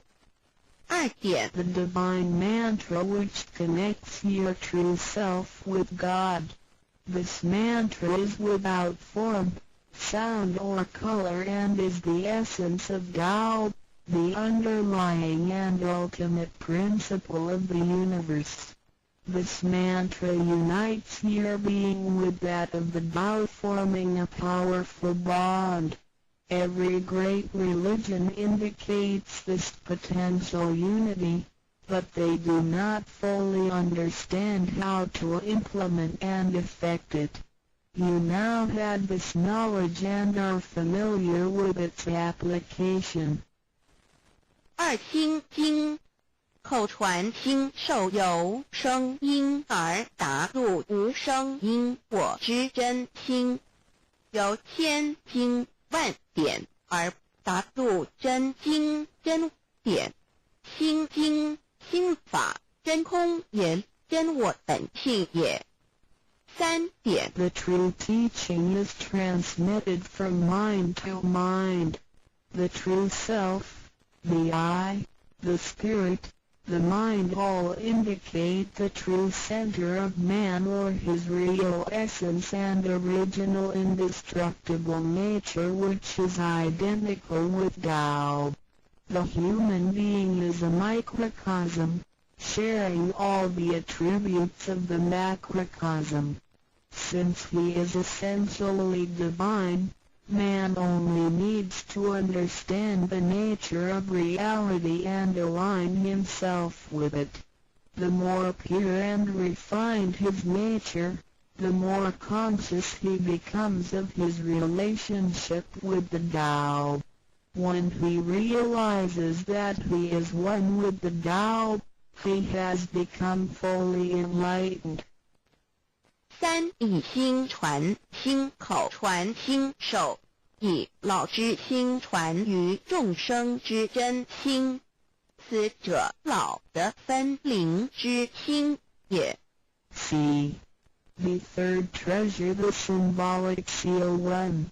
In Chinese, Pa means to combine and Tun means all together. The symbolic seal, which is formed by the two hands joined together, is the golden seal, which is formed by the two hands joined together, is the golden seal which unites us with God. It is like a contract or mutual agreement, which is the actual meaning of Hatun between you and your Heavenly Mother. It acts as a signal, password, or passport. It is a spiritual instrument of identification, as well as symbol with many ramifications. 2. When you hold the symbolic seal, you are united with God. 3. The left hand is good, so it is placed on the outside, covering the right hand. The right hand is often used for evil purposes, such as beating and killing. The right hand is placed on the inside because of its evil propensities and is shielded by the left hand. Together the hands hold the word child, which is formed by the two thumbs in proximity, symbolizing the Chinese word hai, which means child. This hand symbol acts as a direct signal to God.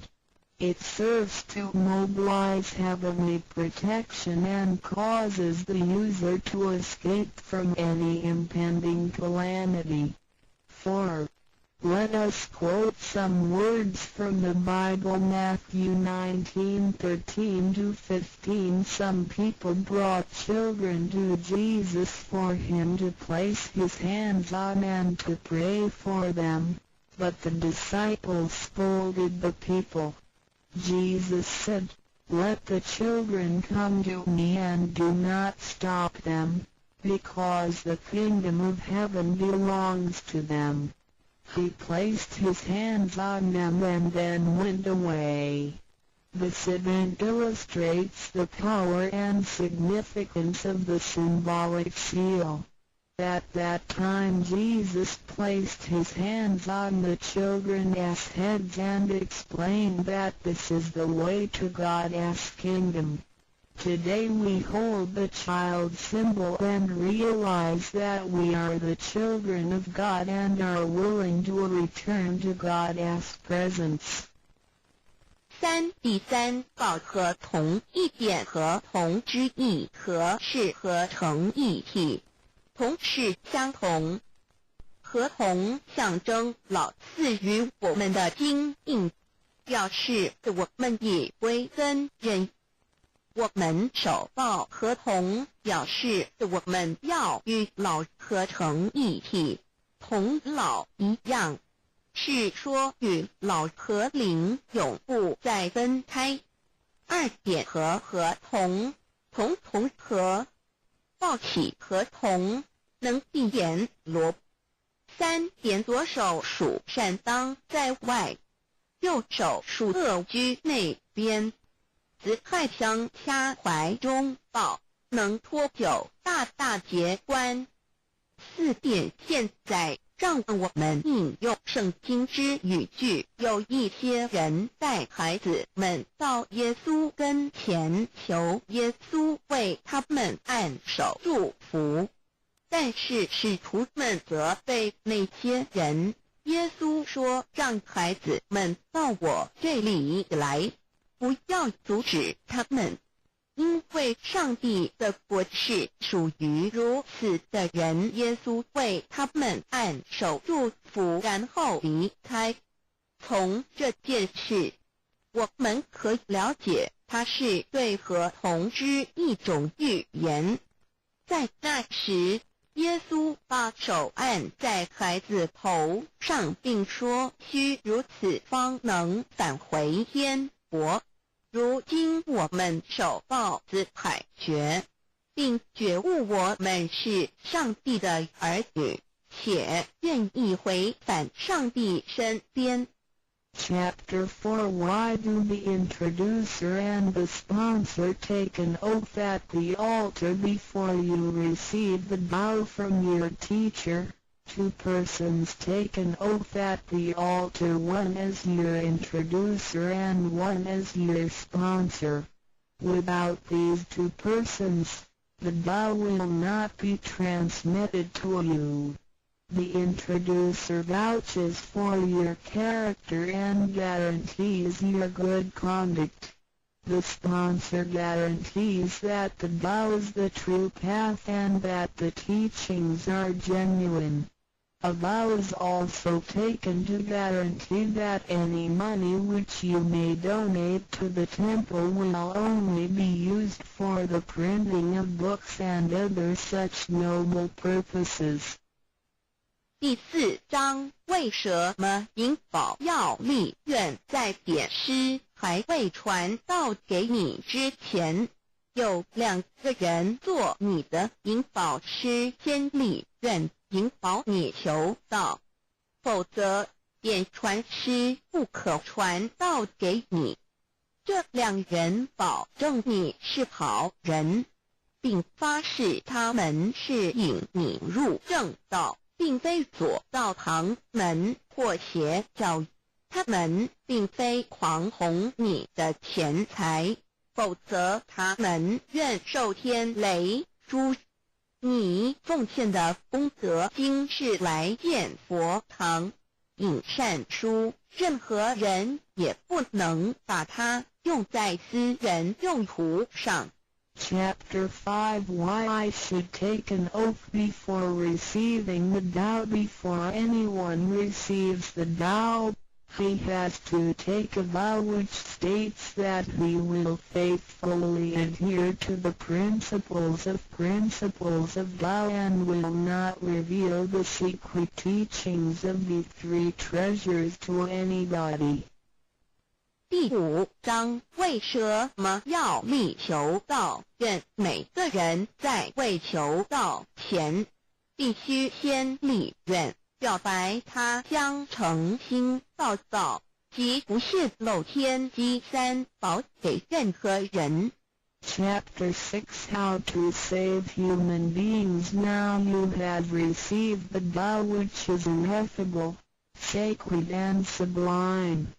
You have just been saved by someone, so now you should try your best to spread these exalted teachings to your fellow human beings and urge your family, friends and acquaintances to receive the Tao. This is of great merit for you because you are not only saving someone's physical body from disaster, but you are also saving his true self from the sufferings of reincarnation.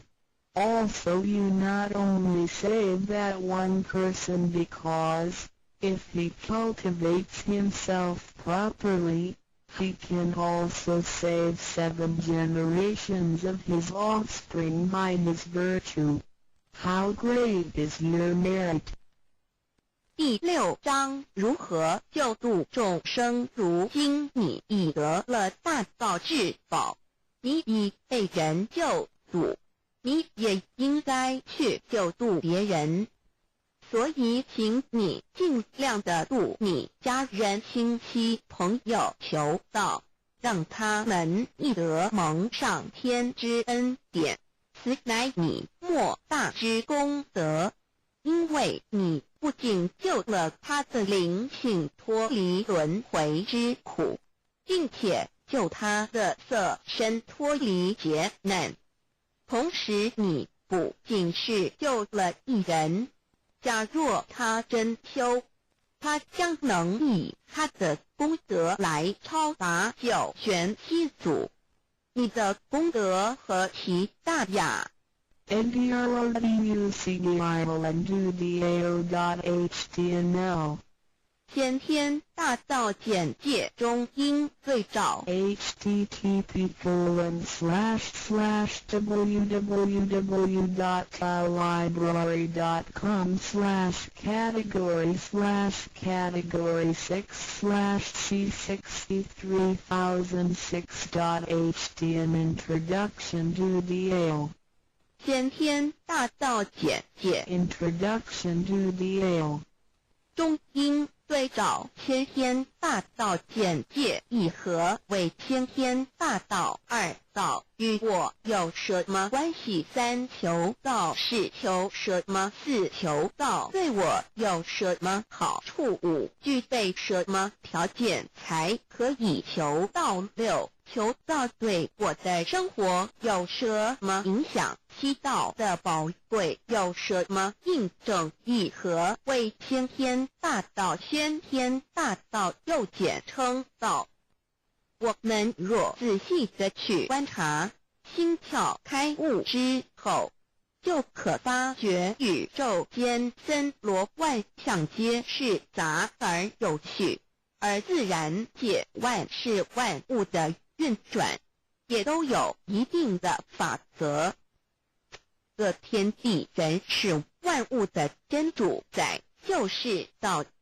道乃在天地生成之前即已存在，故曰先天大道。道者理也，理就是真理。在天地人万物未生以前，道即已存在，而道能生天、生地、生人、生万物万类。在天地人万物毁灭之后，道不会毁灭。道因为无去无来，不生不灭，乃代表着宇宙间亘古不变的真理。道的本体，也就是宇宙自然的本体。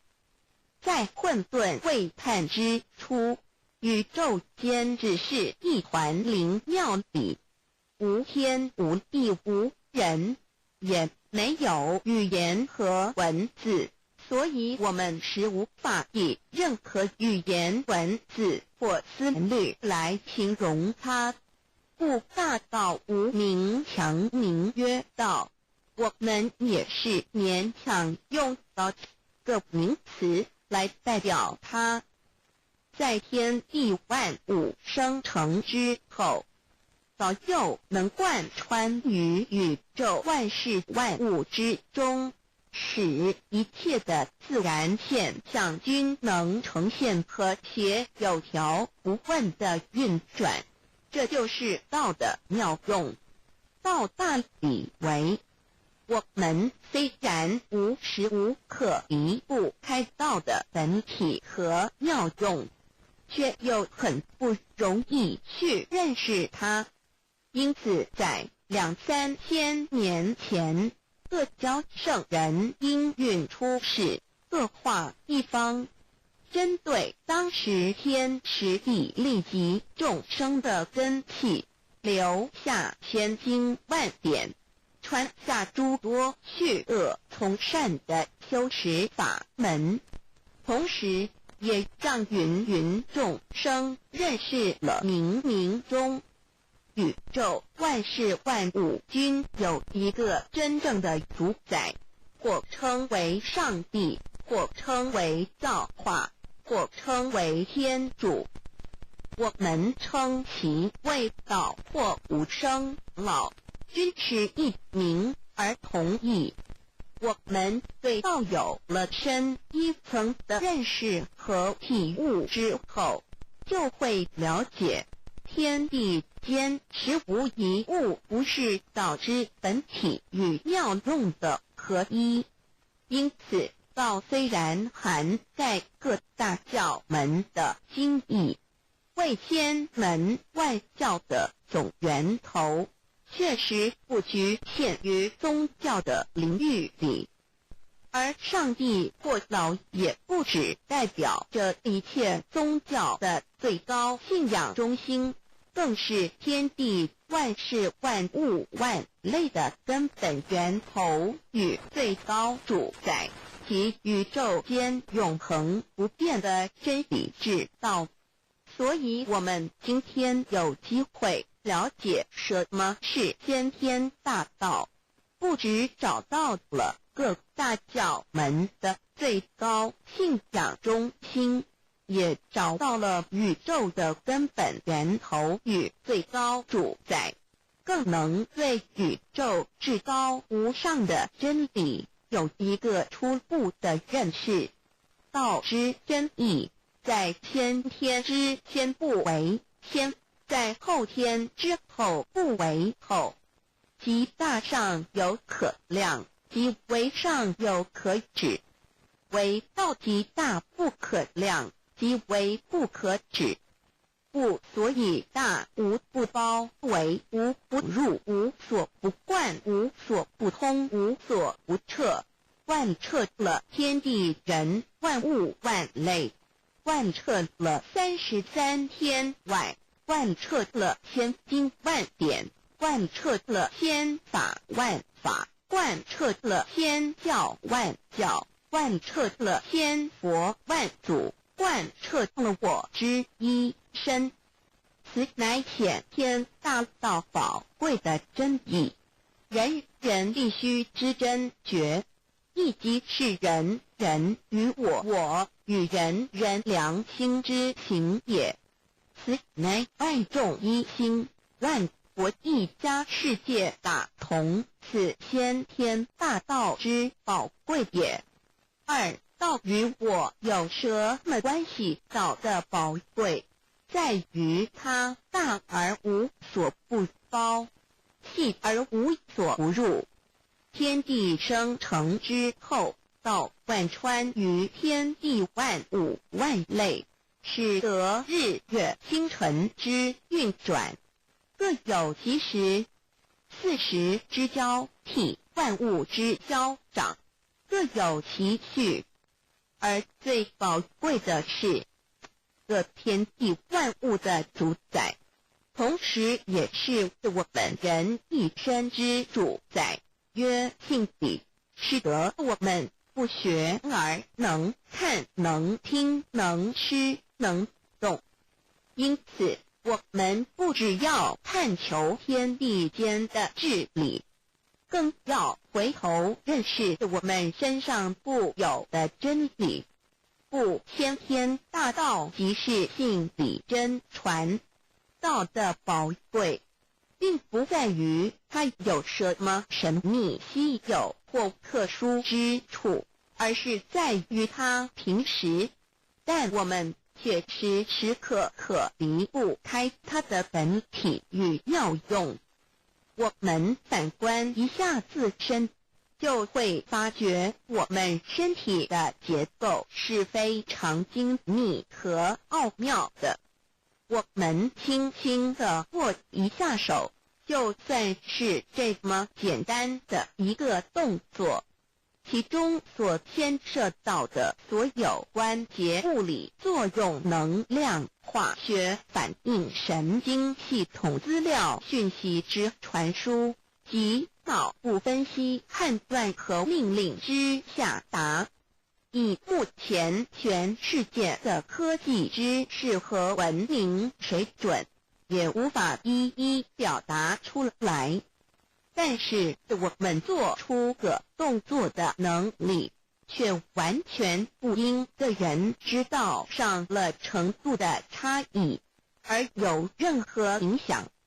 无论是学识多丰富的学者，或是目不识丁贩夫狗族，无论是成人，或是刚出生不久的婴儿，都可以轻而易举地做出的动作，人人与生俱来，不学而知，不学而能，无增无减的良知良能，就是主宰我们一生的道。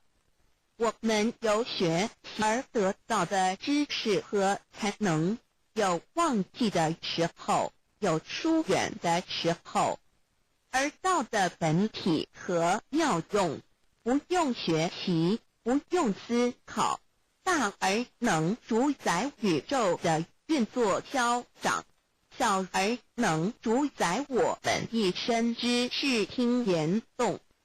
我们有而不知其有，用而不知其用，却又无时无刻不能缺少它的不增不减，本自具足一切我们身上固有的道，因为就在我们身上，又称作自性老。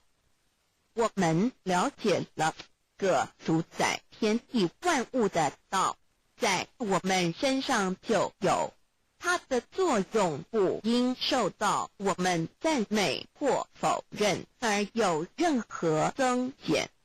无论种族、肤色、国籍、宗教、信仰或贫贱富贵，均无分无别。因此，我们能求得先天大道，不只找到了宇宙的根本源头，也找到了不生不灭的真我。不只认识了宇宙，也认识了我一生的真正主宰。不只追求到了宇宙之至理，也找回了我身上本有的真理与良知良能。先天大道的根源是在我身上，原来固有的是我由先天带来的良知良能，即是我的良心。我的良心即是天心，天心即是道心，此心无形无相，即是真空。真空之妙，空而不空，空中要有，要有者生天生地生人生万物万类之大本也，妙用者万灵真在也，主宰天地人万物万类之真主宰，亦即是主宰我之一身。故曰道在无身，一切万能；道离无身，此身在无一能。先天大道如此宝贵，乃人人必须追求之道也。三求道是求什么？静心观察我们所存在的这个宇宙，我们往往会赞造物主的神奇。自然界每一刻皆有无数的事物在同时运转，而其整体却又是那么协调。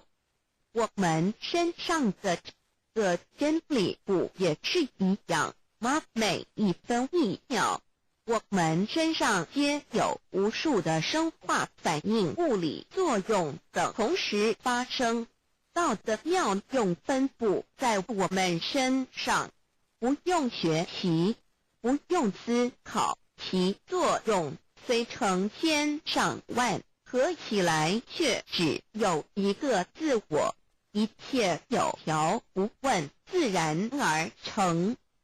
道在无声，运用自如，在眼能视，在耳能听，在口能言，在鼻能闻香臭，在身能运用行动做事，此即道在我身之妙用。所以我们了解了道不只主宰着天地万物，更主宰我们一身。宇宙根本源头最高主宰与我一身主宰，并非二也。道的本体无形无相，我们肉眼看不到它，手也摸不到它，但它却无时无刻不在发挥其妙用，更进而随着天时及环境而发展出语言文字经典及造福人类的文明，此即是我们良知良能之作用。一般人不了解道在于我们自身的本体和妙用，只模糊意识到它的存在，便以灵魂代表它，我们称其为自性老。因其没有生灭，也不会毁坏，我们也称其为真我。此真我乃是最富足、最圆满、最光明、最完美、永恒不朽的。现在我们来生一看，看得见摸得着有形有相的肉体，能不能代表我把一个人生命中不同阶段的照片拿来比较，我们就可发觉，面貌是无时无刻不在变化的。我们一般均习惯以相貌认人，但相貌却不是永恒的。我们的肢体也不是真我。某些人不幸失去了一只手或一只脚，仍是好好的活着。我们的内脏呢？现在科学昌明，其自己能把动物的心脏成功地植入人体。我们不能因此说这人不是他自己了。就算头的脑细胞从我们一出生就开始不断的在坏死减少和变化之，因此有形有相的肉体只是真我的一个工具而已。肉体虽然看似真实，却无时无刻不在改变之中，不拘数十年又变成一堆黄土。因它不是永恒的，我们称之为假我。对于真我和假我有所了解之后，我们也就可以了解我们为什么要求道了。如今我们非常幸运能有机会求得先天大道，求得的就是三宝。三宝简单明了，但也博大精深，其内容在求道时会详细解说。现在只简单的提出两点。首先，求道就是直接点出了真正永恒不朽的真我，也就是良心本性的发。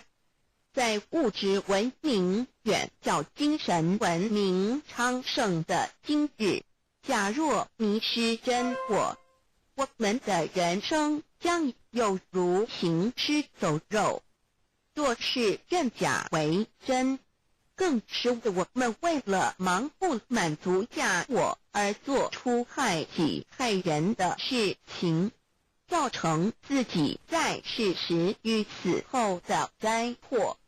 因此，求道启发了我们内在本的真我良心，真我假我协调融合，使我们的人生不论存没，都是平安喜乐自在充实而有意义。其次，求道也就是开启了我们身上的正门，又称良心之门、智慧之门、慈悲之门。这门非常的重要。当我们要离开一间房子时，自然由大门离去。如果此门无法开启，而被迫从窗户或阳台跳出时，就可能会摔断腿。我们的肉体就像一间房子，真我灵性就像是房子的主人。当有一天肉体要毁坏时，真我灵性若不得正门而出，被迫另寻旁门，其恐惧与焦虑是无法形容的，这也导致了死后的痛苦与不安。因此，我们可以发现到，绝大多数的人临终时，其肉体皆显现山僵硬、恐惧无助与挣扎之相。求道就是开启我们个生来死去之正门，也就是通天大路。因此，我们今天很幸运能求道，求得三宝，打开灵性通天之正门，可以让我们找回真我，认识我自己身上的道，自然以良心作为待人物之准则，使人生更有意义，更进而解决生死大事，得到超生了死的保障。100年之后，回到我们的来故家乡。所以先天大道就是回天之道，先天大道之宝贵，即是千经万典不如一点。此典打开玄关正门佛门，天堂大路一步直超级的永生之道。此典宝贵，超佛越祖，超经越典，超越天地。得到这一点宝贵，它是诸经之师，诸法之王，诸佛之天地之，故曰超生了四极的永生，不毁不灭之先天大道也。此乃即是人原来固有的，必须返回天之道也。四求道对我有什么好处？我们今天很高兴能有这个机缘求道，能够开启良心之门、智慧之门、通天之正门，这是第一步。这宝贵的道还能带给我们终生受用不尽的福之益，离苦的乐。人生在世，遭受种种之苦恼，就其根源皆起因于迷失了真我。求道首先就是让我们认识人身上固有的道，找回我们本有至真至善至美具足圆满永恒不朽的真我，在日常言行之中发挥真我，使我们一举一动皆能合于理，止于至善，自然不会受周遭的人事物所左右，我们的心也就不会患得患失。心为一身之主。我们既然在心境上有所提升，自然不会与邪恶之事相感应，则不相随心转，还可以改变命运，趋吉避凶，朝向光明，使我们得到真正的喜悦，逍遥自在。二落地难自有人类文明以来，道的真义便代代单传独授，其没落贯穿了早期的主要文明，如中国、印度等。奈何近百年来人类受物欲所逼，在空前繁荣的物质文明中逐渐迷昧了良心，甚至竟将制造威力极大的杀人武器。回顾数千年人类历史，在近代短短数十年间，便发生了2次世界大战，无数挑战，伤亡无数。滥用科技文明，同时也损害了自然环境，造成大气臭氧层之破坏，全球性气候的改变，人心之变，但造了天灾人祸连连。人类已为自己酝酿了一个空前的浩劫，因此上帝洪恩慈悲，特将大道谱传于世，以挽救良善。求道以后，我们时刻存着道心，以良心待人处事。当遇有人力不可挽救的灾祸时，只要诚心使用三宝，亦能灾必劫，逢凶化吉。此事验证甚多，不胜枚举。三超生了4人生，有如一段苦乐相参的旅程，遭受生存竞争、衰老、病痛、死亡等困苦，人皆难免。而人间种种欢乐又往往是短暂易变的，尤其当旅程结束时，终就成空，归宿渺茫，更不禁令人凄独怅惘。是以智慧者有见于此，乃以超生了死，追求真实永恒的人生意义为人生至高之目标，古代先修后的，因此古人为求超生了死，尽毕生之力，苦修苦行，仍难以访得名师达成心愿。如今大道谱传，先造后修，在求道过程中，天命名师一指，开启了我们通天正门，先赋予超生了死的保障。我们得道以后，认识了真我，以真我为主宰，远离邪心妄念，让我们的心念、言语、行为，无论待人处事，皆合于良知。100年之后，真我灵性自然返回故家乡，永享平安喜乐。4成圣成贤求道，也就是为我们种下一个成圣成贤的正因道种。只要我们以智慧慈悲心静灌溉它，它必然萌芽开花结果。在此功利主义弥漫的黑暗时代，大道乃是光明的灯塔。求道修道，不仅让我们能够独善其身，更使我们有机会可以兼善天下。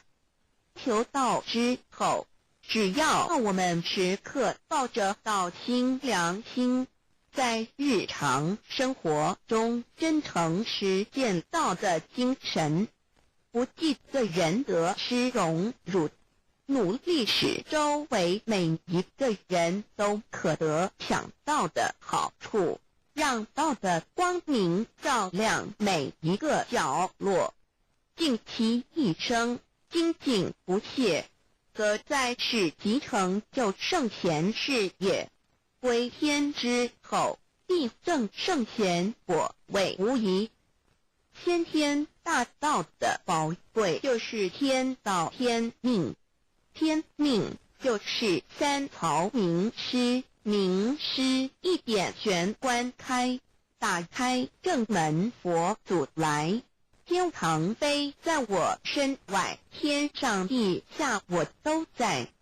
此乃先天大道的尊智贵至宝也。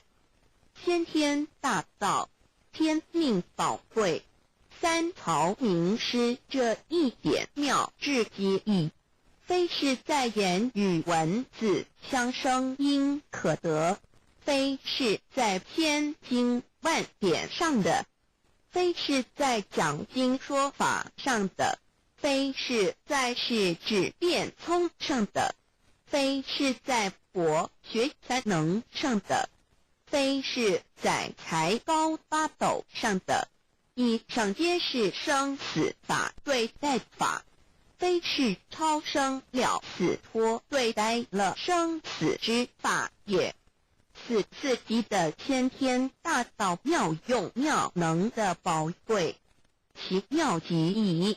此者是无师智，此智是妙智妙慧，此智此慧是我本来固有的，由先天带来的，亦即是再找回来天地人万物万类未生以前我的初心，即我良心天心道心老心也。先天大道之妙，此妙之贵，妙不容言，不学而知，不学而能，亦即是先天带来的先知先觉妙用妙能。此知此觉此能此用，不用言语文字声色，不用思想，不用念头，不用言听是动，而生天地人万物万类。生天地人万物万类之后，这天地人万物万类实可分妙，也离不开其妙用妙能，故曰万灵真主宰也。设若天离开先天大道之妙用妙能，则河汉星斗乱序，日月无光，亦不能轮转，则阴阳二气不能流通，万物万类世界的众生，人人皆不得其生存。设若大地离开先天大道之妙用妙能，这金木水火土不能相配，则天象丛生，山崩地裂，海水枯干，亦使万物万类世界的众生人人不能得其生存。设若人离开先天大道之妙用妙能，则寸步难行，眼不能看，耳不能听，口不能言，总之全身不能动作。100日之后，成了一堆臭骨臭泥土。此乃先天大道妙用妙能的宝贵，妙至极矣。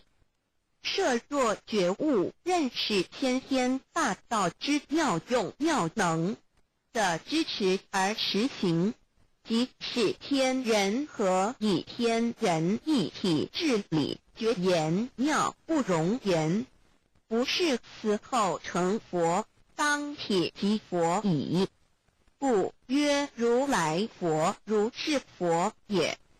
此乃的先天大道修先天大道之好处，故具备什么条件才可以求道？求道既然能够带给我们终生受用不尽的好处，我们今日能有机会求道，会不会显得太容易了？事实上，我们能得闻先天大道，首先要感谢上帝的恩慈，将自古不兴谢的大道普传于世，使我们有机会得此天之道。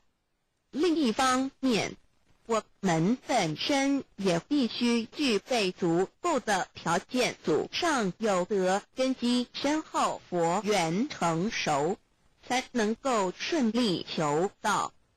此外，我们必须向宇宙至高无上的造物主上帝发一个良心愿，此愿可归纳为3个要点：一得道以后，愿以明既并实践道的精神，也就是日常生活所思所言所行，皆愿以良心作为依归。二得道以后，愿以能力所及，助周围需要我们帮助的人，愿意多了解道的意义，并让更多的人蒙受天道的福祉。三得道以后，绝不将求得的3宝告知任何人。3宝必须在庄严的求道过程中，天命名师传授给我们，才有真实意义。若由我们泄露给其他人，则不但毫无意义，毫无效果，我们自己也违反了天律。的良心愿合乎人人本具天赋的良知良能，所以我们人人都能够做到。真诚实践良心愿，也必须滋润我们求道时种下的智慧、慈悲、清净之正因道种，使它顺利萌芽、开花结果，才不至虚度这千载难逢的求道修道良辰。值得一提的是，我们能顺利求道，原因之一即是沾了祖德的光，是故上天开恩，只要我们修道有恒，则我们的祖先也有机会可以求道超生得救。我们的子孙亦的印地，对父母祖先敬大小，这是最好的机会。只要具备以上条件，则无论任何国界、种族、宗教信仰的人，都可以求道。欲求得先天大道，脱出轮回之苦、地狱之灾，世间的穷通守忧、鳏寡孤独生老病死苦，而返天堂永享天伦之乐者，必须我有得遇6万年良辰佳期的幸运。我本人心地善良，我有先天根基深厚，也就是我本人前世做的功德善事很多，此即天缘。我本人祖先有功德，做善事，此即祖上有德。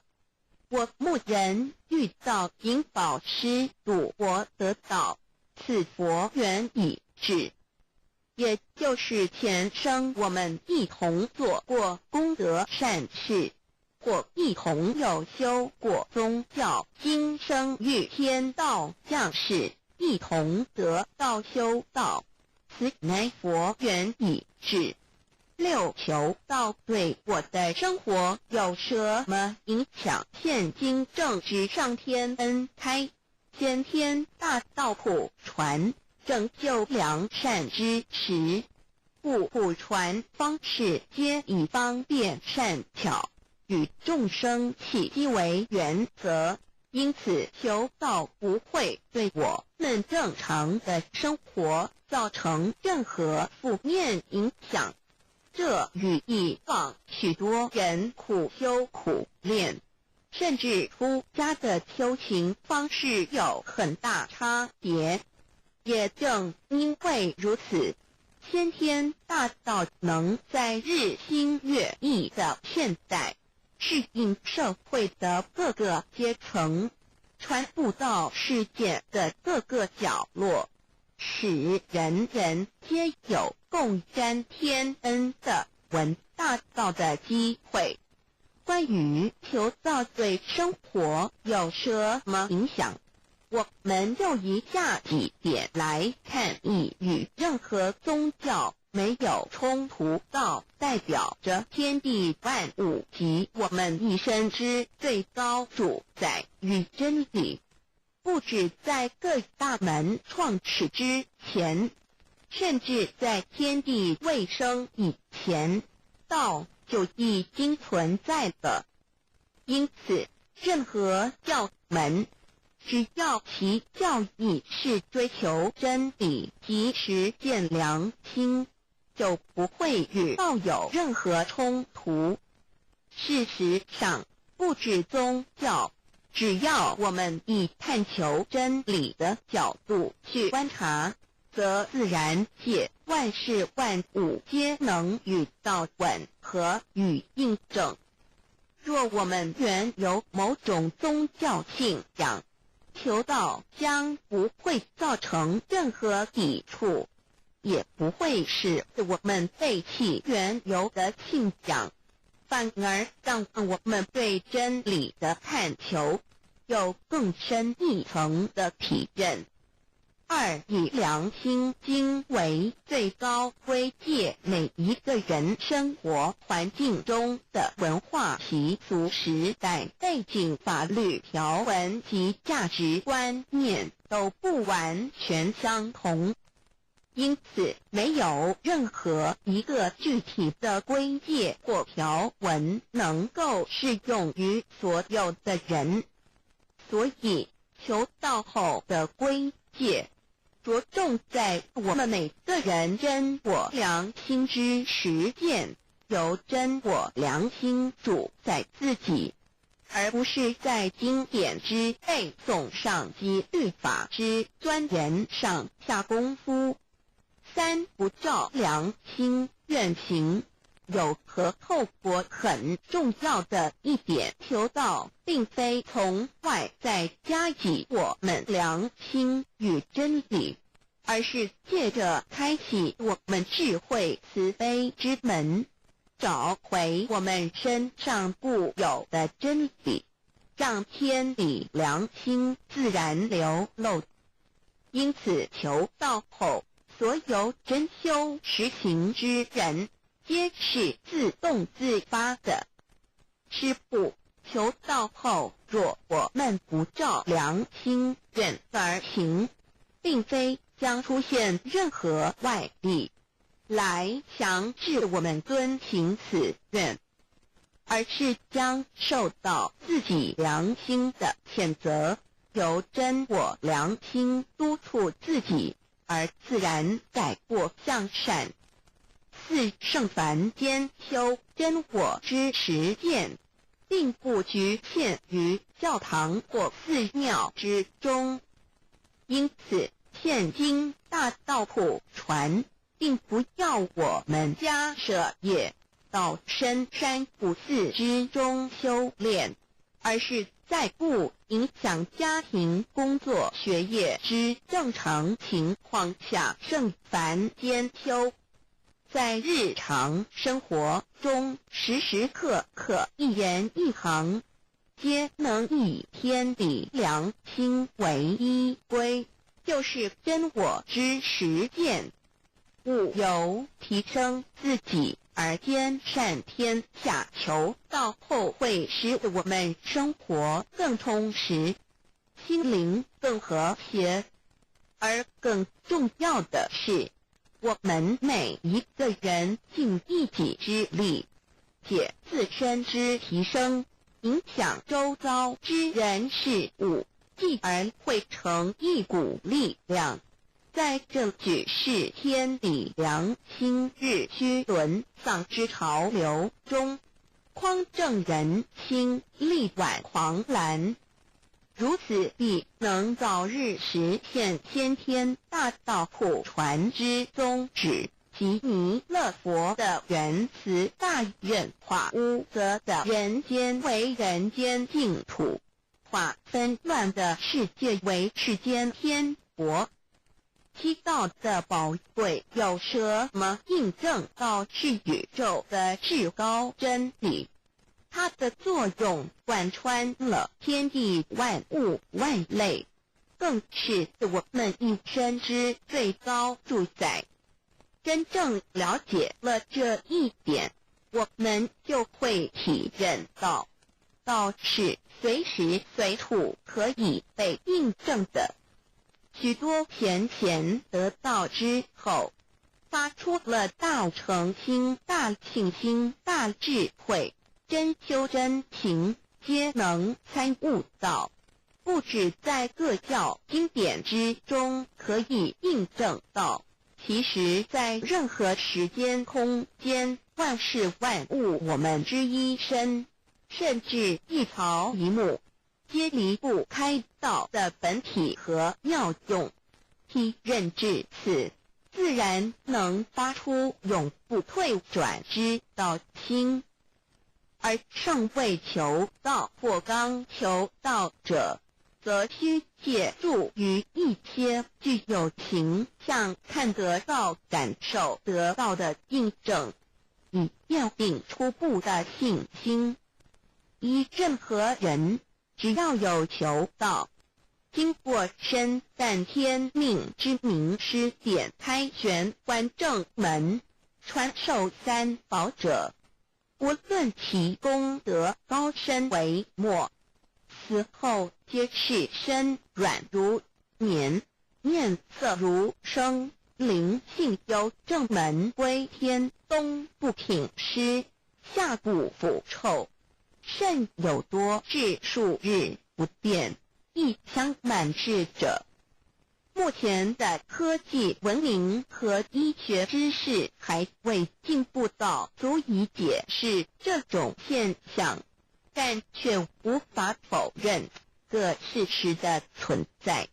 这种现象虽曾出现在某些宗教中，但极其罕见而珍贵，而求道之人除信道不笃于反道拜德者，不敢定论外，其余则比比皆是。肉身既显此瑞香，足可证其灵性已登善境，当无疑问。二人虽不为万物之灵，其实是很脆弱的。自从生在这个世界上，就难免天灾人祸的威胁，甚多以求道者，在遇到人力不可挽救之危急情况下，诚心使用三宝，皆能大事化小，小事化无。这种例证多得不可胜数，无法在此一一例举。以上两点虽然极为宝贵，但却是任何人只要一求道，借着上帝的天命宝贵，立刻就可以得到的保障。此后就随个人的诚心、智慧及对真理之实践，而有或深或浅不同的体验了。如人饮水，冷暖自知。希望各位具有善根，有机会能得闻大道的先生女士，皆能入宝山而满载而归，皆能求道而同真善境。 Introduction to DAY. What is DAY? DAO and MEII. What it is in DAOID. What do I get in RACID and in DAOB? What do we need to receive DAOBI? What impact does receiving DAO have on MEBII? What can attest the validity of DAOI? What is DAO? Observing the cosmos and all the living beings consciously, among all the earthly activities and phenomena, we will find the existence of the laws of nature. There is a supernatural origin which guides all the operations happening across the galaxy, the earth, and the human beings. We call this source DAO. Tao existed before primordial time, and even before the universe was merged. It is the origin of the world, and it thereafter nurtures all the creatures and beings. Since it is unchangeable and does not evolve with time, it is the ultimate truth. It is what all saints and sages throughout human history had been searching for. The essence of Tao is the foundation of nature. The law or the power that existed before the universe was formed is beyond description, because there were no civilizations nor creatures, let alone languages. Since it cannot be applied any name, we simply call it Tao. After the world was merged, along with the mutations of the universe, we see the harmonious actions as exhibited in seasonal changes, rhythms of time and tide, and the balance of the ecosystem. We also find some conformity of human nature across various cultures. These prove the laws of nature. This is the extension of that original Tao when it is substantiated and materialized. It merged into everything that is within us. Now that we know Tao is present universally and yet difficult to be recognized, there had been prophets and preachers trying to make us know and understand the origin and the truth of life through various teachings and literature since the beginning of civilization. They were scattered around the world throughout history. As a result, great commandments were taught to disciples and goodness and badness were differentiated. These teachings varied, based on differences in culture, background, timing and the level of each individual's comprehension. However, they all tried to express and transmit to their descendants this Creator and Chief of the universe. It is God, or what we call Tao. As we get to know it more and more, we will realize that the essence of Tao and its effect covers every existence without any exceptions. Tao is actually the headwaters of all religions.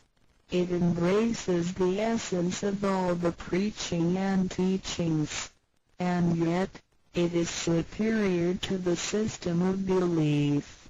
It is the nature, the universe itself. Tao or God represents the high authority and power of nature. It is also the headstream and superior to all.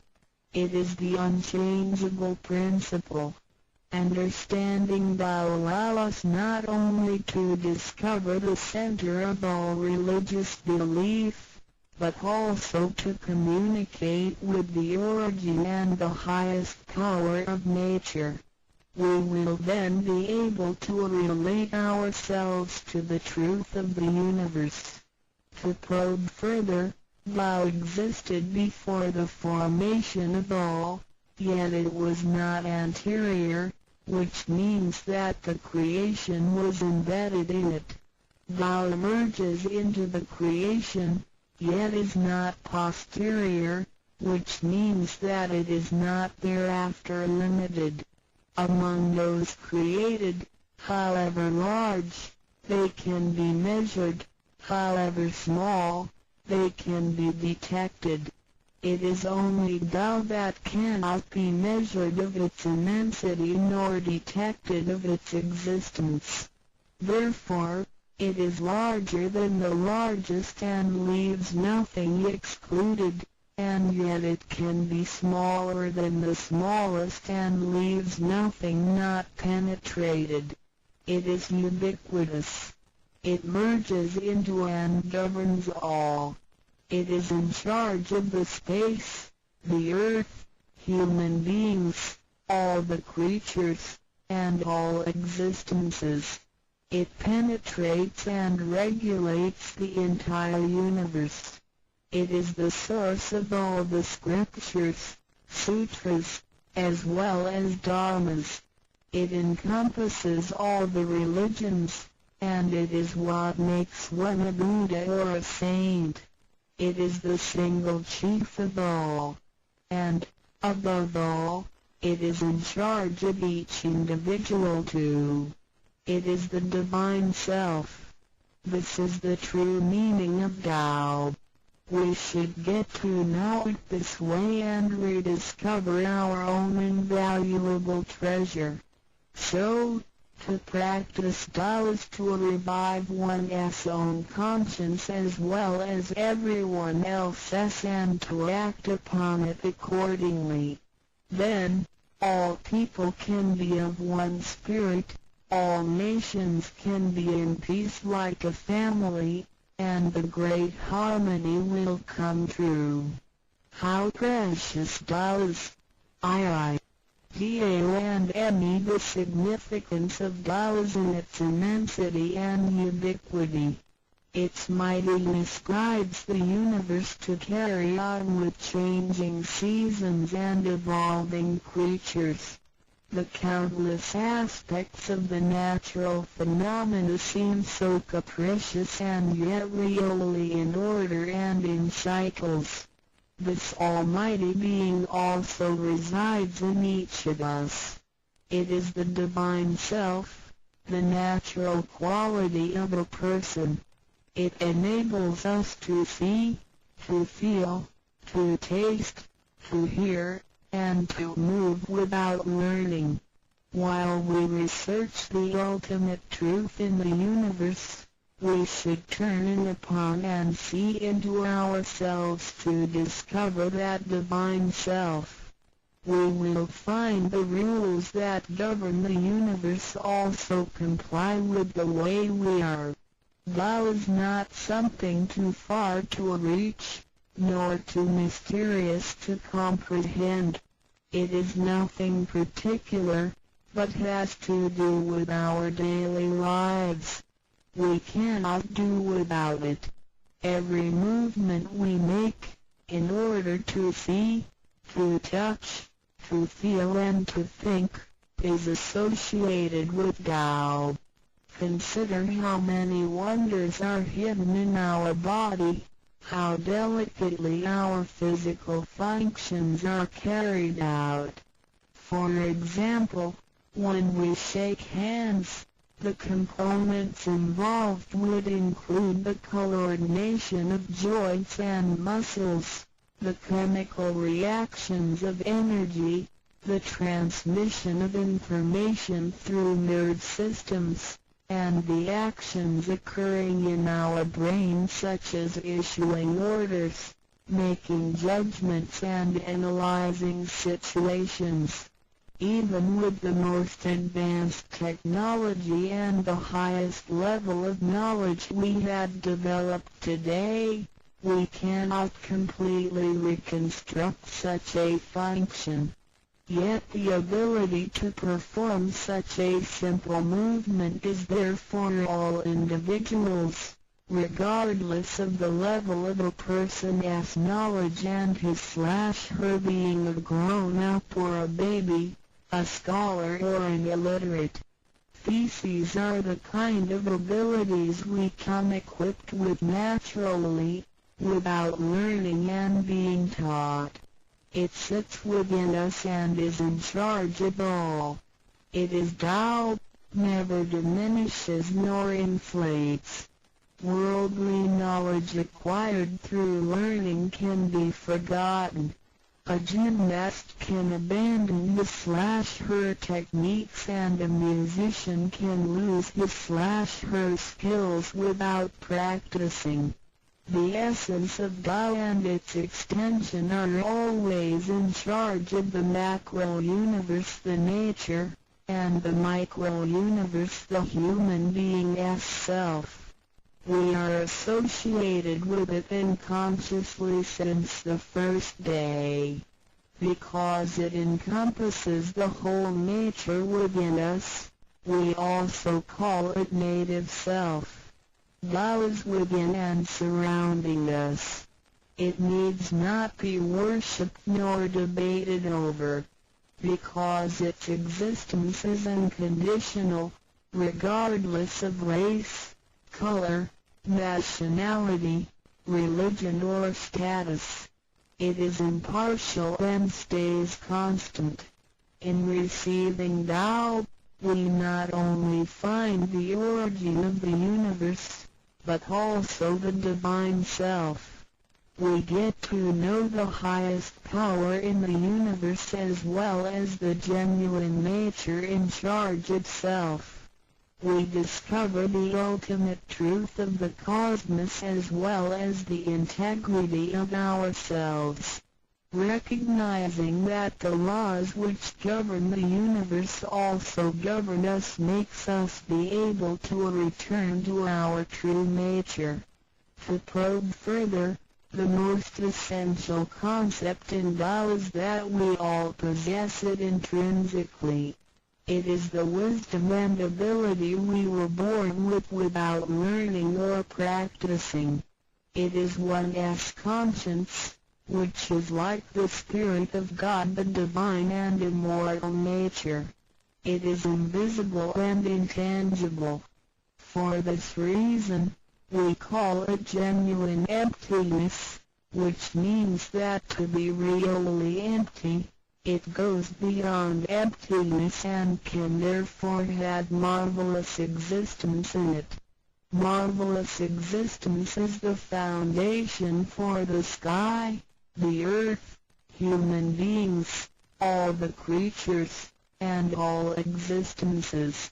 With omnipotence, Tao is called Great Lord of all beings.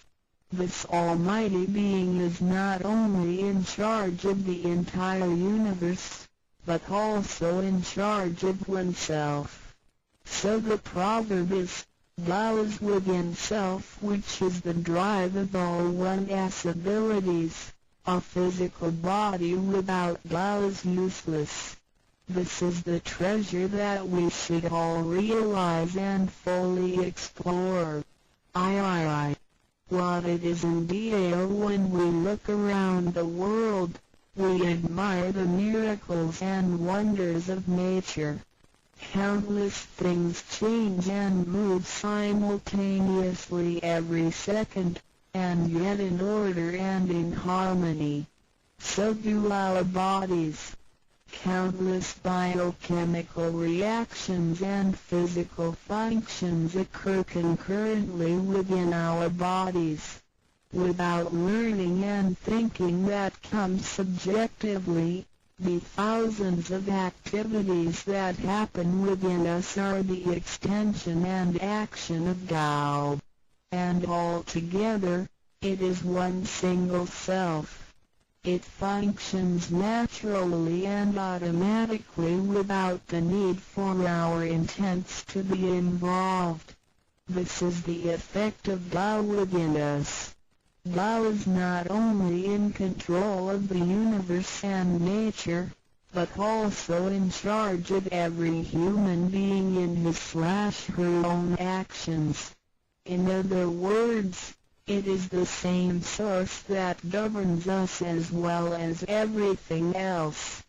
Tao is invisible and intangible, but it has been working out its magic before day one. Thereafter, languages, cultures, religious scriptures, literature, and civilization were developed.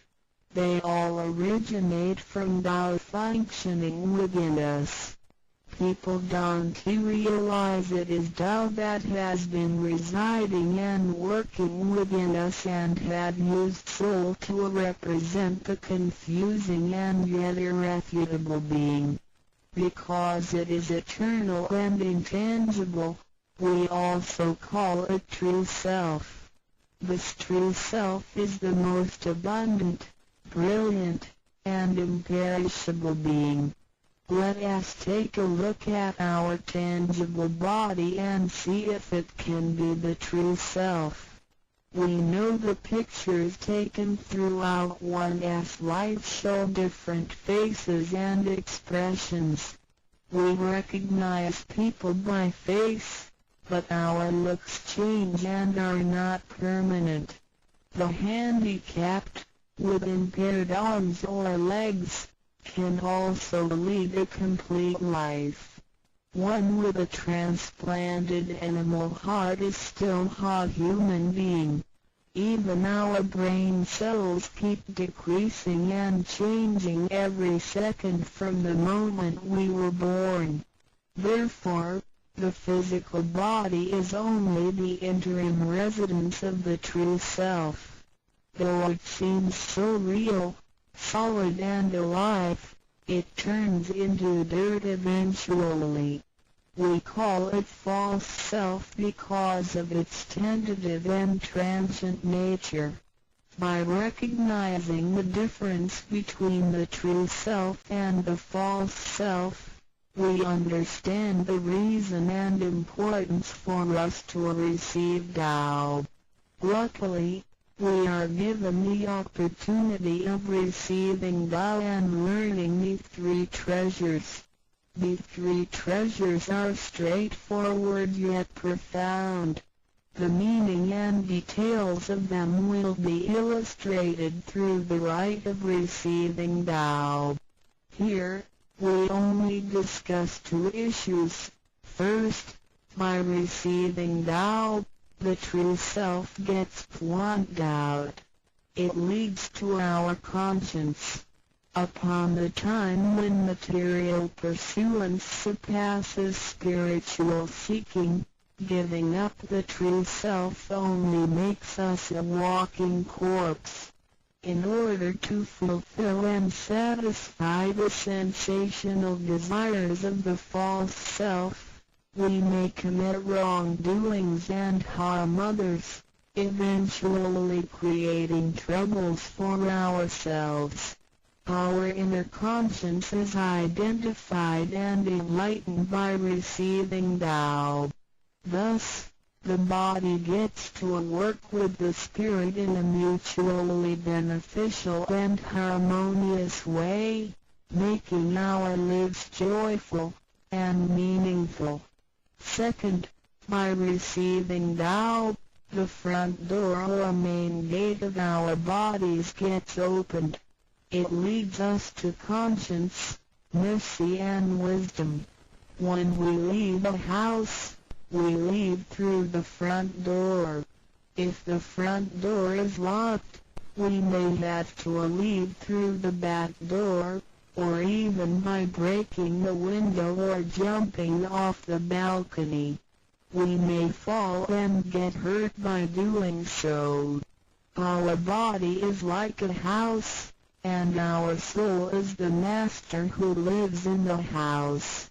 One day, when the body is aged and depleted and the soul has to leave, we can imagine its horror if it cannot leave through the correct exit. This is the pain and discomfort human beings experience at the coming of death and after death.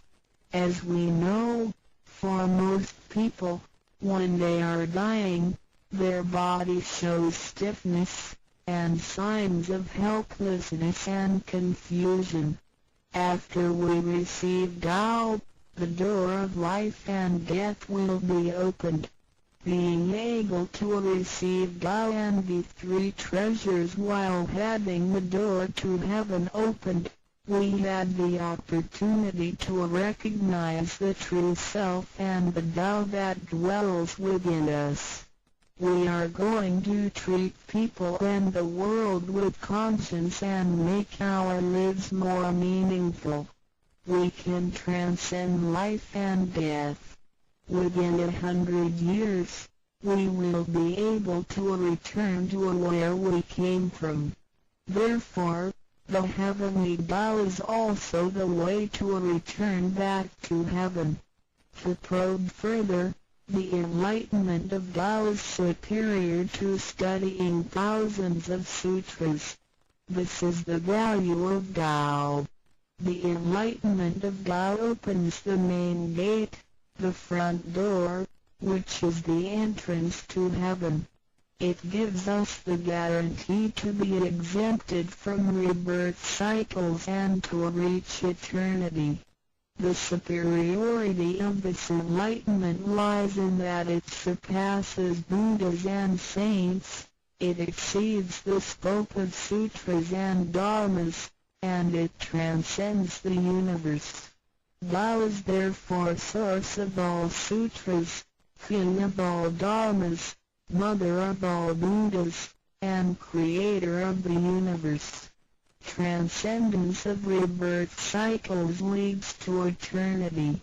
Being imperishable, Tao never deteriorates, and we had never lost it at all. Hence Tao is the direct way back to heaven. What do I get in RECI beginning DAO as mentioned earlier? By receiving Tao, we act upon our conscience, gain more wisdom, and find the door to heaven.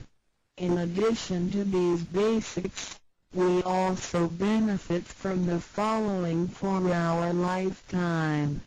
Being away from sufferings and closer to happiness. The troubles and worries we face in our daily lives mostly result from our disregard of the true self. Receiving Tao helps us to recognize the Tao that has been dwelling in us and to restore the beauty of the true self, so that our behavior and mind is free from being controlled by the earthly pleasures and being swayed by the losses and gains of the material world. Since our minds are cultivated spiritually, devils would not approach and get close to us. Thus, our fortune can be altered from bad to bright, and we can obtain real joy. Being away from disaster and calamities. Tao has been passed on through generations to one single master since the beginning of human history. The thread of its passage weaves through ancient civilizations, including China and India. However, in recent centuries, human beings had been trapped by materialism and a weaker sense of right and wrong. Wars prompted the development of powerful lethal weapons. In reviewing the thousands of years of human history, we realize, in just less than 100 years, there had been 2 major world wars, which caused numerous killings and tragedies. The abuse of science and technology has also destroyed the ecology, causing damage to the ozonosphere and the unbalance of the climate. The corruption of human beings' minds has called the natural disasters to come. The human had created calamity. God, with His mercy, makes Tao available to everybody in order to save good people. After we receive Tao, with the true meaning of Tao in mind, we will be conscientious. We can use the three treasures whenever something dangerous and uncontrollable happens to us. We will be able to get away from bad encounters. This is a confessed fact. See, transcending life and death. Life is a mixture of happiness and bitterness. Throughout the journey of life, we experience birth, growth, aging, illness, and death. Joys are momentary and wealth is here today and gone tomorrow. Rather than seeking the pleasure of material life, the wise make full use of their lifetime searching the true meaning of life and eternity. In old times, Tao could only be received after harsh self-cultivation. Among the hermits looking for the master in order to receive Tao, only very few could obtain it. Whereas in this century, Tao is allowed to be spread and transmitted through the authorized masters to the truth seekers. The master points out the main gate of life and death, assuring the completeness of our true self. With the true self as our guide, which keeps us away from evil and greed, it helps us think, speak, and act in accordance with our conscience and intuition.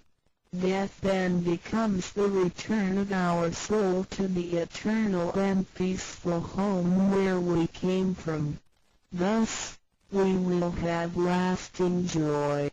The achieving sacred beings, the enlightenment of Tao, which reveals the true self, is like the planting of the seed of righteousness and integrity. Through self-cultivation and self-improvement, the nurturing of wisdom, kindness, and purity, it will blossom and produce the fruit of sacred mind and eternal life. In time of overwhelming utilitarianism, Tao is the lighthouse to the truth. Receiving Tao, and then cultivating ourselves, not only improves our own lives, but also gives us the opportunity to better the world.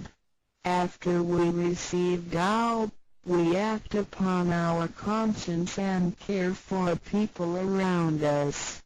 We cherish Tao and disregard personal disadvantages. Then we make an effort to spread the message of Tao to the world, in order for everyone to benefit from it. We are devoting ourselves to the work of God, and certainly will achieve spiritual perfection in both this world and the world after life. To probe further, the supremacy of Tao is based on the heavenly decree of God, by which Grand Masters can perform the passage of Tao. The enlightenment of Tao from Grand Masters directly opens the main gate of our bodies, which revives our divine nature. It reveals that heaven is not beyond oneself. Instead, one's true self merges into the entire universe. This is the supremacy of Tao. 1. With the heavenly decree, the enlightenment of Tao is extremely profound and marvelous. It cannot be completely expressed by any words of languages. It is not recorded on any scriptures or sutras. It cannot be described by preaching, nor can it be acquired by human intelligence, nor derived from knowledge and experience. nor achieved from gifted talents. Because the above-mentioned all have to be created and can be eliminated, which means that they cannot last forever themselves. They all bear partiality and cannot be applied universally. Hence, they cannot surpass life cycles, nor can they reach eternity. 2. The wonder of the effects and omnipotence of Tao is beyond words.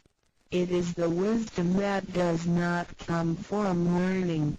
It is what we acquire from God and possess intrinsically. It is the same divine heart before the creation of the universe. It is conscience, the holy heart. It is the divine and immortal nature, the Spirit of God. 3. Tao is too marvelous to be described. It makes us know without learning and function without practicing. It is a prior wisdom, perception, potency, and ability. It is not constrained by words or languages. It functions without thinking, intents, or even actions. However, it can create the sky, the world, the human, all beings, and all existences. All these, after being created, still cannot carry on without Tao even for one moment. Tao is therefore called Great Lord of all beings. 4. Without Tao, the stars and planets in the sky wouldn't have been in order. The sun and the moon couldn't have illuminated or revolved properly. Then the yin-yang energies wouldn't have circulated, and, as a result, this world wouldn't have been suitable for all of us to live in. 5. Without Tao, the 5 primary elements of the earth, metal, wood, water, fire, and soil, wouldn't have been balanced and complemented one another, which could have put the entire world in chaos. Mountains would have collapsed, lands would have cracked, and oceans would have dried up. Likewise, this world wouldn't have been an environment for us to live in. 6. Without Tao, we, human beings, wouldn't have been able to walk, to see, to hear, to speak, or to move. Our physical bodies would deteriorate quickly into a pile of soil in 100 days. 7. If one really comprehends the effects and omnipotence of Tao, and can practice accordingly and persistently, one can communicate with and be united with God. This is the absolute truth. It is a glory and marvel beyond description. Therefore, it is not after death that one becomes a Buddha. It is when one is still alive that one achieves being a Buddha. And to be a Buddha is to revive and hold on to one's divine and original nature. This is what we benefit from attaining and practicing Tao. What do we need to receive Tao? We have discussed the many benefits we obtain after receiving Tao. Some would wonder why there is so much given to us. Of course, we should realize it comes from God's grace toward human beings. This allows Tao to be spread around the world, especially at the approaching of the worldwide calamity. People with merit and conscientious mind will have the opportunity of learning about Tao and the way back to heaven. It always holds true that people who had the fortune of receiving Tao are derived from the tree of righteous ancestors. In addition, during the passage of Tao, it is required that we make promises to God that, after we receive Tao, we will keep in mind the true meaning of Tao and put it into action in our daily life. What we speak and what we do will all be based on our conscience. After we receive Tao, we offer help to those in need of it, and do our best to indicate Tao to more people so that they can all benefit from the grace of God. After we attain these three treasures, we promise not to tell them to any other person. These three treasures can only be transmitted through authorized masters in front of God. If we reveal them to any person, they become invalid to the person, and we also defy the heavenly decree. All the promises required are reasonable and achievable. It goes with our nature. If we practice and keep the promises, we will be able to become a wiser and a better person.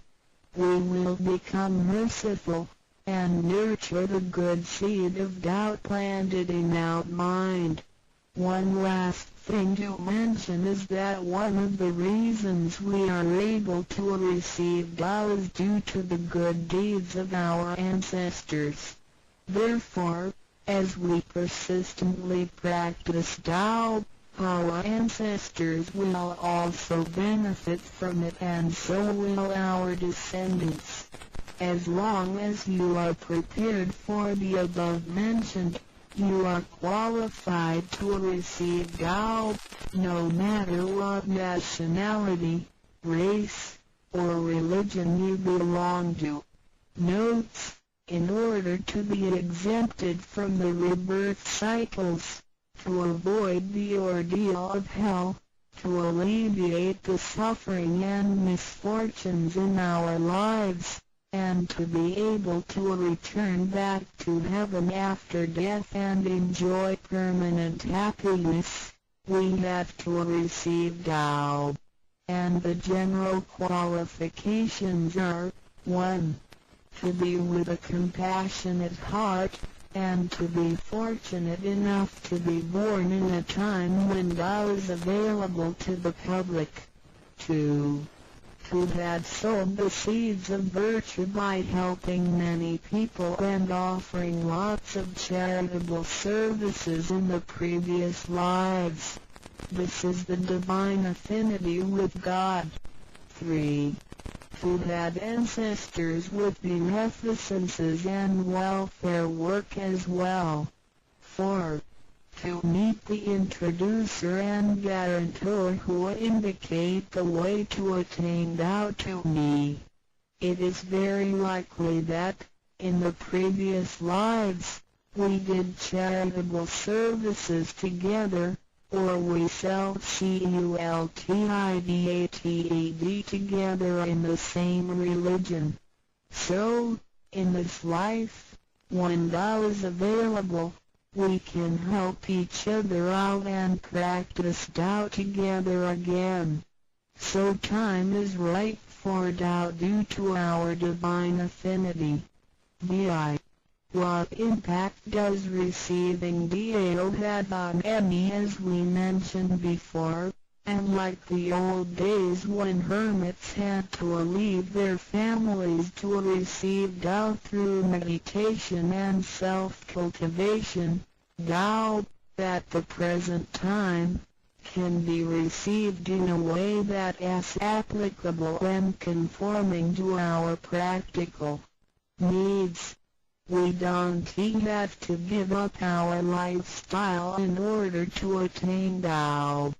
By the grace of God, Tao is intended to be delivered to the public at all levels of occupations and around the world, rather than being limited to a privileged group of people. The impacts that receiving Tao can have on our daily life are summarized as the following. A receiving Tao creates no conflicts with any religions. Tao governs the universe, including all human beings. It existed before the formation of any religions. It is concordant with all religions, in the sense that religions preach the awareness of conscience and the pursuit of the truth. We don't need to give up our religion in order to receive Tao.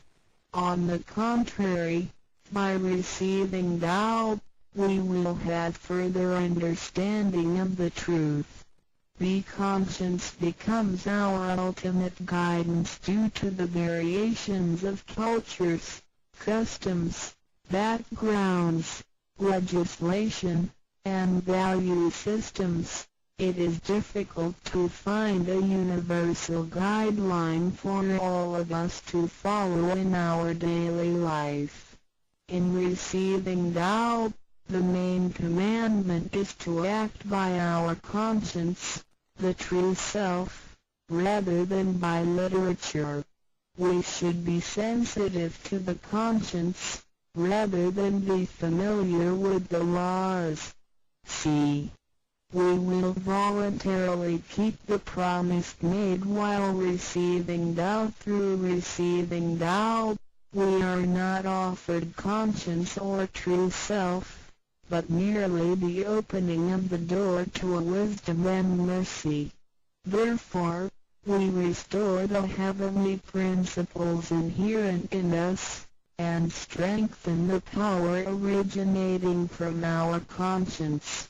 There is no external force that makes us keep the promises and commitments that we made when we received Tao. The only force comes from the guilty feelings that result from our misbehaviors, which reduces the mistakes we make. The practicing Tao can accommodate our worldly affairs. The fulfillment of practicing Tao and conscientious awareness does not have to be accomplished in a temple or church. It is not required to abandon worldly belongings or relationships in order to attain the ultimate truth. Each individual can still have his/her family, career, and schooling at the same time. As long as we keep in mind the basic guideline we should have by practicing Tao and getting closer to our divine self, we will make a better world by improving ourselves first after we receive Tao. By realizing the true self and what we are, the feeling of joy comes to us. The improvements on the quality of our spiritual life will affect people surrounding us. By interacting and working together in Tao, we will make the world better with lower crime rate and less pollution. The wish of Maitreya will finally come true to turn the world into God's kingdom and make people all live in harmony. VII. What can attest the validity of Tao, due to its completeness and generality, regulates the totality of all beings. Many people, after receiving Tao, with their wisdom, faith, and devotion, realize that Tao is the fundamental principle that governs all things. They comprehend the truth of the universe not only through literature, but also through daily living and nature. their faith in Tao becomes strengthened and they move forward in their spiritual life. However, for people who haven't or just received Tao, Tao can be confirmed through revelations. Anyone who has received Tao with the front door open shall die peacefully. One proof of this is that for those who have received Tao and died, their bodies remain soft and their faces vivid. Since the soul leaves the body through the correct exit, the corpse can actually remain uncorroded for a few days. With the most advanced modern science and technology, it is still difficult to explain this phenomenon. However, it is a fact that cannot be denied.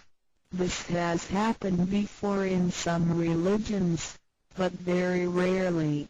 For people who have received Tao, this kind of testimony is ubiquitous, unless they have committed serious sins and corrupted their own mind. This can prove the soul has reached an ultimate harmony. Being the superintendent of the things on earth, human beings are nonetheless weak. Since birth, we are subject to unpredictable accidents and natural disasters.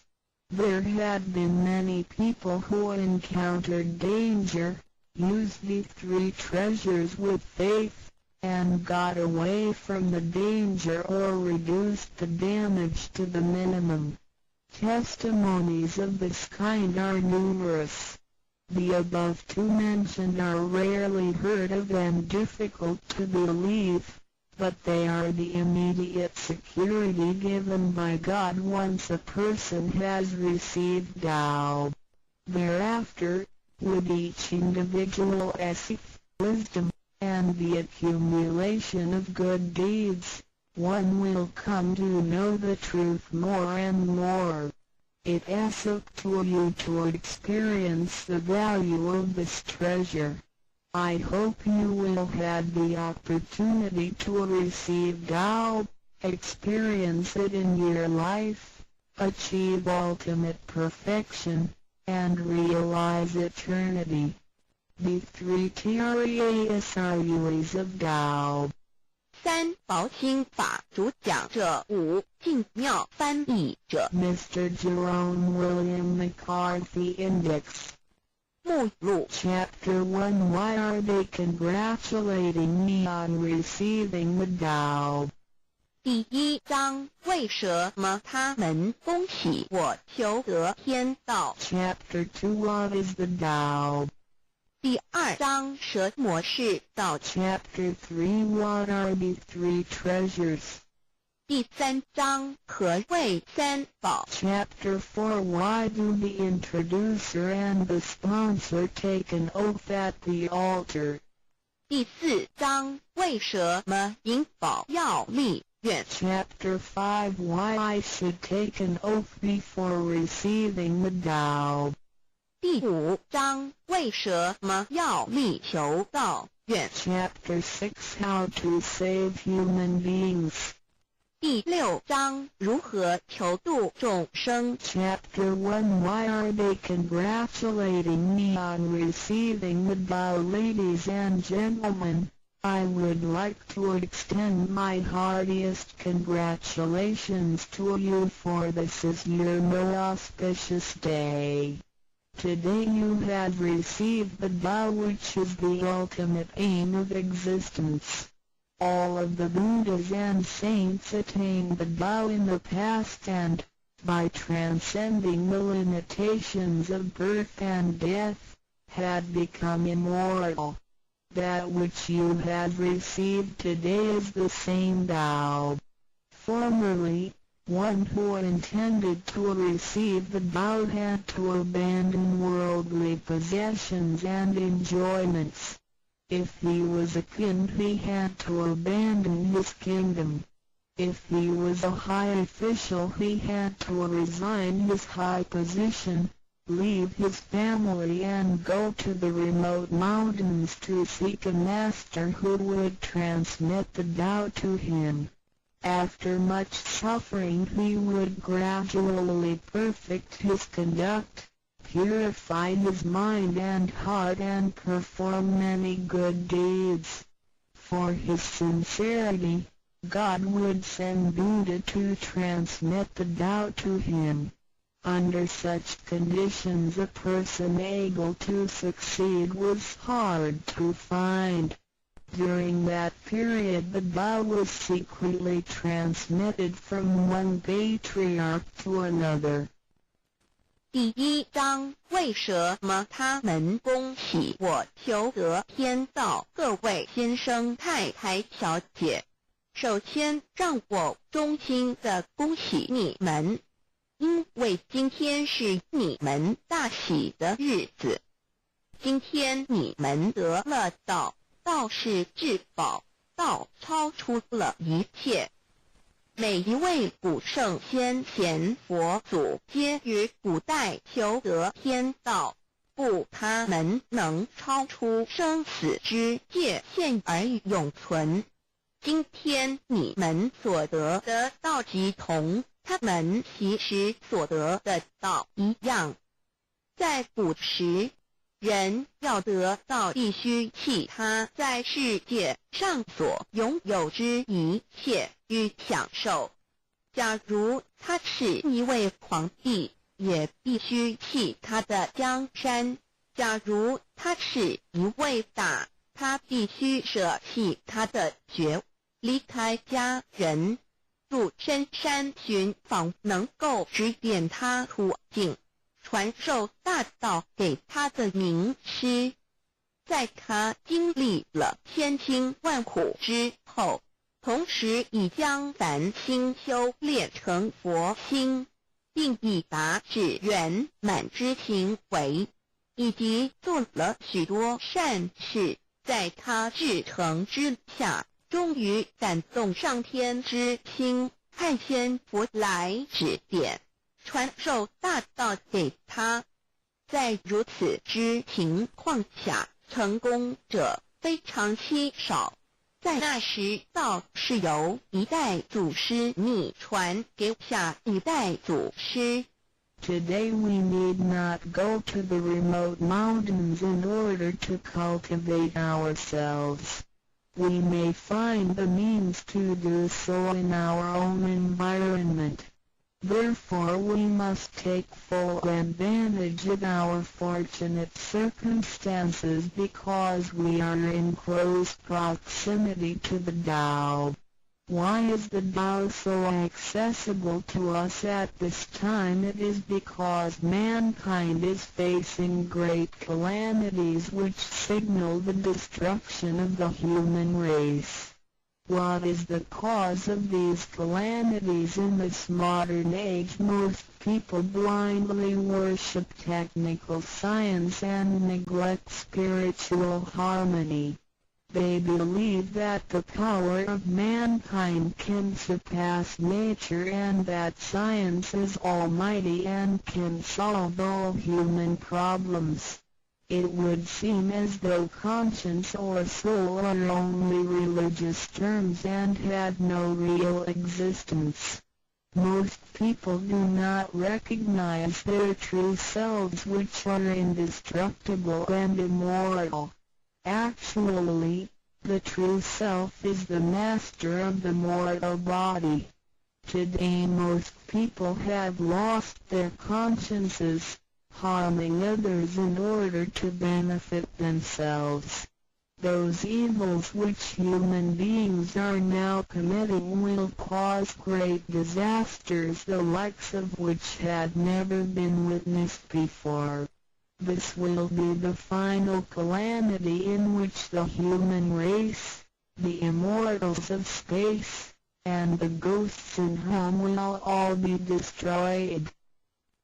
然而现在我们不需要到深山去，而我们一默修行，何以我们能如此容易就得到这是因为时代不同了。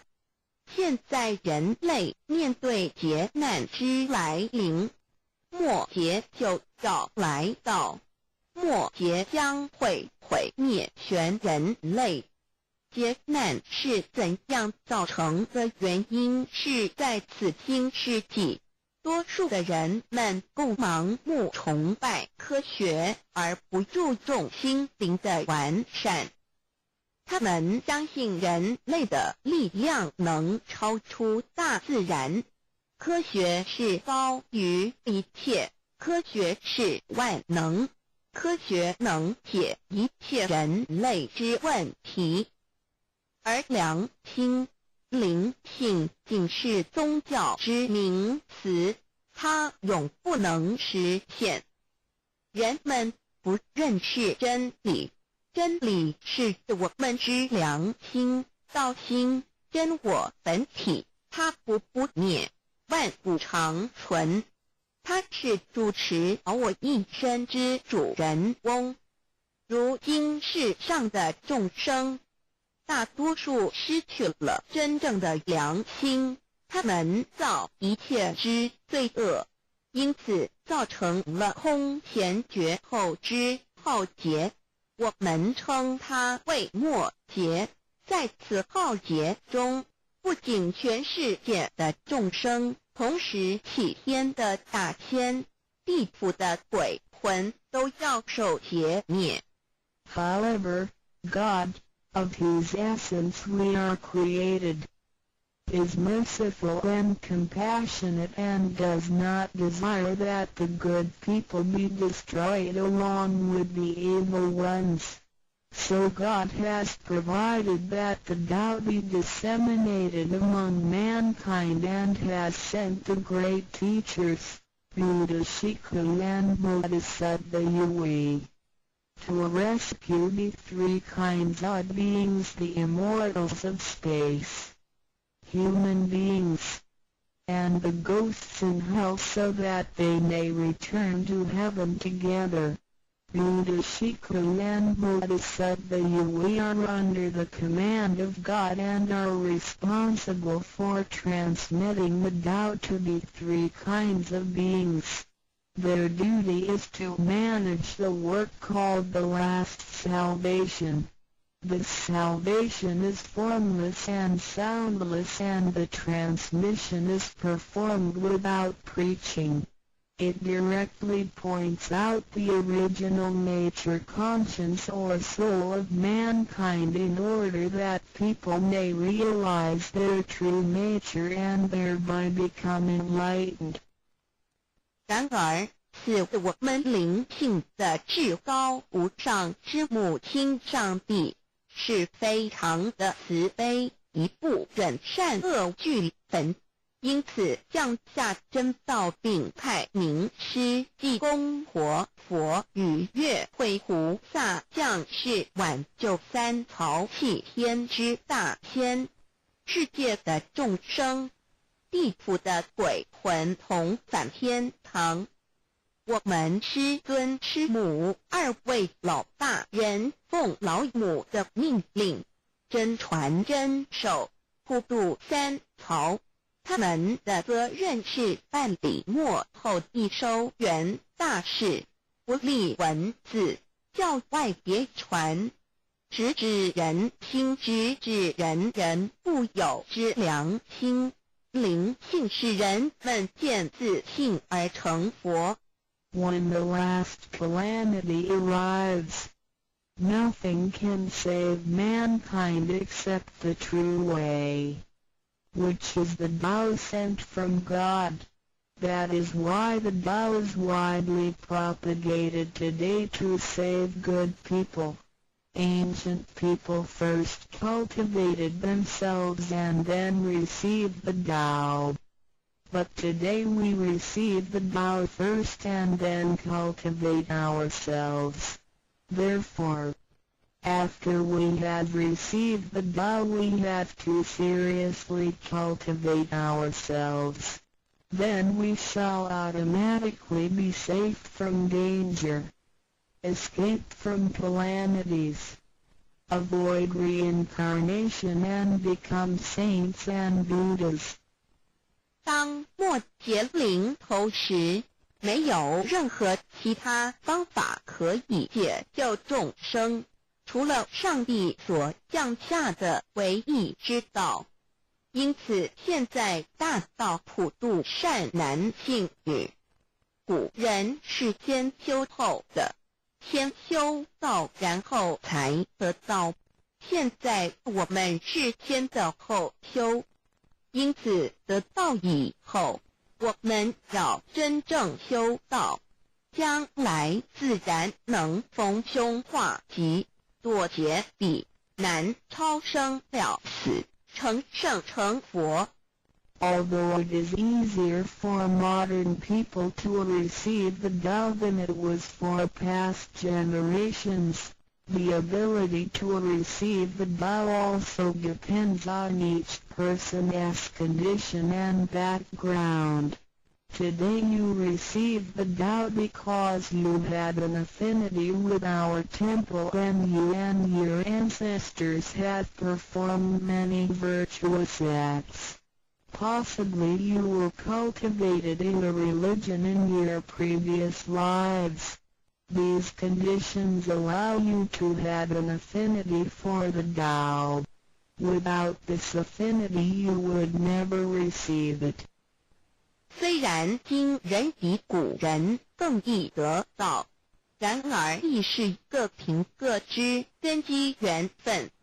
今天你们得道皆因与佛有缘，前世有行善积德，祖先有德，也许前世有修过五大宗教或其他宗教，因此使你们今天有缘得道，否则将永不能得到。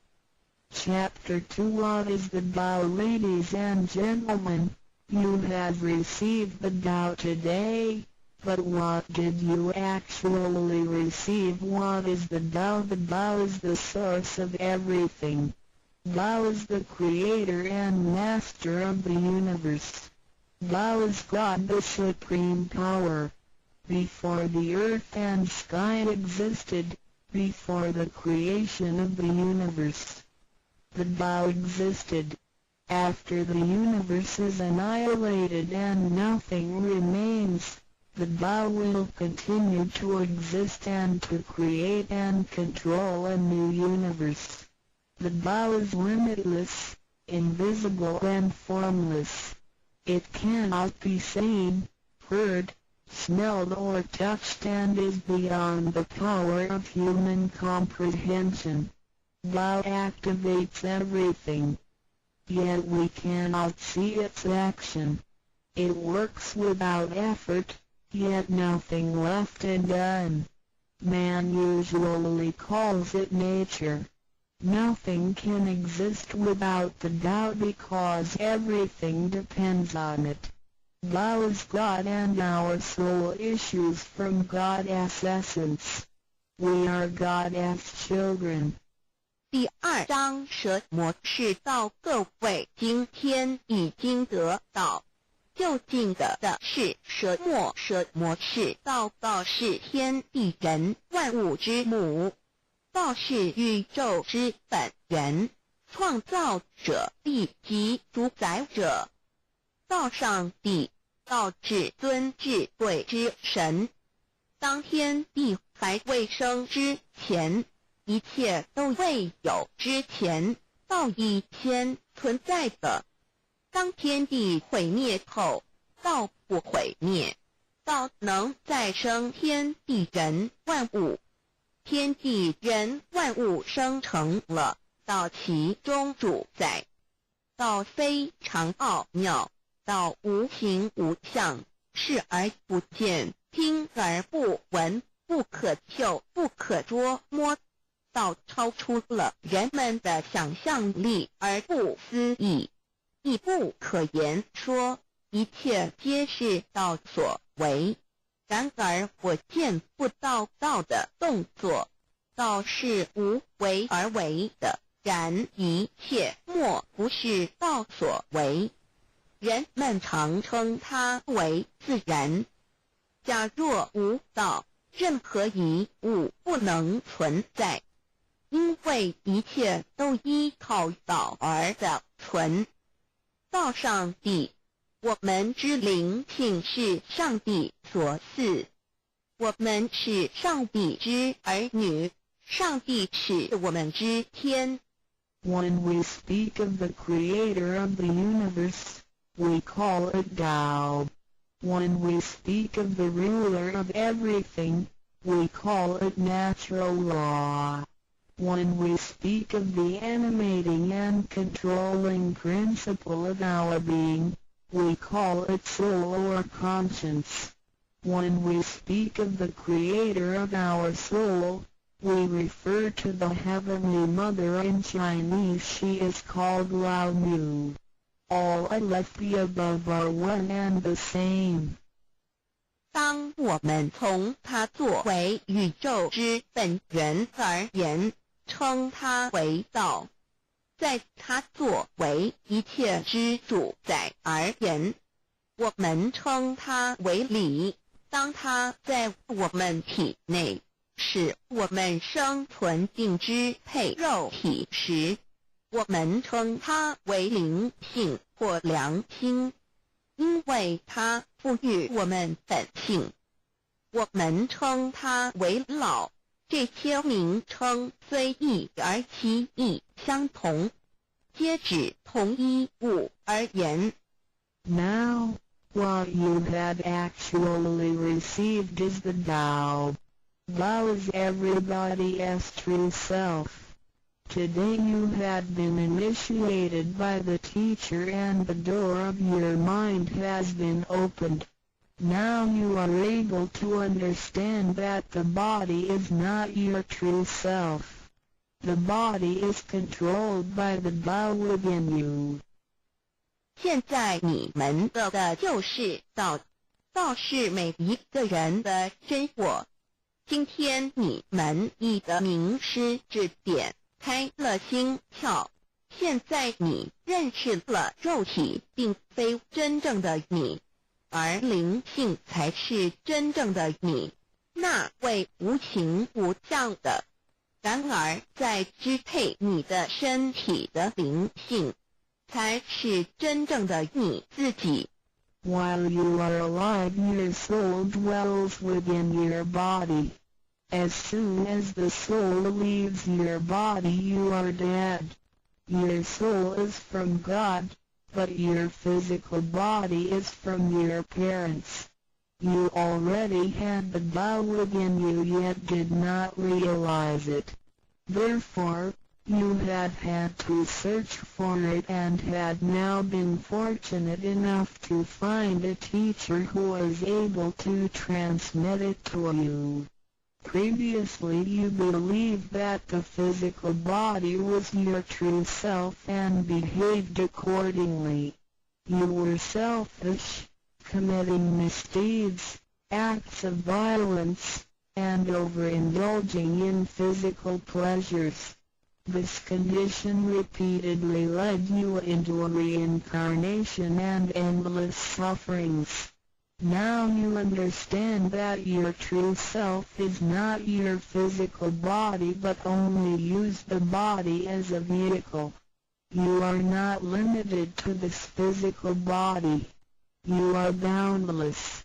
You are the master of the universe because you have God's essence within you.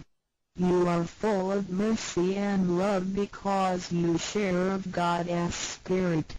Most people today have forgotten all these spiritual characteristics and do not know who they really are.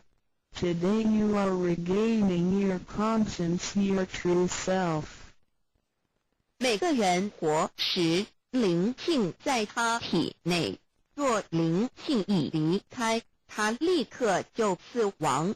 灵性附于天，而肉体由父母而来。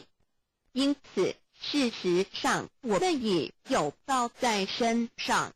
为何还要再寻求他，还要有点传师来传授？原因是我们已不认识他了。我们以为肉体真我，而不知它原是假，因此我们变得自私，做了许多错事与罪恶。为了使此色身享受如此，使我们坠入轮回中，遭受无边痛苦。我们不知真正的我乃是灵性，而我们已不是仅限于此肉身。我们是无限的广大，我们是宇宙之主宰，因我们的灵性与老是一体。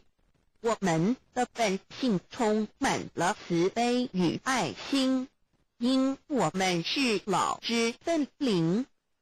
然而现在人们都失去了这些品性，亦不知他究竟是谁。今天我们得到是的回真我良心。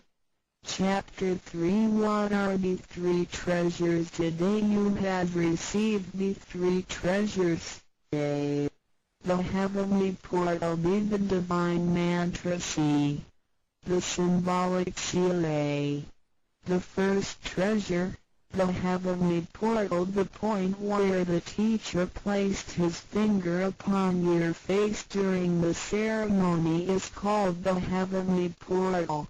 It is the abode of your true self and can be described in different ways, such as 1. Original nature. This is the true self, soul, or conscience which is eternal and indestructible. 2. The portal of birth and death. The heavenly portal is the door by which our original nature enters and leaves our body. Confucius asked, who can leave the house without using the door? Why do people not follow this way? 3. The way to heaven. A Buddhist sutra says, heaven is 108,000 miles away. These words are the metaphor which actually means that it was not easy to become enlightened because the true teacher was difficult to find and the Tao was not yet widely propagated. Without the proper understanding of the Tao, heaven seems very far away, but with a real understanding of the Tao, heaven is very near. Today your teacher has pointed out the way for you and you may now ascend to heaven with one step. 第3章何谓三宝经？天你们所得之至宝，亦可称为三宝。一玄观，二口诀，三合同。第一宝玄关，玄关玄妙莫测之门。玄关点传师向你们指点之处，它有许多名称。一点本性，此是我本来固有的真我灵性良心，它是不毁不灭的，它永远存在。二点生死之门户，玄关是灵性出入身体之门户。孔子曰：谁能出不由户？何莫由思道也。三点通天大陆佛经云：西天108000里，此是譬喻，亦成佛是不易之事，因为名师难访，大道还未普传。然而名师经已指点明路，你一步登天。4点 The main entrance. The heavenly portal is the main entrance. It is situated at the center and not to the left or right, above or below. This entrance was locked after your imperishable spirit entered the body at birth. If the heavenly portal is not unlocked by your teacher, Your true self is not able to leave the body by the main entrance at the time of death. Instead, it will have to leave by one of the side gates A. The eyes, B. The ears, C. The mouth, D. The nose, E. The navel, F. The vertex. If your spirit leaves from the ears, it is reborn as a viviparous animal, such as a horse, pig, cow, sheep, etc. The eyes, it is reborn as an oviparous bird. C. Mouth, it is reborn as a creature of the water, such as a fish, a lobster, etc. The nose, it is reborn as an insect, such as a fly, a moth, a bee, etc. E. Navel, it is reborn as an ordinary person.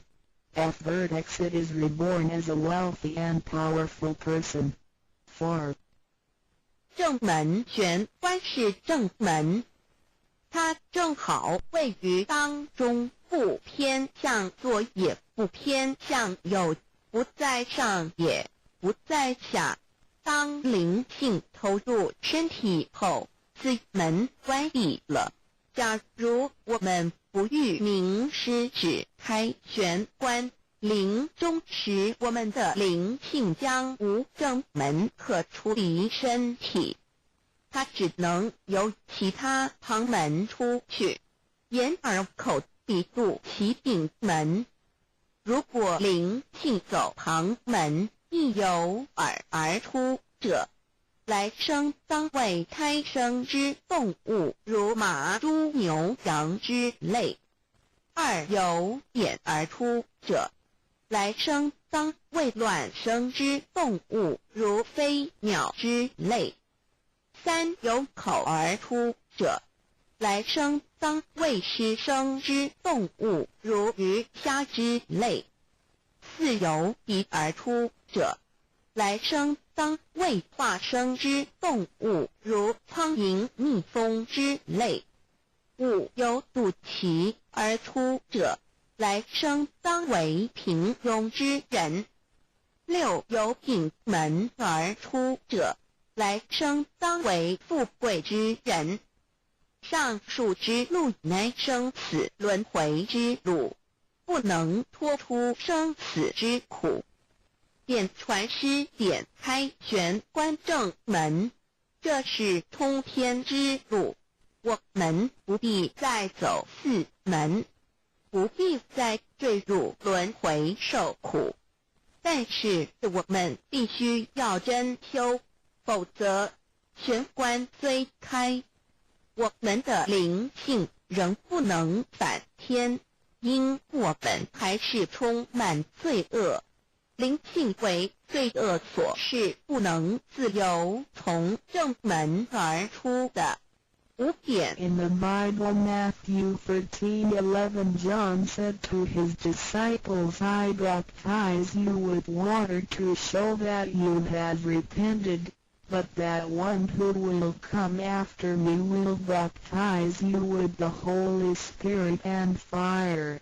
The vow is transmitted to you in the temple of God through God's sanction and commandment.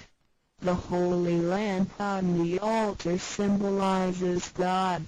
In the transmittal ritual, the teacher uses the incense to lead a line of fire from the holy lamp to your heavenly portal. Then, using his finger, he connects God's spirit with your spirit so that they flow together as one, thereby enlightening you with God's spirit. This is the actual fulfillment of John's prophecy. 5. 圣经上记载，约翰对他的门徒说：“我用水给你们施洗，表明你们已悔改。然而在我之后的将用圣灵与火给你们施洗。请记忆，你们是在上帝的宫殿里得到，因为我们有上帝的天命。那盏佛灯代表上帝老在点道之仪式中，你们以见到点传师以相助，从佛灯引来一条经指向你们的玄关，然后借点传师的手指点在你们的玄关之时，上帝以你的圣灵已点开了你们的心窍，照破了黑暗。现在你们可见到约翰之预言已经实现在你们身上。6点 Sakyamuni Buddha said, I had the great Dharma which is hidden in the eyes.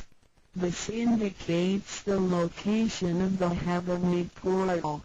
6. 释迦牟尼佛云无有正法掩藏此语，暗示玄关之地。Read the second treasure, the divine mantra 1. You had now been given the divine mantra. It is very important to remember it as it will save your life. It is only to be used in extremely dangerous situations. This mantra acts as a powerful spiritual distress signal to the divine forces, much like an SOS transmitted by radio waves. It is to be projected mentally and silently with great concentration, while at the same time focusing the eyes on the heavenly portal and holding the symbolic seal with the hands. Powerful aid will immediately be sent to you in order to rescue you from danger. If you sincerely cultivate yourself, you will always remain under the refuge of Buddha. 第二宝口诀心经或无字真经，一刚才传授口诀给你们。还记得吗？请再说一遍。当性命危险时，你才用此宝。将真经默念口中，手抱合同，你将可被千佛救护，脱离危险。不过要注意，此口诀仅能于性命危急之时方可运用。假若我们真诚修道，当然我们将受千佛之庇佑。2点 The divine mantra which connects your true self with God. This mantra is without form, sound or color and is the essence of Tao, the underlying and ultimate principle of the universe. This mantra unites your being with that of the Tao, forming a powerful bond. Every great religion indicates this potential unity, but they do not fully understand how to implement and effect it. You now have this knowledge and are familiar with its application. 2心经口传心受由声音而达入无声因果之真心，由千经万点而达入真经真点。心经心法真空言，真我本性也。3点 The true teaching is transmitted from mind to mind. The true self, the I, the spirit, the mind all indicate the true center of man or his real essence and original indestructible nature, which is identical with Tao. The human being is a microcosm, sharing all the attributes of the macrocosm. Since he is essentially divine, man only needs to understand the nature of reality and align himself with it. The more pure and refined his nature, the more conscious he becomes of his relationship with the Tao. When he realizes that he is one with the Tao, he has become fully enlightened. 三以心传心口传心手，以老之心传于众生之真心，此者老的分灵之心也。 C. The third treasure, the symbolic seal 1. In Chinese, Pa means to combine and Tun means all together. The symbolic seal, which is formed by the two hands joined together, is the golden seal, which is formed by the two hands joined together, is the golden seal which unites us with God. It is like a contract or mutual agreement, which is the actual meaning of Hatun between you and your Heavenly Mother. It acts as a signal, password, or passport. It is a spiritual instrument of identification, as well as symbol with many ramifications. 2. When you hold the symbolic seal, you are united with God. 3. The left hand is good, so it is placed on the outside, covering the right hand. The right hand is often used for evil purposes, such as beating and killing. The right hand is placed on the inside because of its evil propensities and is shielded by the left hand. Together the hands hold the word child, which is formed by the two thumbs in proximity, symbolizing the Chinese word hai, which means child. This hand symbol acts as a direct signal to God. It serves to mobilize heavenly protection and causes the user to escape from any impending calamity. 4.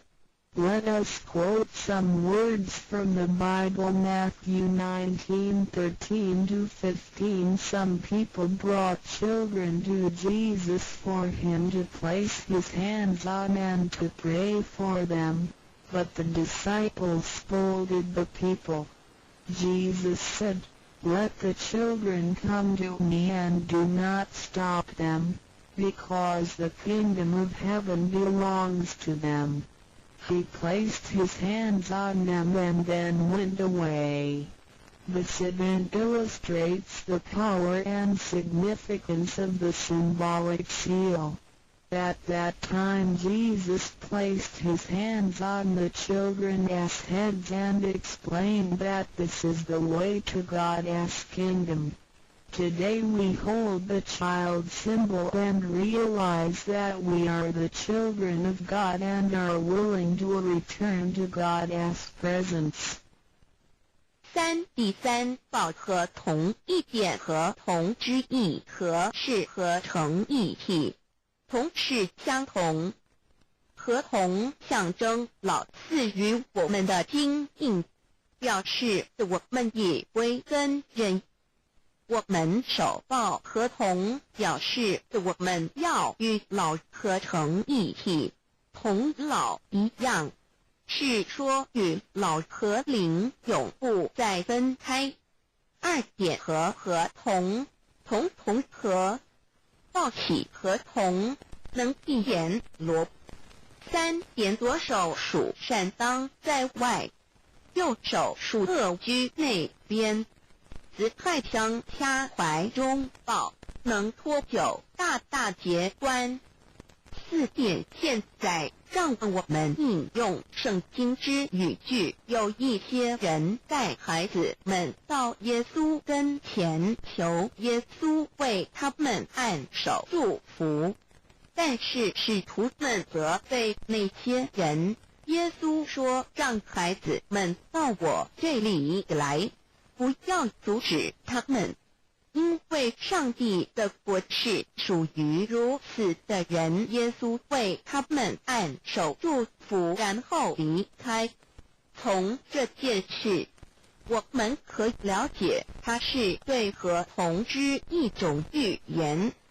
在那时，耶稣把手按在孩子头上，并说：“须如此，方能返回天国。”如今我们手抱子海觉，并觉悟我们是上帝的儿女，且愿意回返上帝身边。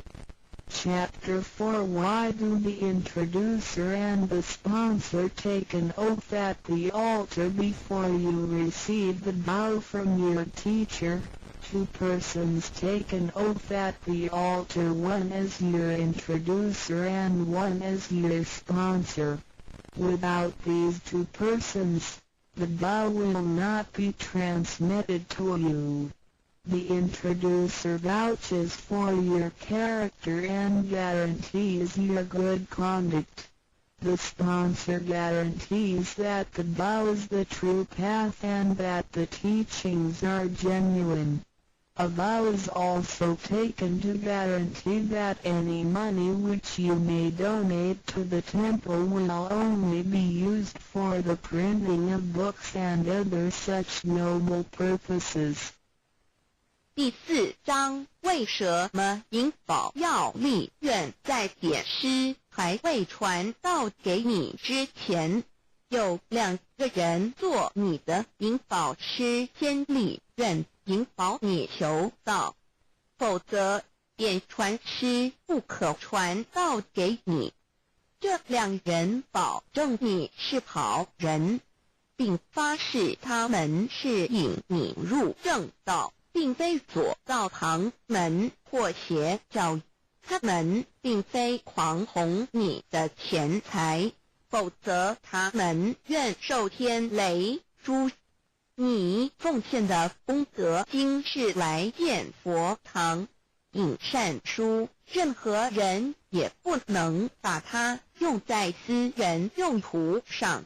Chapter 5 Why I should take an oath before receiving the vow. Before anyone receives the vow, he has to take a vow which states that he will faithfully adhere to the principles of vow and will not reveal the secret teachings of the 3 treasures to anybody. 第5章为什么要立求道愿？每个人在未求道前，必须先立愿，表白他将诚心道道，即不泄露天机3宝给任何人。Chapter 6 How to save human beings. Now you have received the vow which is ineffable, sacred and sublime. You have just been saved by someone, so now you should try your best to spread these exalted teachings to your fellow human beings and urge your family, friends and acquaintances to receive the vow. This is of great merit for you because you are not only saving someone's physical body from disaster, but you are also saving his true self from the sufferings of reincarnation. Also you not only save that one person because, if he cultivates himself properly, he can also save 7 generations of his offspring by his virtue. How great is your merit! 第6章如何救度众生。如今你已得了大道至宝，你已被人救度，你也应该去救度别人。所以请你尽量的度你家人、亲戚、朋友求道，让他们亦得蒙上天之恩典，此乃你莫大之功德。因为你不仅救了他的灵性脱离轮回之苦，并且救他的色身脱离劫难，同时你不仅是救了一人，假若他真修，他将能以他的功德来超拔9玄7祖。你的功德何其大呀NDRODUCDILANDUDAO.html 先天大道简介中应对照 http://www.library.com/category/category6/C63006. Human beings.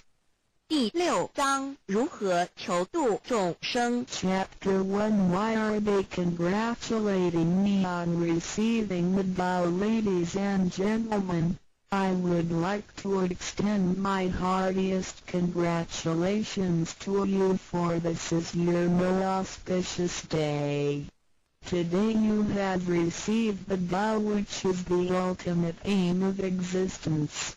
All of the Buddhas and saints attained the bow in the past, and, by transcending the limitations of birth and death, had become immortal. That which you have received today is the same Tao. Formerly, one who intended to receive the bow had to abandon worldly possessions and enjoyments. If he was a king, he had to abandon his kingdom. If he was a high official, he had to resign his high position, leave his family and go to the remote mountains to seek a master who would transmit the Tao to him. After much suffering he would gradually perfect his conduct, purify his mind and heart, and perform many good deeds. For his sincerity, God would send Buddha to transmit the Tao to him. Under such conditions a person able to succeed was hard to find. During that period the Tao was secretly transmitted from one patriarch to another. 第1章为什么他们恭喜我求得天道？各位先生太太小姐，首先让我衷心地恭喜你们，因为今天是你们大喜的日子。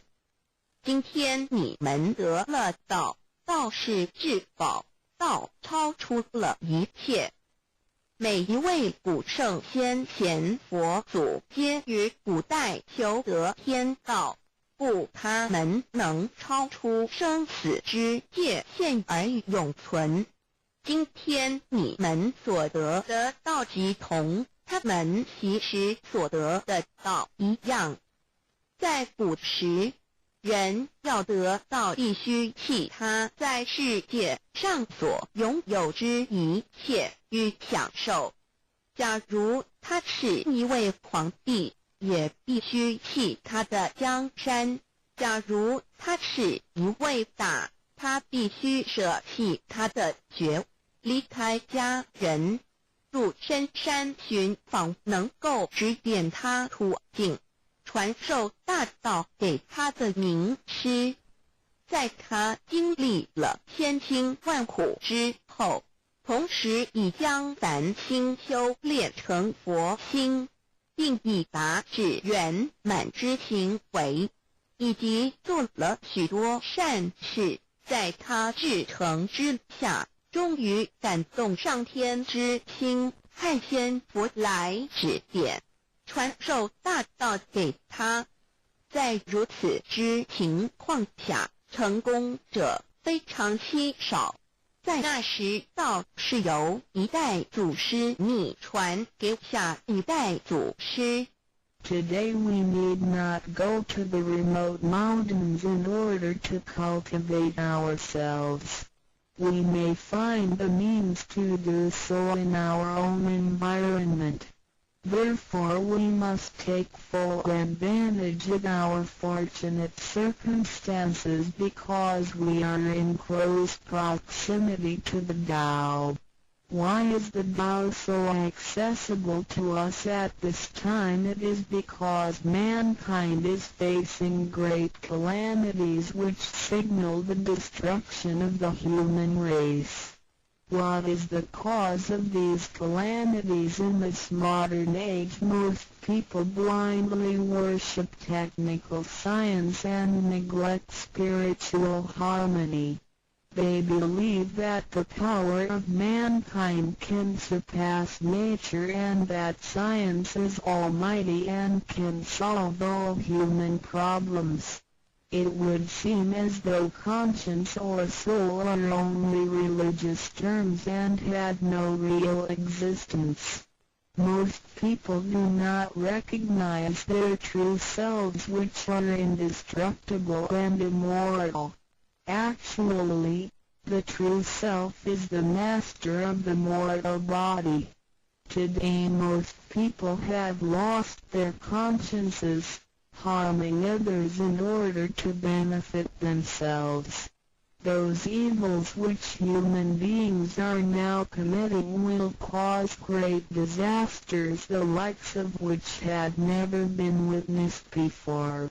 This will be the final calamity in which the human race, the immortals of space, and the ghosts in hell will all be destroyed. 然而现在我们不需要到深山去，而我们一默修行。何以我们能如此容易就得到这事？因为时代不同了。现在人类面对劫难之来临，末劫就要来到，末劫将会毁灭全人类。劫难是怎样造成的？原因是在此新世纪，多数的人们不盲目崇拜科学，而不注重心灵的完善。他们相信人类的力量能超出大自然，科学是高于一切，科学是万能，科学能解一切人类之问题。而良心、灵性仅是宗教之名词，它永不能实现。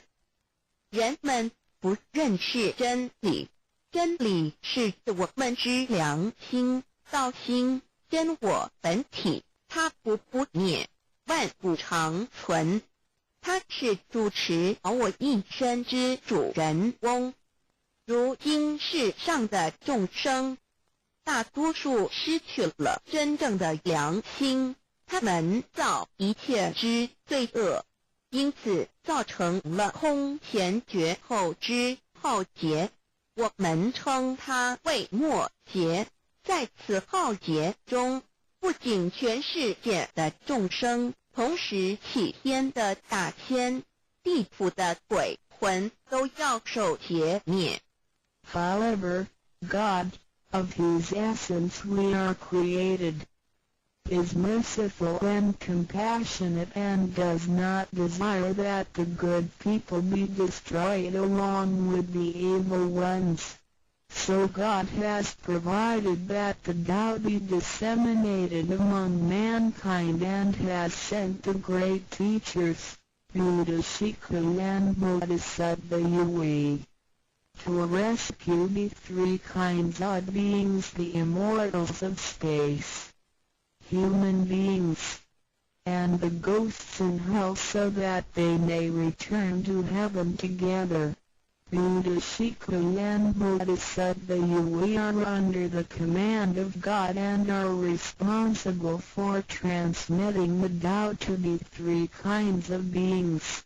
Their duty is to manage the work called the last salvation. This salvation is formless and soundless, and the transmission is performed without preaching. It directly points out the original nature, conscience or soul of mankind in order that people may realize their true nature and thereby become enlightened. 然而，是我们灵性的至高无上之母亲上帝，是非常的慈悲，一不忍善恶俱焚。因此降下真道，并派名师济公活佛与月慧菩萨降世，挽救三曹弃天之大仙。世界的众生，地府的鬼魂同返天堂。我们师尊师母二位老大人奉老母的命令，真传真守，普渡三曹。他们的责任是办理末后一收元大事，不立文字，教外别传，直指人心，直指人人不有之良心。灵性使人们见自信而成佛。When the last calamity arrives, nothing can save mankind except the true way, which is the Tao sent from God. That is why the Tao is widely propagated today to save good people. Ancient people first cultivated themselves and then received the Tao. But today we receive the Tao first and then cultivate ourselves. Therefore, after we have received the Tao, we have to seriously cultivate ourselves. Then we shall automatically be safe from danger, escape from calamities, avoid reincarnation and become saints and Buddhas. 当末劫临头时，没有任何其他方法可以解救众生，除了上帝所降下的唯一之道。因此现在大道普渡善男信女。古人是先修后的，先修道然后才得道，现在我们是先的后修。因此得道以后，我们要真正修道，将来自然能逢凶化吉，躲劫彼难，超生了死，成圣成佛。Although it is easier for modern people to receive the Tao than it was for past generations, the ability to receive the Tao also depends on each person's condition and background. Today you receive the Tao because you had an affinity with our temple and you and your ancestors have performed many virtuous acts. Possibly you were cultivated in a religion in your previous lives. These conditions allow you to have an affinity for the Tao. Without this affinity you would never receive it. 虽然今人比古人更易得道，然而亦是各凭各知，根基缘分。今天你们得道皆因与佛有缘，前世有行善积德，祖先有德。也许前世有修过五大宗教或其他宗教，因此使你们今天有缘得道，否则将永不能得到。Chapter 2 What is the Tao? Ladies and gentlemen, you have received the Tao today. But what did you actually receive? What is the Tao? The Tao is the source of everything. Tao is the creator and master of the universe. Tao is God, the supreme power. Before the earth and sky existed, before the creation of the universe, the Tao existed. After the universe is annihilated and nothing remains, the Tao will continue to exist and to create and control a new universe. The Tao is limitless, invisible and formless. It cannot be seen, heard, smelled or touched and is beyond the power of human comprehension. Tao activates everything. Yet we cannot see its action. It works without effort, yet nothing left undone. Man usually calls it nature. Nothing can exist without the Tao because everything depends on it. Tao is God and our soul issues from God's essence. We are God's children. 第2章蛇魔是道，各位今天已经得到。究竟的是蛇魔是道，道是天地人万物之母，道是宇宙之本源，创造者亦即主宰者。道上帝，道至尊至贵之神。当天地还未生之前，一切都未有之前，道已先存在的。当天地毁灭后，道不毁灭，道能再生天地人万物。天地人万物生成了，道其中主宰。道非常奥妙，道无形无相，视而不见，听而不闻，不可嗅，不可捉摸。道超出了人们的想象力而不思议，亦不可言说，一切皆是道所为。然而我见不到道的动作，道是无为而为的，然一切莫不是道所为。人们常称它为自然。假若无道，任何一物不能存在，因为一切都依靠道而的存。道上帝，我们之灵性是上帝所赐，我们是上帝之儿女，上帝是我们之天。When we speak of the creator of the universe, we call it Tao. When we speak of the ruler of everything, we call it natural law. When we speak of the animating and controlling principle of our being, we call it soul or conscience. When we speak of the creator of our soul, we refer to the Heavenly Mother. In Chinese she is called Lao Nu. All of the above are one and the same. 当我们从它作为宇宙之本源而言，称它为道；在它作为一切之主宰而言，我们称它为理。当它在我们体内，使我们生存并支配肉体时，我们称它为灵性或良心，因为它赋予我们本性。我们称它为老，这些名称虽异而其意相同，皆指同一物而言。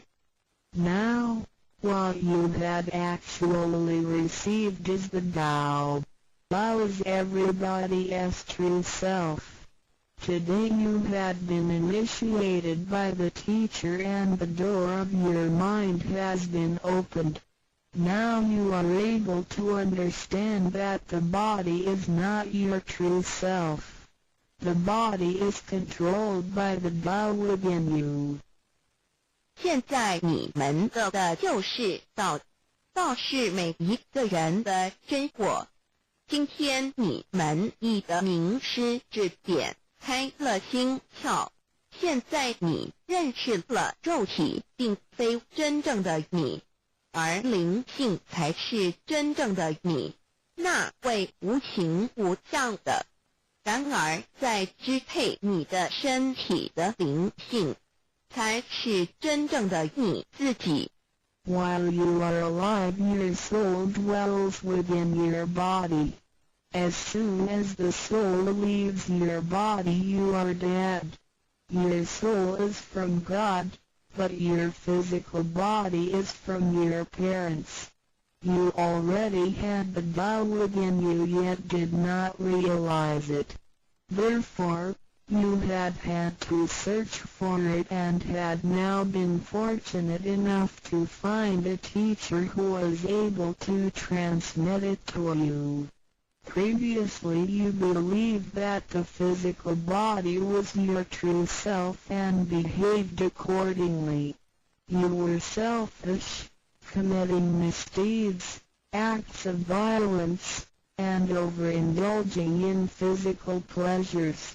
This condition repeatedly led you into a reincarnation and endless sufferings. Now you understand that your true self is not your physical body but only use the body as a vehicle. You are not limited to this physical body. You are boundless. You are the master of the universe because you have God's essence within you. You are full of mercy and love because you share of God's spirit. Most people today have forgotten all these spiritual characteristics and do not know who they really are.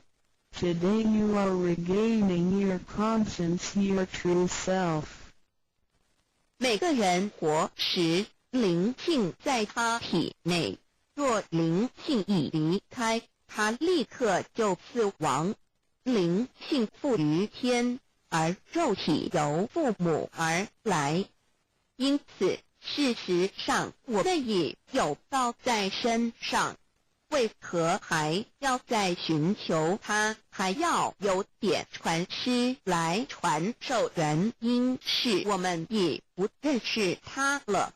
我们以为肉体真我，而不知它原是假，因此我们变得自私，做了许多错事与罪恶。为了使此色身享受如此，使我们坠入轮回中，遭受无边痛苦。我们不知真正的我乃是灵性，而我们已不是仅限于此肉身。我们是无限的广大，我们是宇宙之主宰，因我们的灵性与老是一体。我们的本性充满了慈悲与爱心，因我们是老之分灵。然而现在人们都失去了这些品性，亦不知他究竟是谁。今天我们得到是的回真我良心。Chapter 3 What are the three treasures? Today you have received the three treasures. A. The heavenly portal. B. The divine mantra. C.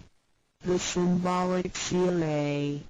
The first treasure, the heavenly portal. The point where the teacher placed his finger upon your face during the ceremony is called the heavenly portal. It is the abode of your true self and can be described in different ways, such as 1. Original nature. This is the true self, soul, or conscience which is eternal and indestructible. 2. The portal of birth and death. The heavenly portal is the door by which our original nature enters and leaves our body. Confucius asked, who can leave the house without using the door? Why do people not follow this way? 3. The way to heaven. A Buddhist sutra says, heaven is 108,000 miles away. These words are the metaphor which actually means that it was not easy to become enlightened because the true teacher was difficult to find and the Tao was not yet widely propagated. Without the proper understanding of the Tao, heaven seems very far away, but with a real understanding of the Tao, heaven is very near. Today your teacher has pointed out the way for you and you may now ascend to heaven with one step. 第3章何谓三宝经天，你们所得之至宝，亦可称为三宝一玄关二口诀，三合同。一第一宝玄关，玄关玄妙莫测之门。玄关点传师向你们指点之处，它有许多名称，一点本性，此是我本来固有的真我灵性良心，它是不毁不灭的，它永远存在。二点生死之门户，玄关是灵性出入身体之门户。孔子曰：谁能出不由户？何莫由思道也。三点通天大陆佛经云：西天108000里，此是譬喻，亦成佛是不易之事，因为名师难访，大道还未普传。然而名师经已指点明路，你一步登天。四点 The main entrance, the heavenly portal is the main entrance. It is situated at the center and not to the left or right, above or below. This entrance was locked after your imperishable spirit entered the body at birth. If the heavenly portal is not unlocked by your teacher, your true self is not able to leave the body by the main entrance at the time of death. Instead, it will have to leave by one of the side gates A. The eyes, B. The ears, C. The mouth, D. The nose, E. The navel, F. The vertex. If your spirit leaves from the ears, it is reborn as a viviparous animal, such as a horse, pig, cow, sheep, etc. The eyes, it is reborn as an oviparous bird. C. Mouth, it is reborn as a creature of the water, such as a fish, a lobster, etc. The nose, it is reborn as an insect, such as a fly, a moth, a bee, etc. E. Navel, it is reborn as an ordinary person. F. Vertex, it is reborn as a wealthy and powerful person. 4. 正门玄关是正门，它正好位于当中，不偏向左也不偏向右，不在上也不在下。当灵性投入身体后，此门关闭了。假如我们不遇名师指开玄关，临终时我们的灵性将无正门可出离身体，它只能由其他旁门出去，眼耳口鼻入其顶门。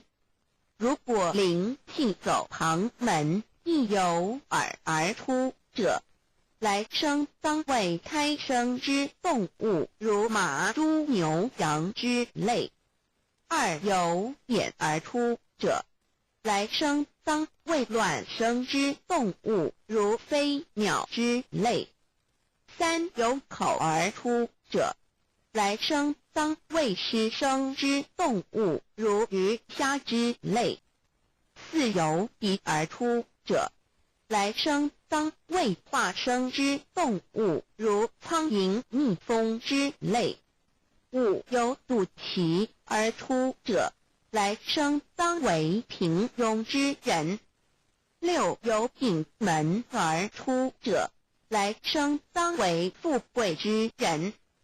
上述之路乃生死轮回之路，不能脱出生死之苦。点传师点开玄关正门，这是通天之路，我们不必再走四门，不必再坠入轮回受苦。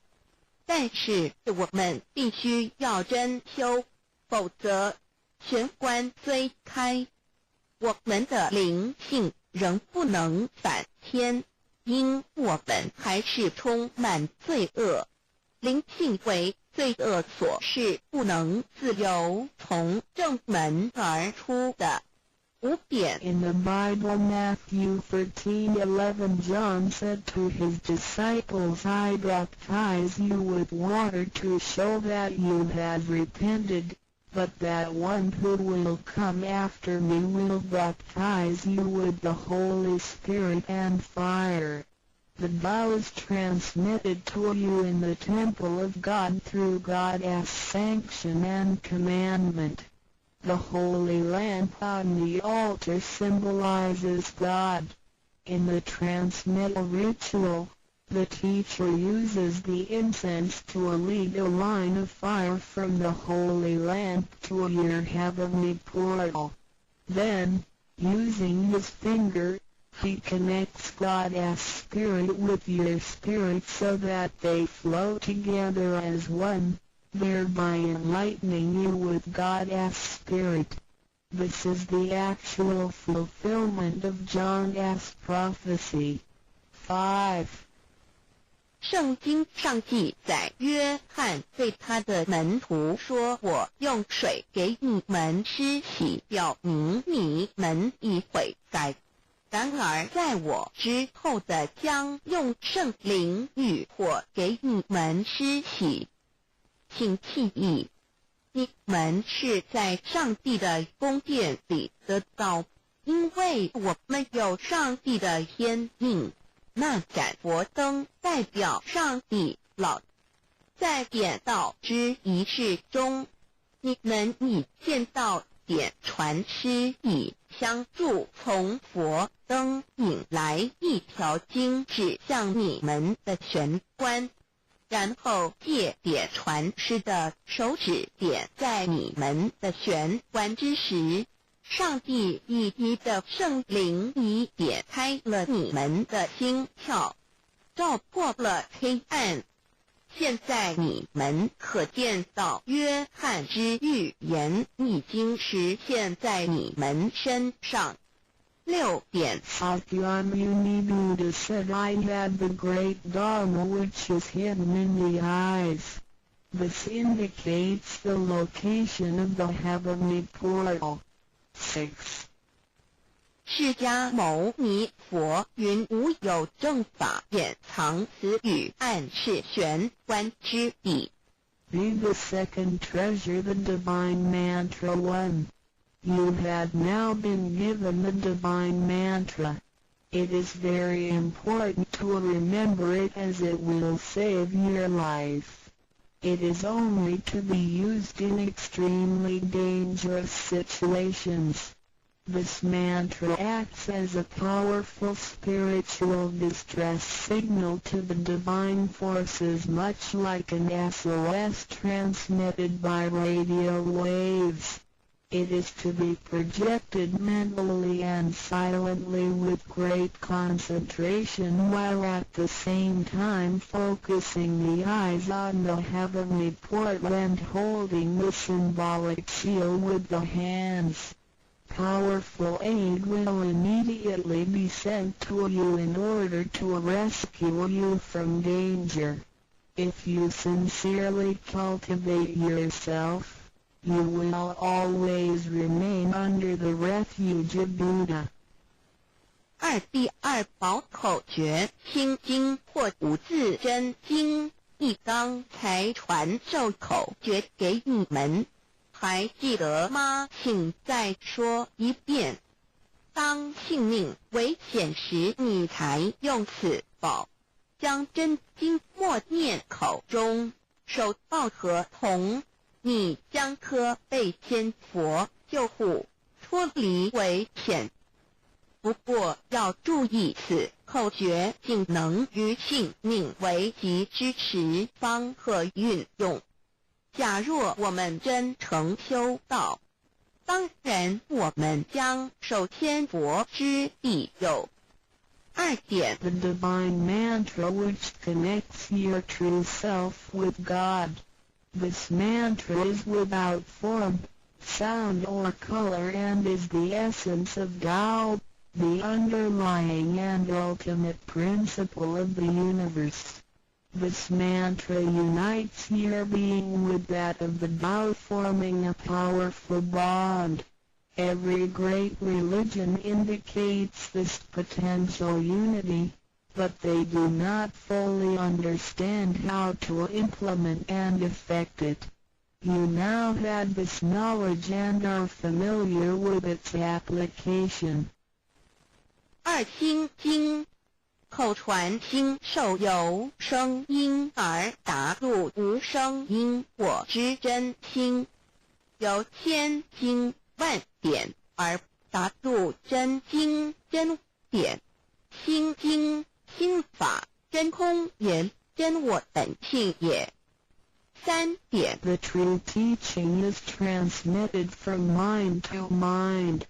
The true self, the I, the spirit, the mind all indicate the true center of man or his real essence and original indestructible nature, which is identical with Tao.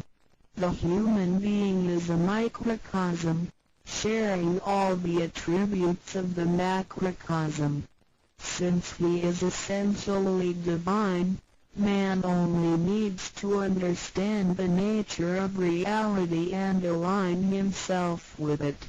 The more pure and refined his nature, the more conscious he becomes of his relationship with the Tao. When he realizes that he is one with the Tao, he has become fully enlightened.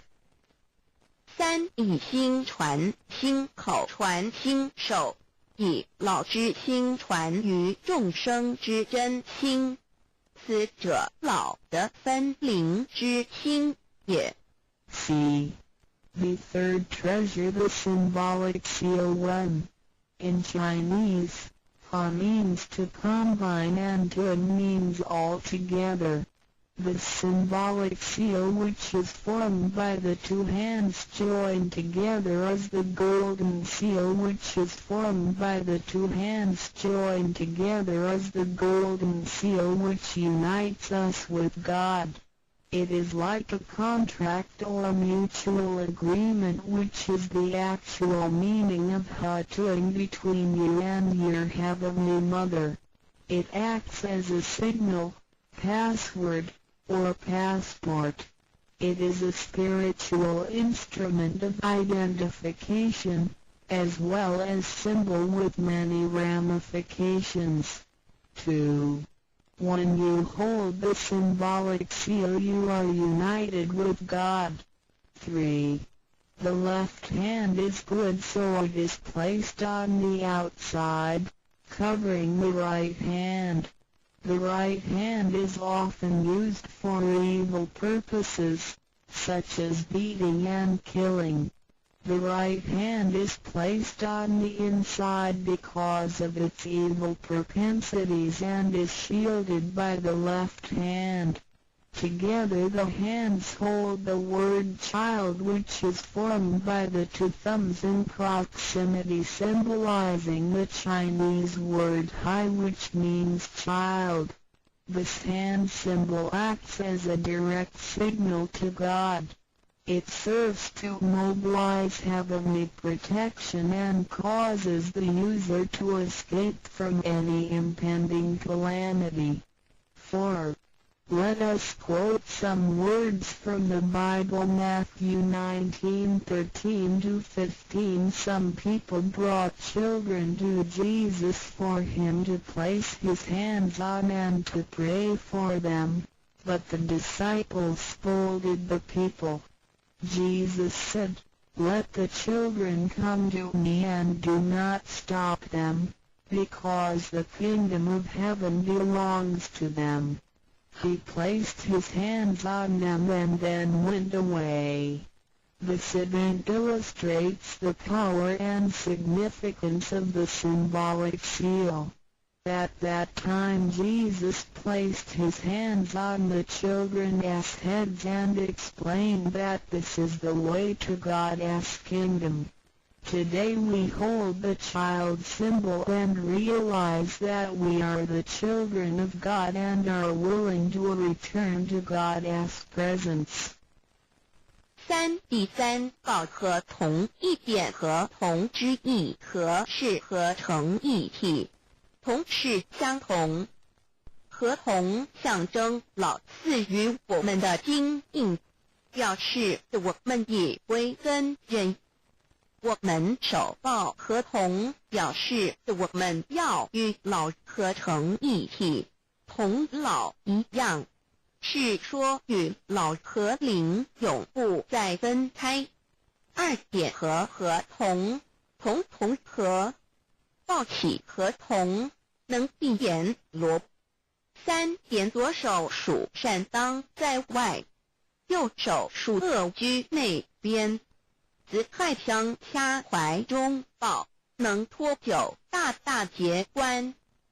4点现在让我们引用圣经之语句，有一些人带孩子们到耶稣跟前，求耶稣为他们按手祝福，但是使徒们责备那些人。耶稣说，让孩子们到我这里来，不要阻止他们，因为上帝的国是属于如此的人。耶稣为他们按手祝福，然后离开。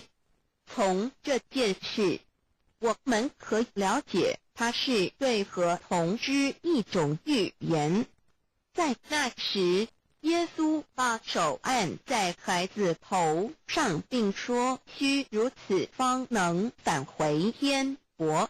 如今我们守抱子海觉，并觉悟我们是上帝的儿女，且愿意回返上帝身边。Chapter 4 Why do the introducer and the sponsor take an oath at the altar before you receive the vow from your teacher? 2 persons take an oath at the altar, one as your introducer and one as your sponsor. Without these 2 persons, the vow will not be transmitted to you. The introducer vouches for your character and guarantees your good conduct. The sponsor guarantees that the vow is the true path and that the teachings are genuine. A vow is also taken to guarantee that any money which you may donate to the temple will only be used for the printing of books and other such noble purposes. 第4章，为什么银宝要立愿在典诗还未传到给你之前，有2个人做你的银宝师先立愿，引导你求道，否则典传诗不可传到给你。这2人保证你是好人，并发誓他们是引你入正道，并非左道旁门或邪教。他们并非狂哄你的钱财，否则他们愿受天雷诛。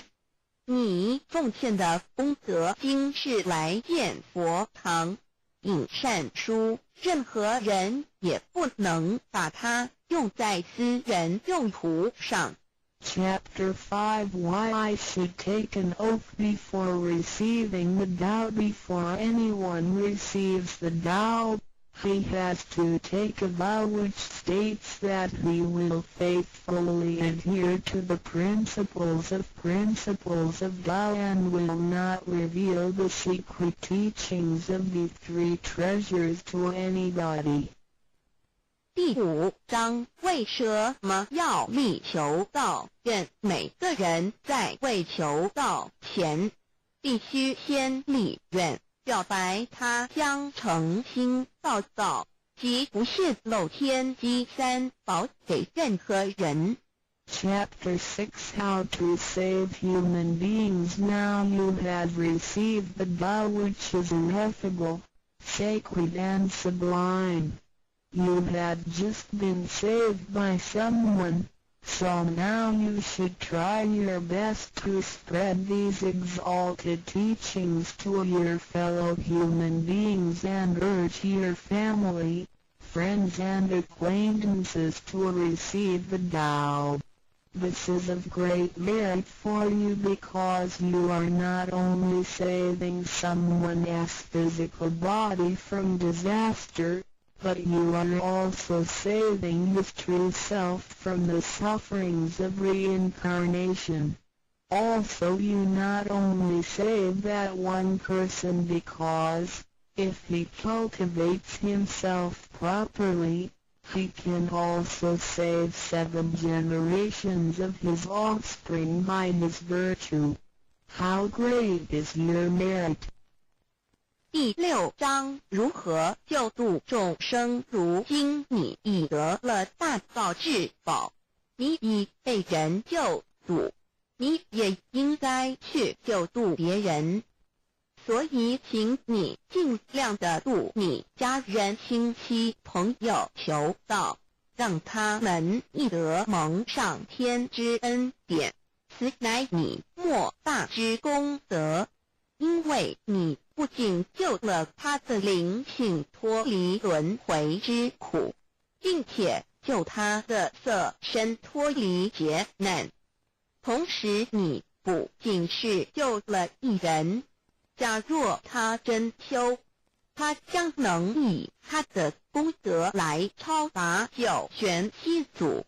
你的功德何其大呀！NDRODUCDILANDUDAO.html 先天大道简介中应最早 http://www.library.com/category/category6/c63006.htm Introduction to DAO 先天大道简介 Introduction to DAO 中应对照先天大道简介一盒为先天大道2道与我有什么关系？3求道是求什么？4求道对我有什么好处？5具备什么条件才可以求道？6求道对我的生活有什么影响？7道的宝贵有什么印证？一盒为先天大道，先天大道又简称道。我们若仔细地去观察，心窍开悟之后，就可发觉宇宙间森罗万象皆是杂而有序，而自然界万事万物的运转也都有一定的法则。这天地人是万物的真主宰，就是道。道乃在天地生成之前即已存在，故曰先天大道。道者理也，理就是真理。在天地人万物未生以前，道即已存在，而道能生天、生地、生人、生万物万类。在天地人万物毁灭之后，道不会毁灭。道因为无去无来，不生不灭，乃代表着宇宙间亘古不变的真理。道的本体，也就是宇宙自然的本体。在混沌未探之初，宇宙间只是一团灵妙理，无天无地无人，也没有语言和文字，所以我们实无法以任何语言、文字或思虑来形容它。故大道无名强名曰道，我们也是勉强用到这个名词来代表它。在天地万物生成之后，早就能贯穿于宇宙万事万物之中，使一切的自然现象均能呈现和谐有条不紊的运转。这就是道的妙用。道大理为我们虽然无时无刻离不开道的本体和妙用，却又很不容易去认识它。因此在2-3千年前，各教圣人因运出世，各化一方，针对当时天时地利及众生的根器，留下千经万典，传下诸多去恶从善的修持法门，同时也让芸芸众生认识了冥冥中宇宙万事万物均有一个真正的主宰，或称为上帝，或称为造化，或称为天主。我们称其为道或无生老，均是一名而同义。我们对道有了深一层的认识和体悟之后，就会了解天地间实无一物不是道之本体与妙用的合一。因此道虽然含在各大教门的经义，为千门万教的总源头，确实不局限于宗教的领域里。而上帝或老也不只代表着一切宗教的最高信仰中心，更是天地万事万物万类的根本源头与最高主宰，及宇宙间永恒不变的真理之道。所以我们今天有机会了解什么是先天大道，不只找到了各大教门的最高信仰中心，也找到了宇宙的根本源头与最高主宰，更能对宇宙至高无上的真理有一个初步的认识。道之真义，在先天之先不为先，在后天之后不为后，即大上有可量，即为上有可止，为道即大不可量，即为不可止。故所以大无不包，为无不入，无所不贯，无所不通，无所不彻，贯彻了天地人万物万类，贯彻了33天外，贯彻了千经万典，贯彻了千法万法，贯彻了千教万教，贯彻了千佛万祖，贯彻了我之一身。此乃显天大道宝贵的真义，人人必须知真觉，亦即是人人与我，我与人人良心之行也。此乃万众一心，万国一家，世界大同，此先天大道之宝贵也。二，道与我有什么关系？道的宝贵在于它大而无所不包，细而无所不入。天地生成之后，道贯穿于天地万物万类，使得日月星辰之运转各有其时，四时之交替，万物之交长各有其序。而最宝贵的是各天地万物的主宰，同时也是我们人一生之主宰，曰性理，使得我们不学而能看，能听，能吃，能动。因此我们不只要探求天地间的治理，更要回头认识我们身上固有的真理。故先天大道即是性理真传。道的宝贵并不在于它有什么神秘稀有或特殊之处，而是在于它平时，但我们却时时刻刻离不开它的本体与妙用。我们反观一下自身，就会发觉我们身体的结构是非常精密和奥妙的。我们轻轻地握一下手，就算是这么简单的一个动作，其中所牵涉到的所有关节物理作用、能量、化学反应、神经系统资料讯息之传输及脑部分析、判断和命令之下达，以目前全世界的科技知识和文明水准，也无法一一表达出来。但是我们做出个动作的能力，却完全不因个人知道上了程度的差异而有任何影响。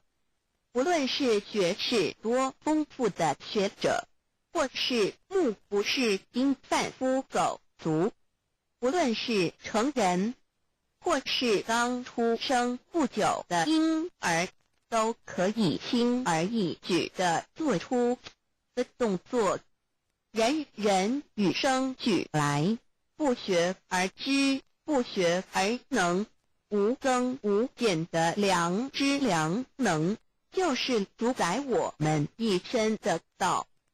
我们由学习而得到的知识和才能，有忘记的时候，有疏远的时候，而道的本体和妙用，不用学习，不用思考，大而能主宰宇宙的运作消长，小而能主宰我们一生之视听言动。我们有而不知其有，用而不知其用，却又无时无刻不能缺少它的不增不减，本自具足一切我们身上固有的道，因为就在我们身上，又称作自性老。我们了解了个主宰天地万物的道，在我们身上就有，它的作用不应受到我们赞美或否认而有任何增减。无论种族、肤色、国籍、宗教、信仰或贫贱富贵，均无分无别。因此，我们能求得先天大道，不只找到了宇宙的根本源头，也找到了不生不灭的真我。不只认识了宇宙，也认识了我一生的真正主宰。不只追求到了宇宙之至理，也找回了我身上本有的真理与良知良能。先天大道的根源是在我身上，原来固有的是我由先天带来的良知良能，即是我的良心。我的良心即是天心，天心即是道心，此心无形无相，即是真空。真空之妙，空而不空，空中要有，要有者生天生地生人生万物万类之大本也，妙用者万灵真在也，主宰天地人万物万类之真主宰，亦即是主宰我之一身。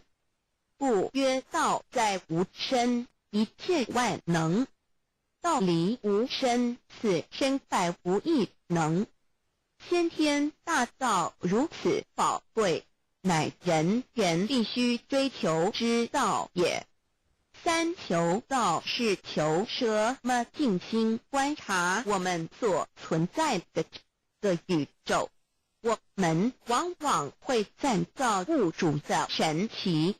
自然界每一刻皆有无数的事物在同时运转，而其整体却又是那么协调。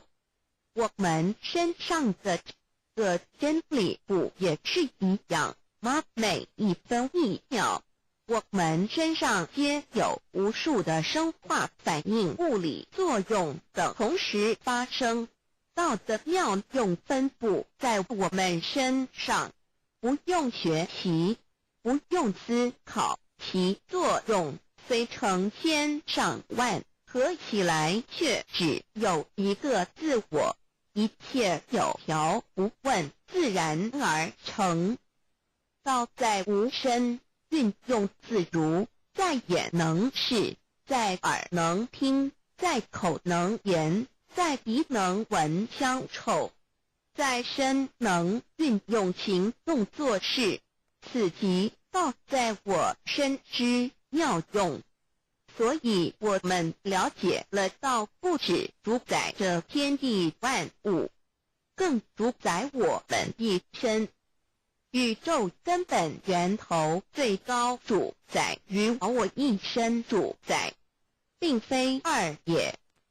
道的本体无形无相，我们肉眼看不到它，手也摸不到它，但它却无时无刻不在发挥其妙用，更进而随着天时及环境而发展出语言文字经典及造福人类的文明，此即是我们良知良能之作用。一般人不了解道在于我们自身的本体和妙用，只模糊意识到它的存在，便以灵魂代表它，我们称其为自性老。因其没有生灭，也不会毁坏，我们也称其为真我。此真我乃是最富足、最圆满、最光明、最完美、永恒不朽的。现在我们来生一看，看得见摸得着有形有相的肉体，能不能代表我把一个人生命中不同阶段的照片拿来比较，我们就可发觉，面貌是无时无刻不在变化的。我们一般均习惯以相貌认人，但相貌却不是永恒的。我们的肢体也不是真我。某些人不幸失去了一只手或一只脚，仍是好好的活着。我们的内脏呢？现在科学昌明，其至仅能把动物的心脏成功地植入人体。我们不能因此说这人不是他自己了。就算头的脑细胞从我们一出生就开始不断的在坏死、减少和变化之，因此有形有相的肉体只是真我的一个工具而已。肉体虽然看似真实，却无时无刻不在改变之中，不拘束10年又变成一堆黄土。因它不是永恒的，我们称之为假我。对于真我和假我有所了解之后，我们也就可以了解我们为什么要求道了。如今我们非常幸运能有机会求得先天大道，求得的就是三宝。三宝简单明了，但也博大精深，其内容在求道时会详细解说。现在只简单的提出2点。首先，求道就是直接点出了真正永恒不朽的真我，也就是良心本性的发。在物质文明远较精神文明昌盛的今日，假若迷失真我，我们的人生将有如行尸走肉。若是认假为真，更使我们为了盲目满足假我而做出害己害人的事情，造成自己在世时与死后的灾祸。因此，求道启发了我们内在本的真我良心，真我假我协调融合，使我们的人生不论存没，都是平安喜乐自在充实而有意义。其次，求道也就是开启了我们身上的正门，又称良心之门、智慧之门、慈悲之门。这门非常的重要。当我们要离开一间房子时，自然由大门离去。如果此门无法开启，而被迫从窗户或阳台跳出时，就可能会摔断腿。我们的肉体就像一间房子，真我灵性就像是房子的主人。当有一天肉体要毁坏时，真我灵性若不得正门而出，被迫另寻旁门，其恐惧与焦虑是无法形容的，这也导致了死后的痛苦与不安。因此，我们可以发现到，绝大多数的人临终时，其肉体皆显现山僵硬、恐惧无助与挣扎之相。求道就是开启我们个生来死去之正门，也就是通天大路。因此，我们今天很幸运能求道，求得三宝，打开灵性通天之正门，可以让我们找回真我，认识我自己身上的道，自然以良心作为待人物之准则，使人生更有意义，更进而解决生死大事，得到超生了死的保障。100年之后，回到我们的来故家乡。所以先天大道就是回天之道，先天大道之宝贵，即是千经万典不如一点。此典打开玄关正门佛门，天堂大路一步直超级的永生之道。此典宝贵，超佛越祖，超经越典，超越天地。得到这一点宝贵，它是诸经之师，诸法之王，诸佛之天地之，故曰超生了四极的永生，不毁不灭之先天大道也。此乃即是人原来固有的，必须返回天之道也。四求道对我有什么好处？我们今天很高兴能有这个机缘求道，能够开启良心之门、智慧之门、通天之正门，这是第一步。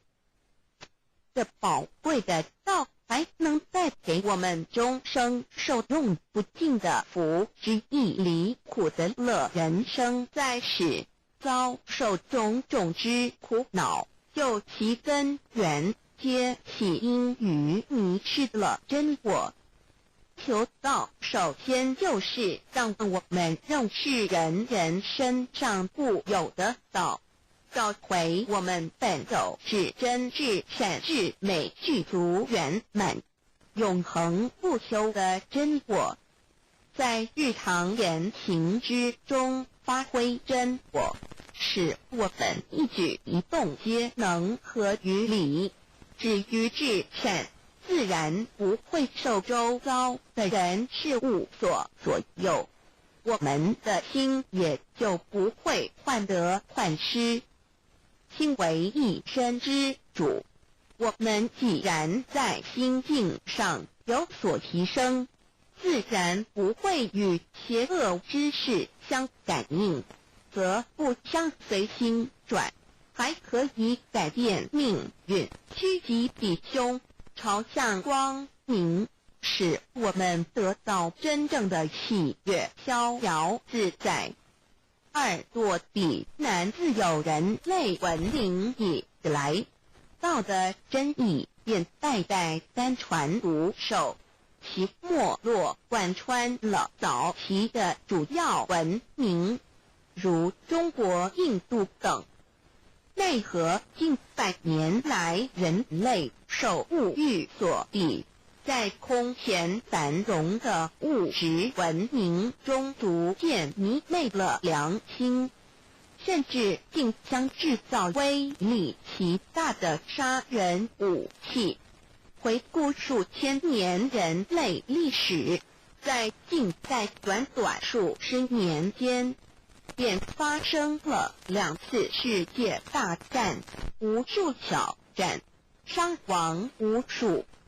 滥用科技文明，同时也损害了自然环境，造成大气臭氧层之破坏，全球性气候的改变，人心之变，干造了天灾人祸连连。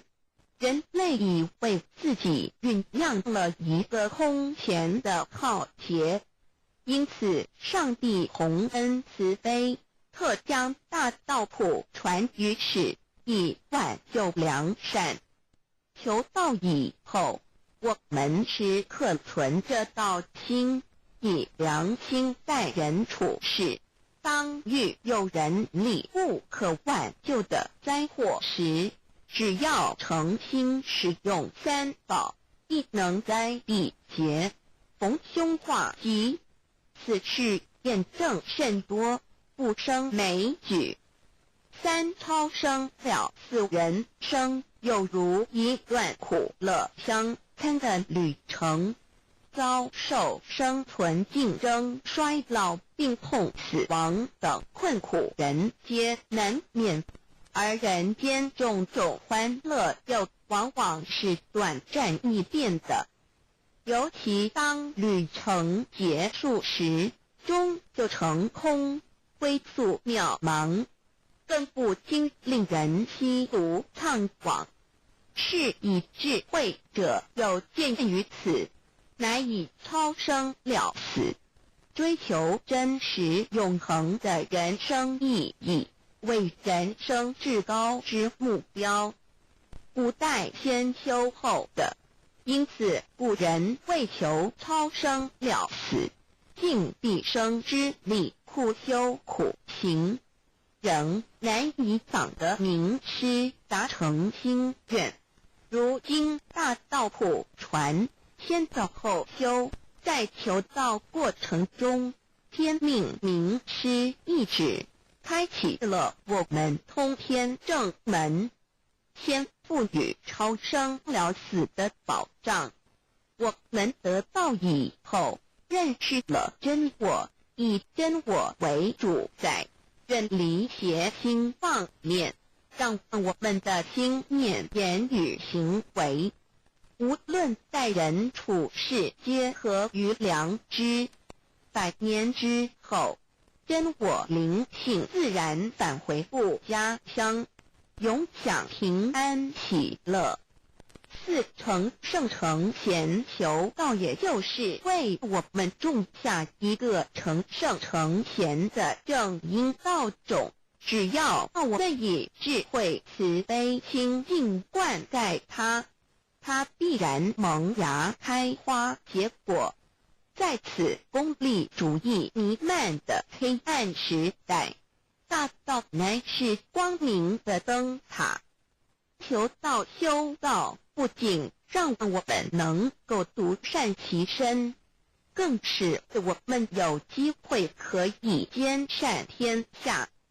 求道之后，只要我们时刻抱着道心、良心，在日常生活中真诚实践道的精神，不计个人得失荣辱，努力使周围每一个人都可得享道的好处，让道的光明照亮每一个角落，尽其一生精进不懈，则在世即成就圣贤事业，归天之后必证圣贤果位无疑。先天大道的宝贵就是天道天命，天命就是三曹名师，名师一点玄关开，打开正门佛祖来，天堂飞在我身外，天上地下我都在，此乃先天大道的尊至贵至宝也。先天大道天命宝贵，三曹名师这一点妙至极意，非是在言语文字相声音可得，非是在千经万典上的，非是在讲经说法上的，非是在是智辩聪上的，非是在博学才能上的，非是在才高八斗上的，以上皆是生死法对待法，非是超生了死脱对待了生死之法也。此次级的先天大道妙用妙能的宝贵，其妙极矣。此者是无师智，此智是妙智妙慧，此智此慧是我本来固有的，由先天带来的，亦即是再找回来天地人万物万类未生以前我的初心，即我良心天心道心老心也。先天大道之妙，此妙之贵，妙不容言，不学而知，不学而能，亦即是先天带来的先知先觉妙用妙能。此知此觉此能此用，不用言语文字声色，不用思想，不用念头，不用言听是动，而生天地人万物万类。生天地人万物万类之后，这天地人万物万类实可分妙，也离不开其妙用妙能，故曰万灵真主宰也。设若天离开先天大道之妙用妙能，则河汉星斗乱序，日月无光，亦不能轮转，则阴阳二气不能流通，万物万类世界的众生，人人皆不得其生存。设若大地离开先天大道之妙用妙能，这金木水火土不能相配，则天象丛生，山崩地裂，海水枯干，亦使万物万类世界的众生人人不能得其生存。设若人离开先天大道之妙用妙能，则寸步难行，眼不能看，耳不能听，口不能言，总之全身不能动作。100日之后，成了一堆臭骨臭泥土。此乃先天大道妙用妙能的宝贵，妙至极矣。设若觉悟认识先天大道之妙用妙能的支持而实行，即是天人合一，天人一体治理，绝言妙不容言，不是死后成佛，当体即佛矣。故曰如来佛，如是佛也。此乃的先天大道修先天大道之好处，物具备什么条件才可以求道？求道既然能够带给我们终生受用不尽的好处，我们今日能有机会求道，会不会显得太容易了？事实上，我们能得闻先天大道，首先要感谢上帝的恩慈，将自古不倾泻的大道普传于世，使我们有机会得此天之道。另一方面，我们本身也必须具备足够的条件，祖上有德，根基深厚，佛缘成熟，才能够顺利求道。此外，我们必须向宇宙至高无上的造物主上帝发一个良心愿，此愿可归纳为3个要点：一得道以后，愿以明疾病实践道的精神，也就是日常生活所思所言所行，皆愿以良心作为依归。二得道以后，愿以能力所及，助周围需要我们帮助的人，愿意多了解道的意义，并让更多的人蒙受天道的福祉。三得道以后，绝不将求得的3宝告知任何人。3宝必须在庄严的求道过程中，天命名师传授给我们，才有真实意义。若由我们泄露给其他人，则不但毫无意义、毫无效果，我们自己也违反了天律。这良心愿合乎人人本具天赋的良知良能，所以我们人人都能够做到。真诚实践良心愿，也必须滋润我们求道时种下的智慧、慈悲、清净之正因道种，使它顺利萌芽、开花结果，才不至虚度这千载难逢的求道修道良辰。值得一提的是，我们能顺利求道，原因之一即是沾了祖德的光，是故上天开恩，只要我们修道有恒，则我们的祖先也有机会可以求道超生得救。我们的子孙一个硬币，对父母祖先尽大小，这是最好的机会。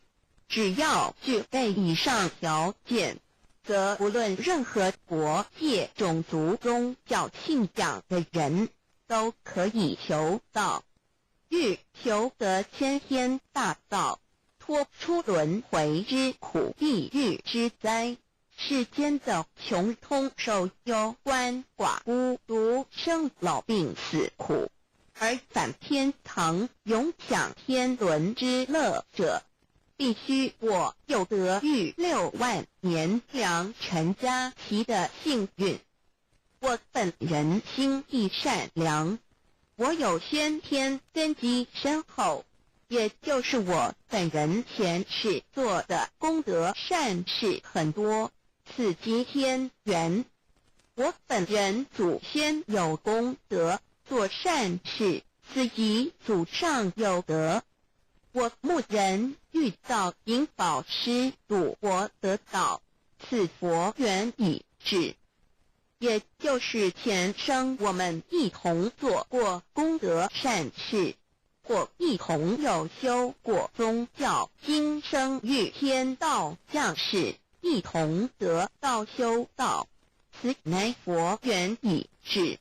6求道对我的生活有什么影响？现今正值上天恩开，先天大道普传，拯救良善之时，故普传方式皆以方便善巧，与众生契机为原则，因此求道不会对我们正常的生活造成任何负面影响。这与以往许多人苦修苦练，甚至出家的修行方式有很大差别。也正因为如此，先天大道能在日新月异的现代适应社会的各个阶层，传布到世界的各个角落，使人人皆有共沾天恩的闻大道的机会。关于求道对生活有什么影响，我们就以下几点来看。一、与任何宗教没有冲突，道代表着天地万物及我们一生之最高主宰与真理。不止在各大门创始之前，甚至在天地未生以前，道就已经存在了。因此，任何教门，只要其教义是追求真理及实践良心，就不会与道有任何冲突。事实上，不止宗教，只要我们以探求真理的角度去观察，则自然界万事万物皆能与道吻合与印证。若我们原有某种宗教信仰，求道将不会造成任何抵触，也不会使我们背弃原有的信仰，反而让我们对真理的探求有更深一层的体认。二、以良心经为最高规戒每一个人生活环境中的文化习俗、时代背景、法律条文及价值观念都不完全相同，因此没有任何一个具体的规戒或条文能够适用于所有的人。所以求道后的规戒着重在我们每个人真我良心之实践，由真我良心主宰自己，而不是在经典之背诵上及律法之钻研上下功夫。三、不照良心愿行。有和后果很重要的一点，求道并非从外在加给我们良心与真理，而是借着开启我们智慧慈悲之门，找回我们身上固有的真理，让天理良心自然流露。因此求道后，所有真修实行之人皆是自动自发的。师父，求道后，若我们不照良心愿而行，并非将出现任何外力来强制我们遵行此愿，而是将受到自己良心的谴责，由真我良心督促自己，而自然改过向善。四、圣凡间修真我之实践，并不局限于教堂或寺庙之中。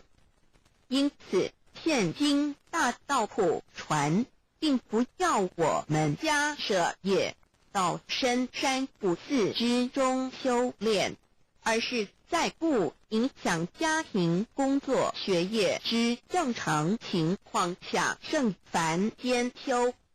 在日常生活中，时时刻刻一言一行，皆能以天理良心为依归，就是真我之实践。务由提升自己而兼善天下，求道后会使我们生活更充实，心灵更和谐。而更重要的是，我们每一个人尽一己之力，且自身之提升，影响周遭之人事物，继而汇成一股力量。在这举世天理良心日趋沦丧之潮流中，匡正人心，力挽狂澜。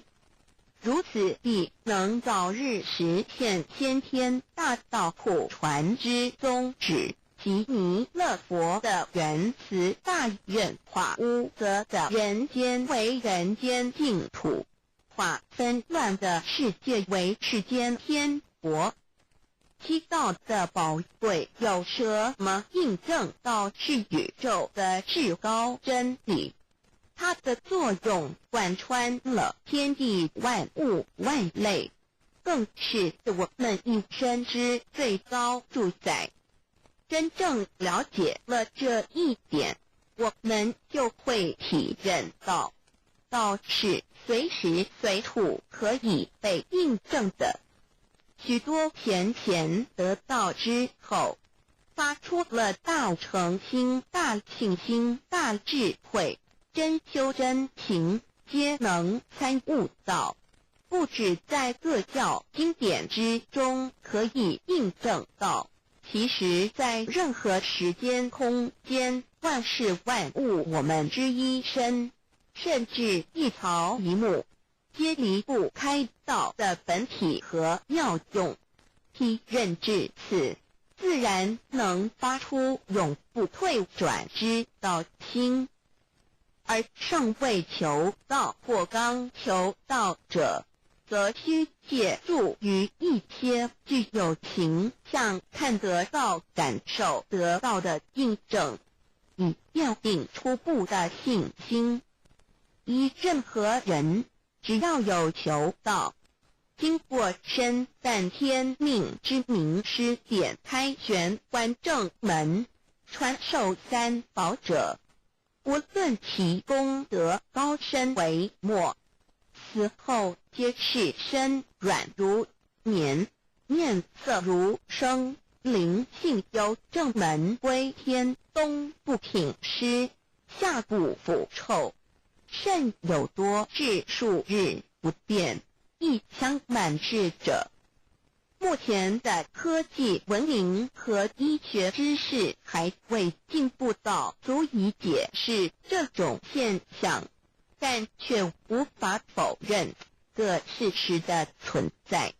这种现象虽曾出现在某些宗教中，但极其罕见而珍贵，而求道之人除信道不笃于反道败德者，不敢定论外，其余则比比皆是。肉身既显似瑞香，足可证其灵性已登善境，当无疑问。二人虽不为万物之灵，其实是很脆弱的。自从生在这世界上，就难免天灾人祸的威胁，甚多以求道者，在遇到人力不可挽救之危急情况下，诚心使用三宝，皆能大事化小，小事化无。这种例证多得不可胜数，无法在此一一例举。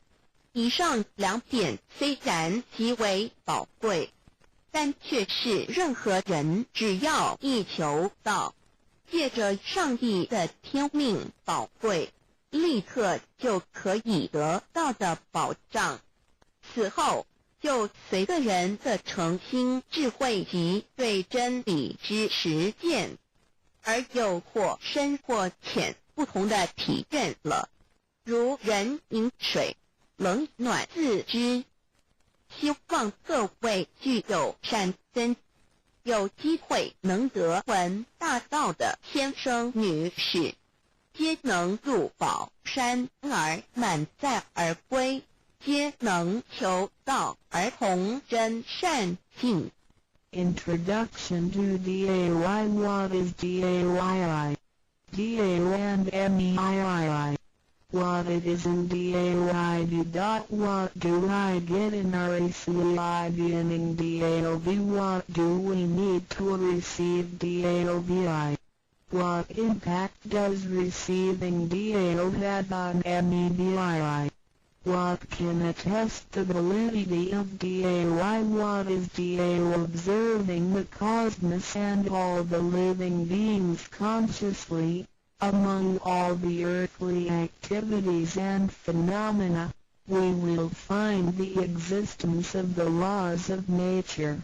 There is a supernatural origin which guides all the operations happening across the galaxy, the earth, and the human beings. We call this source DAO.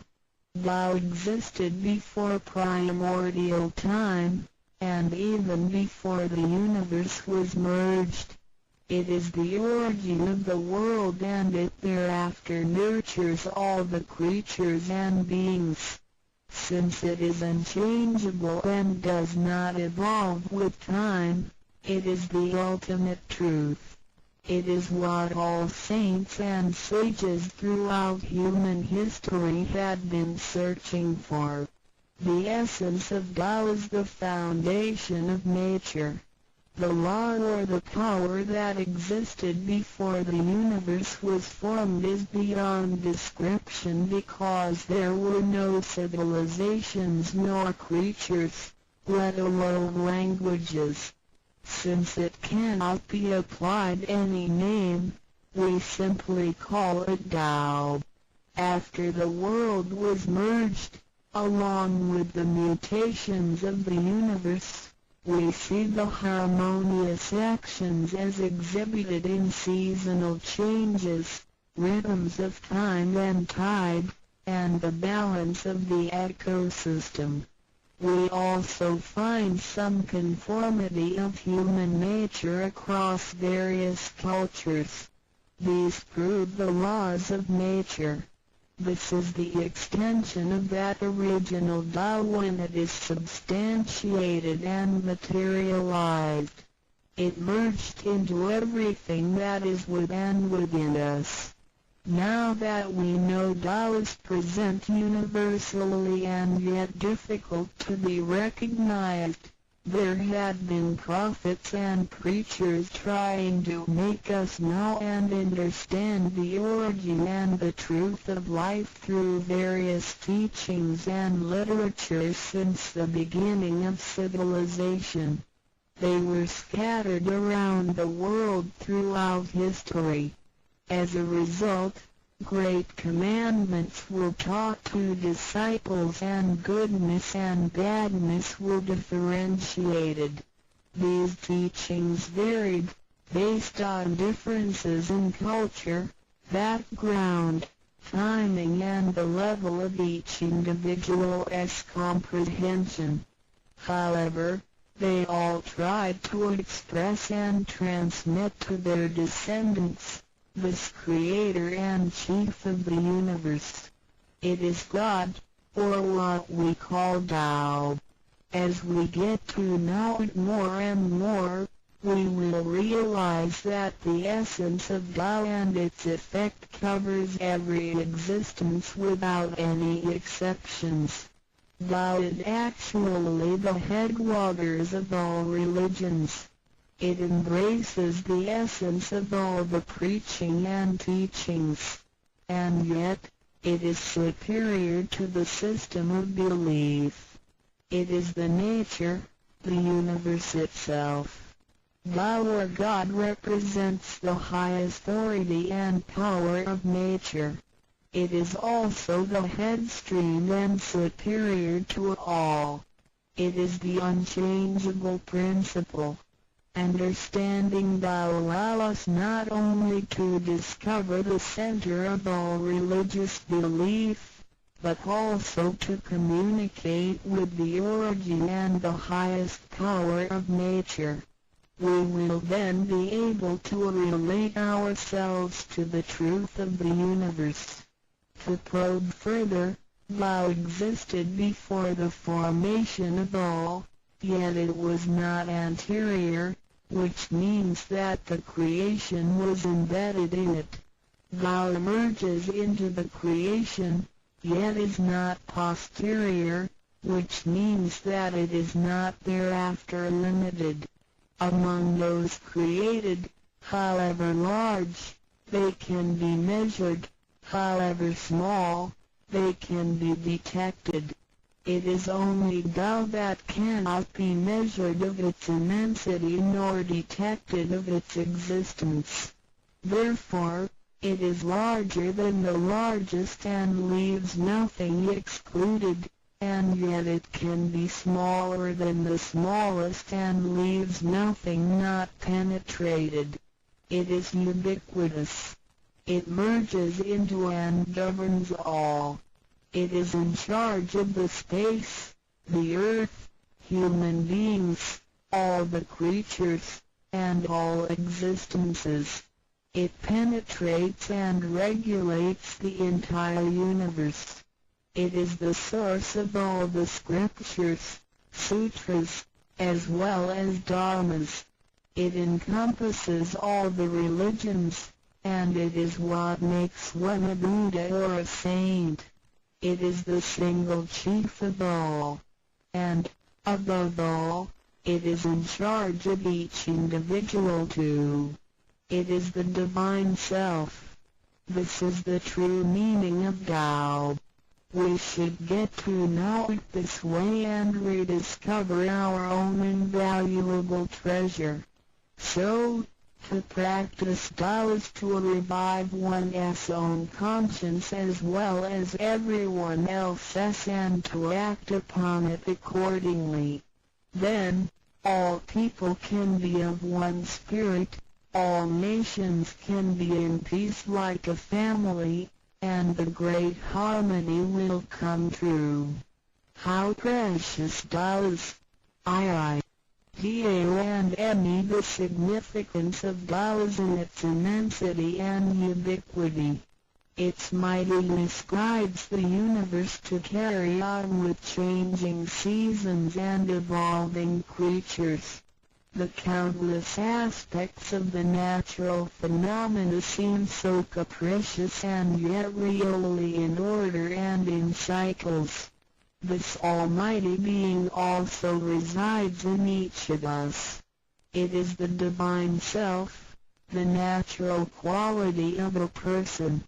It enables us to see, to feel, to taste, to hear, and to move without learning. While we research the ultimate truth in the universe, we should turn in upon and see into ourselves to discover that Divine Self. We will find the rules that govern the universe also comply with the way we are. Tao is not something too far to reach, nor too mysterious to comprehend. It is nothing particular, but has to do with our daily lives. We cannot do without it. Every movement we make, in order to see, to touch, to feel and to think, is associated with Tao. Consider how many wonders are hidden in our body, how delicately our physical functions are carried out. For example, when we shake hands, the components involved would include the coordination of joints and muscles, the chemical reactions of energy, the transmission of information through nerve systems, and the actions occurring in our brain such as issuing orders, making judgments and analyzing situations. Even with the most advanced technology and the highest level of knowledge we have developed today, we cannot completely reconstruct such a function. Yet the ability to perform such a simple movement is there for all individuals. regardless of the level of a person's knowledge and his/her being a grown-up or a baby, a scholar or an illiterate. These are the kind of abilities we come equipped with naturally, without learning and being taught. It sits within us and is in charge of all. It is Tao, never diminishes nor inflates. Worldly knowledge acquired through learning can be forgotten. A gymnast can abandon his/her techniques and a musician can lose his/her skills without practicing. The essence of Tao and its extension are always in charge of the macro-universe, the nature, and the micro-universe, the human being's self. We are associated with it unconsciously since the first day. Because it encompasses the whole nature within us, we also call it native self. Tao is within and surrounding us. It needs not be worshipped nor debated over, because its existence is unconditional, regardless of race, color, nationality, religion or status.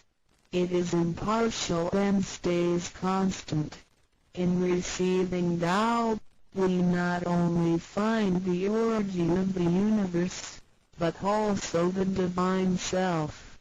We get to know the highest power in the universe as well as the genuine nature in charge itself. We discover the ultimate truth of the cosmos as well as the integrity of ourselves. Recognizing that the laws which govern the universe also govern us makes us be able to return to our true nature. To probe further, the most essential concept in Tao is that we all possess it intrinsically. It is the wisdom and ability we were born with without learning or practicing. It is one's conscience, which is like the Spirit of God, the divine and immortal nature. It is invisible and intangible. For this reason, we call it genuine emptiness, which means that to be really empty, it goes beyond emptiness and can therefore have marvelous existence in it. Marvelous existence is the foundation for the sky, the earth, human beings, all the creatures, and all existences. With omnipotence, Tao is called Great Lord of all beings. This almighty being is not only in charge of the entire universe, but also in charge of oneself. So the proverb is, Tao is within self, which is the drive of all one's abilities. A physical body without Tao is useless. This is the treasure that we should all realize and fully explore.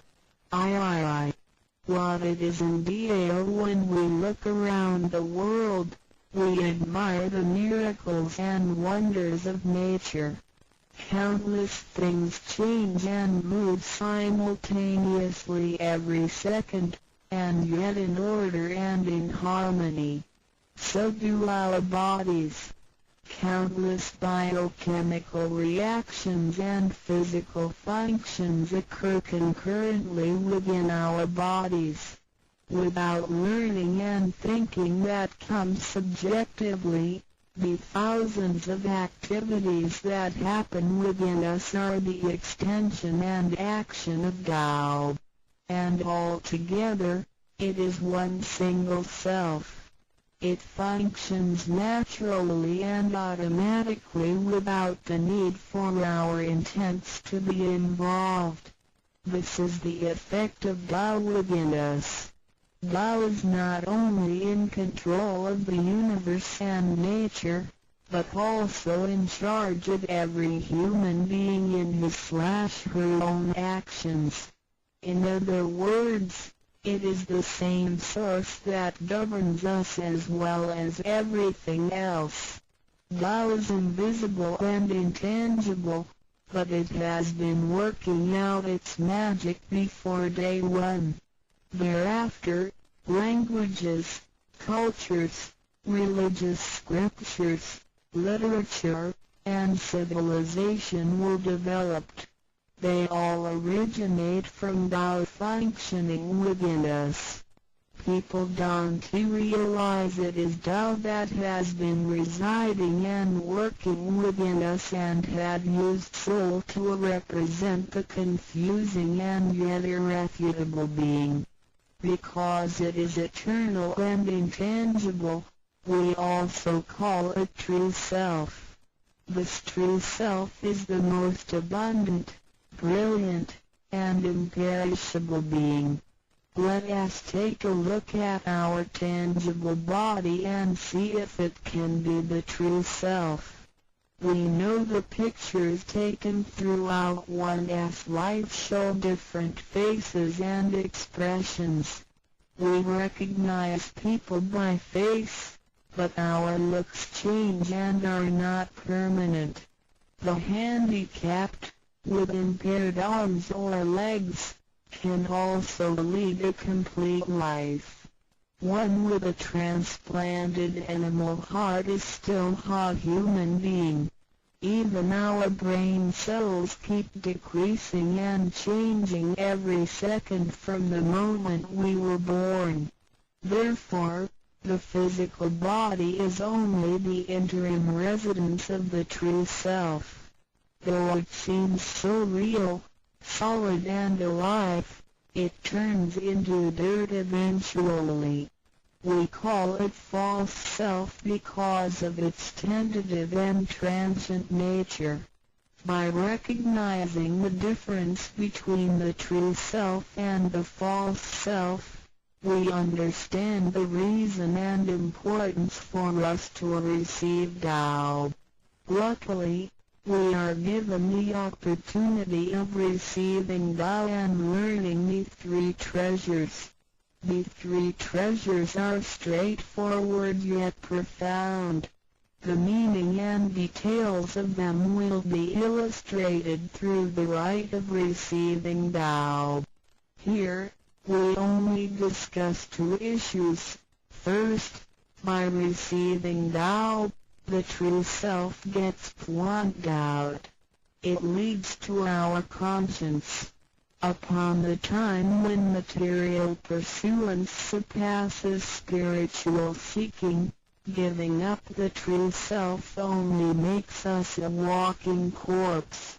In order to fulfill and satisfy the sensational deceiving Tao, thus, the body gets to work with the spirit in a mutually beneficial and harmonious way, making our lives joyful and meaningful.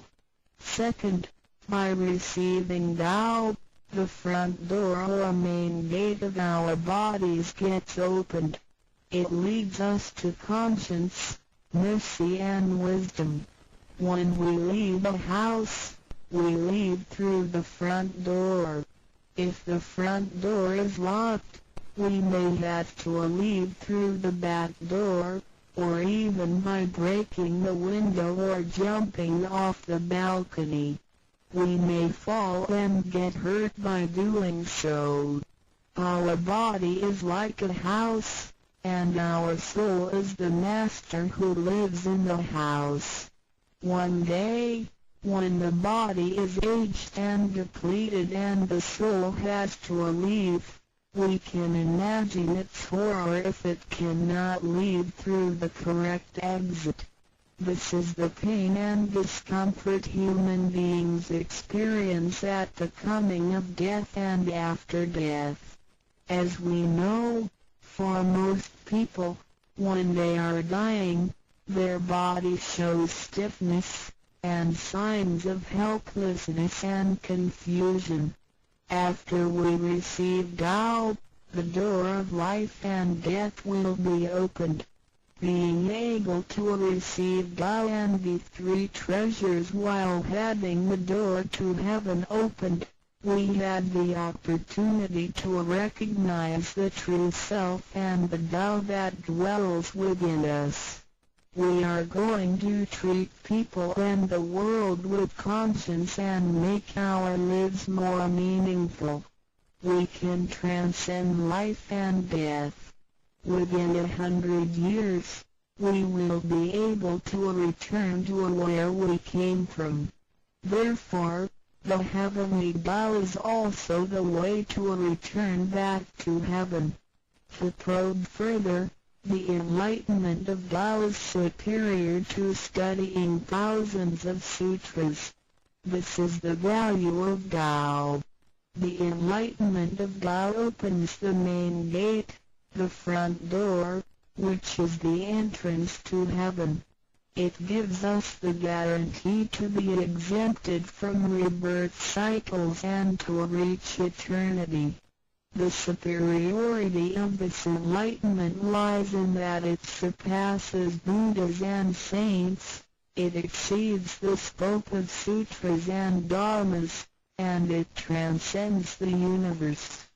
Tao is therefore source of all sutras, king of all dharmas, mother of all Buddhas, and creator of the universe. Transcendence of rebirth cycles leads to eternity. Being imperishable, Tao never deteriorates, and we had never lost it at all. Hence Tao is the direct way back to heaven. What do I get in RECI beginning DAO as mentioned earlier? By receiving Tao, we act upon our conscience, gain more wisdom, and find the door to heaven. In addition to these basics, we also benefit from the following for our lifetime. Being away from sufferings and closer to happiness. The troubles and worries we face in our daily lives mostly result from our disregard of the true self. Receiving Tao helps us to recognize the Tao that has been dwelling in us and to restore the beauty of the true self, so that our behavior and mind is free from being controlled by the earthly pleasures and being swayed by the losses and gains of the material world. Since our minds are cultivated spiritually, devils would not approach and get close to us. Thus, our fortune can be altered from bad to bright, and we can obtain real joy. Being away from disaster and calamities. Tao has been passed on through generations to one single master since the beginning of human history. The thread of its passage weaves through ancient civilizations, including China and India. However, in recent centuries, human beings had been trapped by materialism and a weaker sense of right and wrong. Wars prompted the development of powerful lethal weapons. In reviewing the thousands of years of human history, we realize, in just less than 100 years, there had been 2 major world wars, which caused numerous killings and tragedies. The abuse of science and technology has also destroyed the ecology, causing damage to the ozonosphere and the unbalance of the climate. The corruption of human beings' minds has caused the natural disasters to come. The human has created calamity. God, with His mercy, makes Tao available to everybody in order to save good people. After we receive Tao, with the true meaning of Tao in mind, we will be conscientious. We can use these three treasures whenever something dangerous and uncontrollable happens to us. We will be able to get away from bad encounters. This is a confessed fact. See, transcending life and death. Life is a mixture of happiness and bitterness. Throughout the journey of life, we experience birth, growth, aging, illness, and death. Joys are momentary and wealth is here today and gone tomorrow. Rather than seeking the pleasure of material life, the wise make full use of their lifetime searching the true meaning of life and eternity. In old times, Tao could only be received after harsh self-cultivation.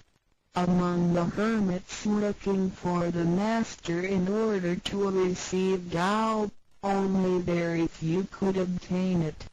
Whereas in this century, Tao is allowed to be spread and transmitted through the authorized masters to the truth seekers.